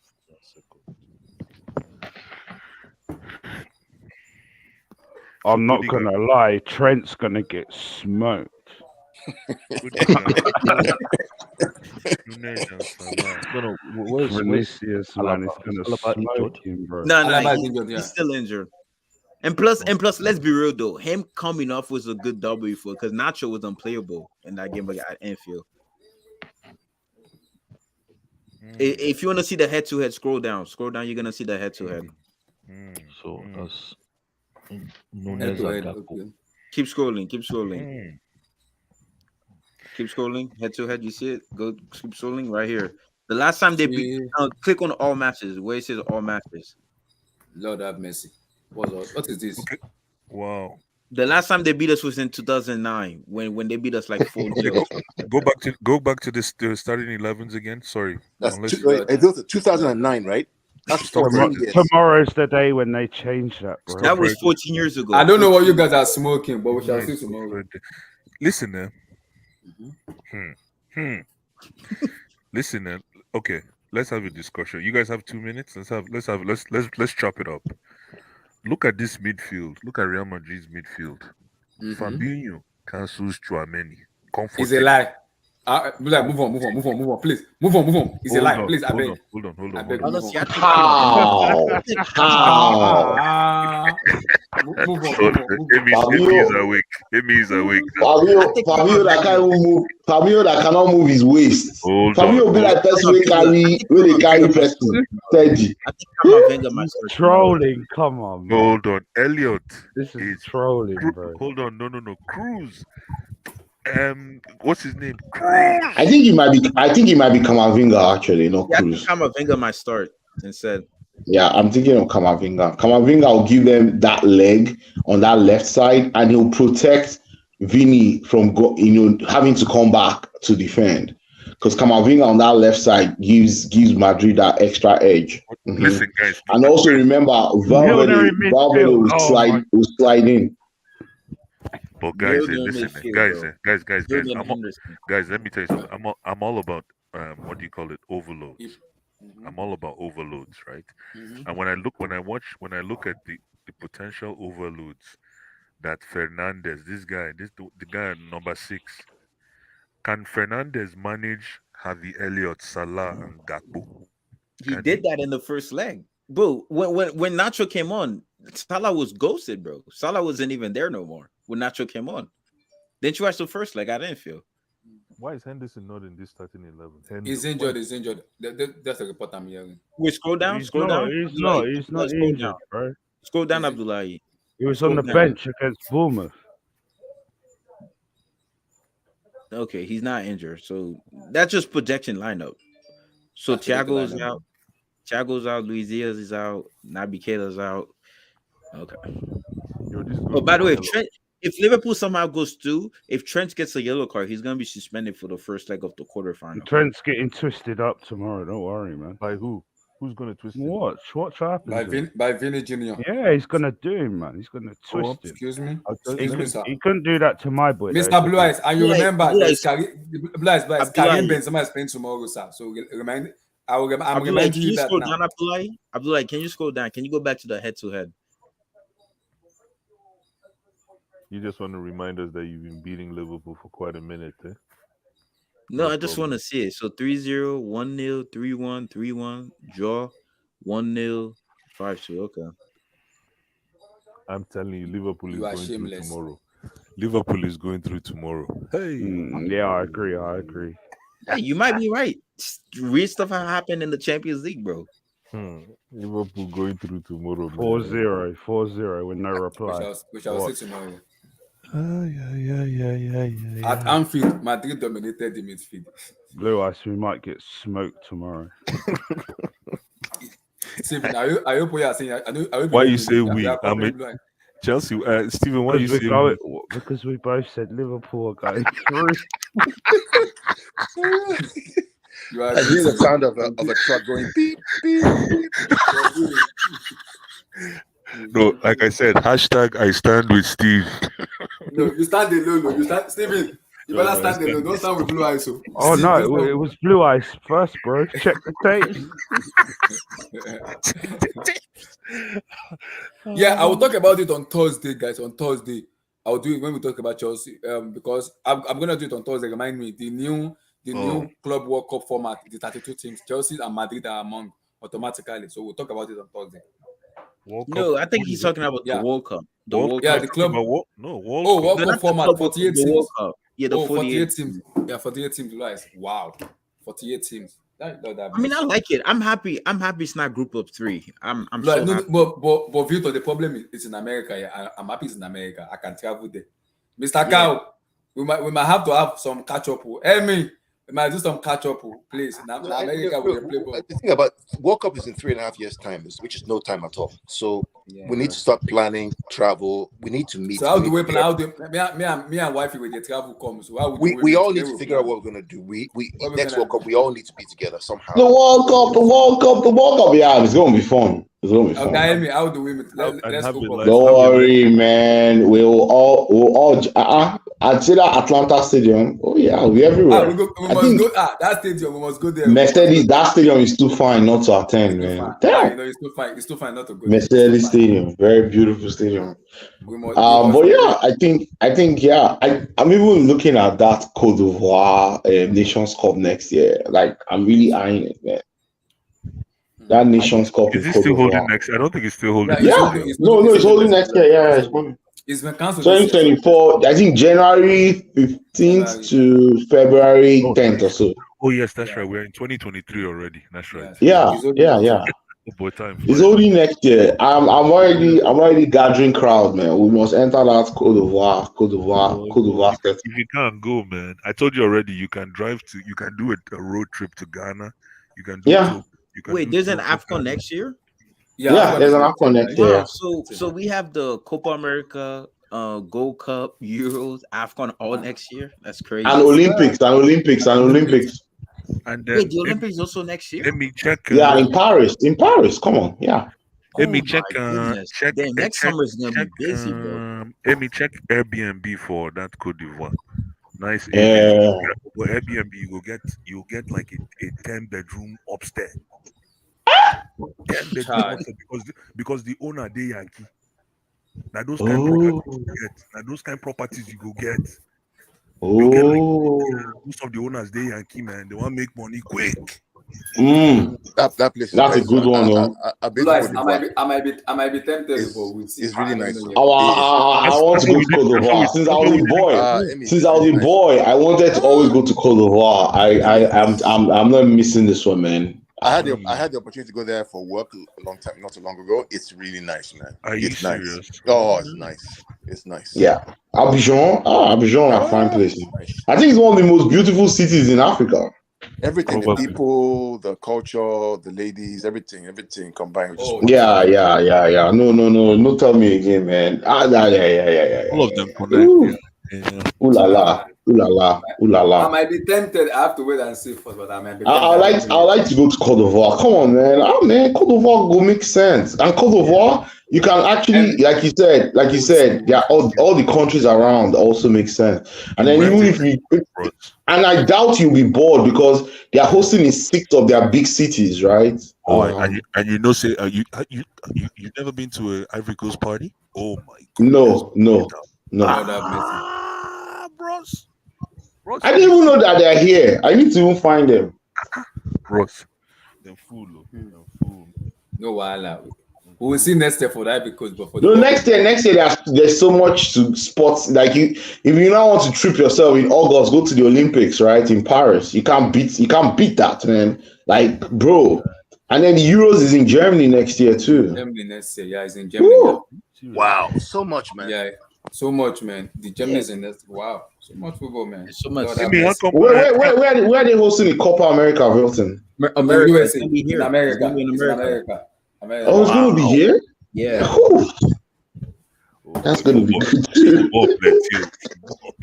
You know, it's funny. They're inviting this Copa America is gonna have something from the North America region. So you might have like teams like El Salvador, USA, Mexico, and Canada obviously gonna be there. Why let them invite Nigeria now? Let's just come and graze the tournament. But you guys you guys are in Africa though. Yeah, man. Yeah, I know. Listen, I want to say something. The reason really why quick. they're doing it because since the World Cup is gonna be here in 2026. Yeah, it's kind of a dress rehearsal, huh? Yeah, Mexico, USA, and Canada, they automatically already qualified for the 2026 World Cup since they're hosting it. So they won't have that many. They won't play any qualifying matches. So they need games. They need as much game as they can get. It's a kind of test run, and then also the FIFA World the Confederations Cup. The Confederations Cup is in 2025. It will be here in the US too. Yeah, that's the Club World Cup, the FIBA Club World Cup. Yeah, the Club World Cup. Yeah. Yo, Carl, I want to ask you a question. Carl, did you hear about this Dozie Nabusi that is buying Sheffield? I heard about it. Yeah. For 90 million euros, man. No, 90 million pounds, man. Oh boy, Sheffield no cost though. It don't cost at all. These championship clubs, they don't cost at all. They're not cost at all. The problem now is that if they get promoted, all of a sudden that valuation goes up. Imagine. Goes up, yeah. And now does he have to spend money because he has to stay in the Premier League? He has to spend money to stay. Yeah, if is it true though? Is that deal done? Is it done? Is it done? Done. Yeah, is it done? Not done. It's not done yet. They're still working on it. Exactly. It's not done yet. Okay. But say these people they do come out because guy na do guy. Now bad boy, the born a fintech guy, man. But say because na do guy and a guy from our side, so all of a sudden they ask questions. We say they're not gonna ask if the guy from their side. They go do now. This boy no go buy that club. He should be able to buy it. He should be able to buy it now. He gets it to the head. Imagine he buy that club. Is it close though? Is it close? It's close. I heard it's very, very close. In fact, the guy actually spent some money in January because he wanted them to push for promotion to the Premier League.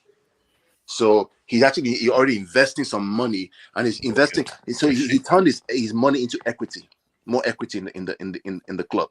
because he wants them to push for promotion. They're on track to be promoted with Burnley. Yeah. I'm not going to beat Tottenham. Let them beat Tottenham now. Yeah. Let them beat Tottenham, yeah. Then the quarterfinal in the FA Cup quarterfinal. Yeah. I don't think that guy is up to 45. Young guy. Yeah, young guy. Now, good move now. Look. Oh, boy, I'm so excited if it happens, man. Me, I just wait make the thing happen because that guy feel open channels for little kids back home. All these boys where they play local football. Farm teams, man. Come play Sheffield United. Come and play there. Sheffield. Yes. Come and play Sheffield, man. It's time. It's time, but it's time for our Nigerian brothers to move on. When I was younger, what used to excite me about football was watching that under 17. All these boys, all these what did they call those guys? Japan team, Wan Kokanu, all those boys. Mobi, Oparaku, all those boys. Mobi Oparaku, those guys. They played some good football. Even the Ghanaian team was bad, man. That Ghana team was just with Ado, that guy is Samuel, or what is his name? Ado. One Ado guy like it's Daniel Ado. I said Daniel Ado, all those guys. Bad team. Yeah. Bad team. There was this guy who played number 6 for Nigeria then, under 17. One slim guy like he's tall. I can't remember his name. I've forgotten the name. Who? Number 6, not Kanu. We go for we go see for Cameroon for Ivory Coast, but for the World Cup, that one sure we'll see for. Oh yeah, for sure. Let's we'll do a collabo in this. I'm waiting for host stream from there, man. That'll be super. Right in front. We'll carry mic if you need. We'll plan it. Let's plan it. We'll plan it. Get a mic, get camera, man. That's it. We'll be in everybody's faces with the mic. Who go that? Everybody, this is Abdullah guy. I will go right now. We cannot do We'll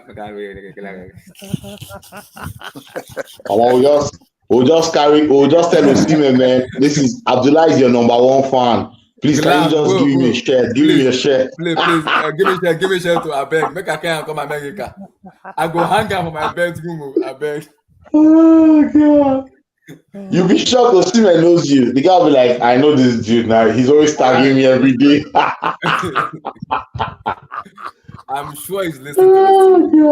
I'm sure Osimhen is listening to this thing. Oh my God. Osimhen scores. He scores for fun, man. He scores for fun. Yeah, I like the dude.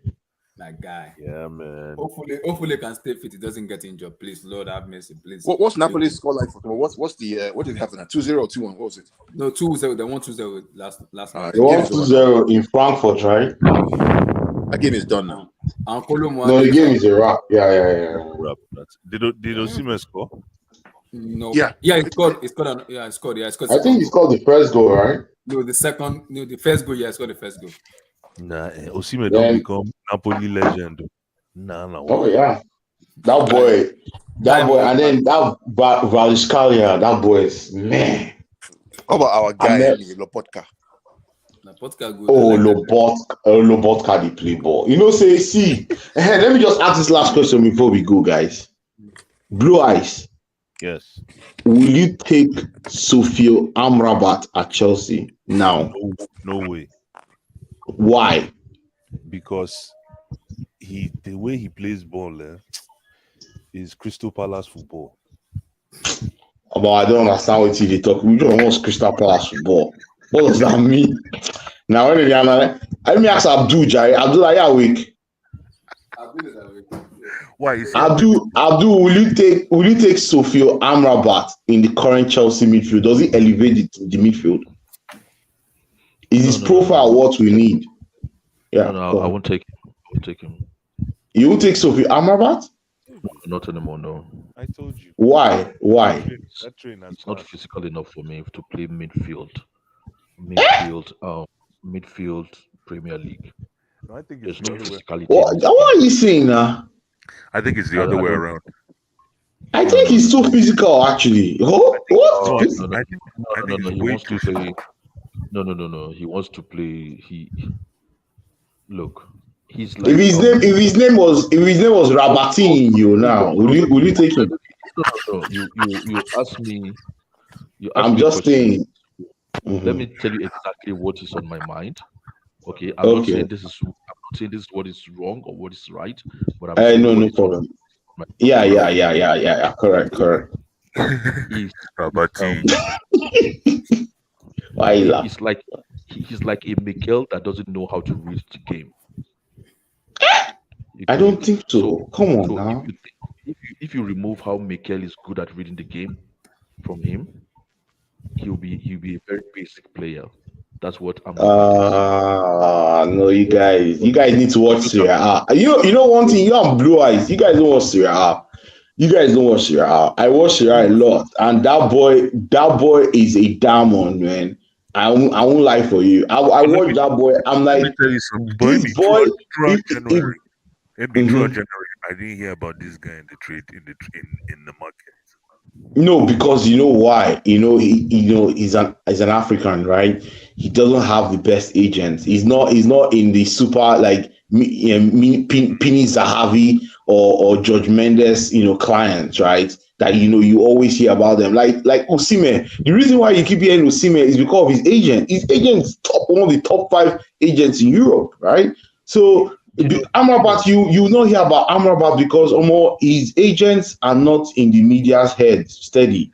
That boy, you should watch him in Florentina. He's a very standard. I can tell you, he gives us. He will give Chelsea something that Chelsea doesn't have currently. You know what?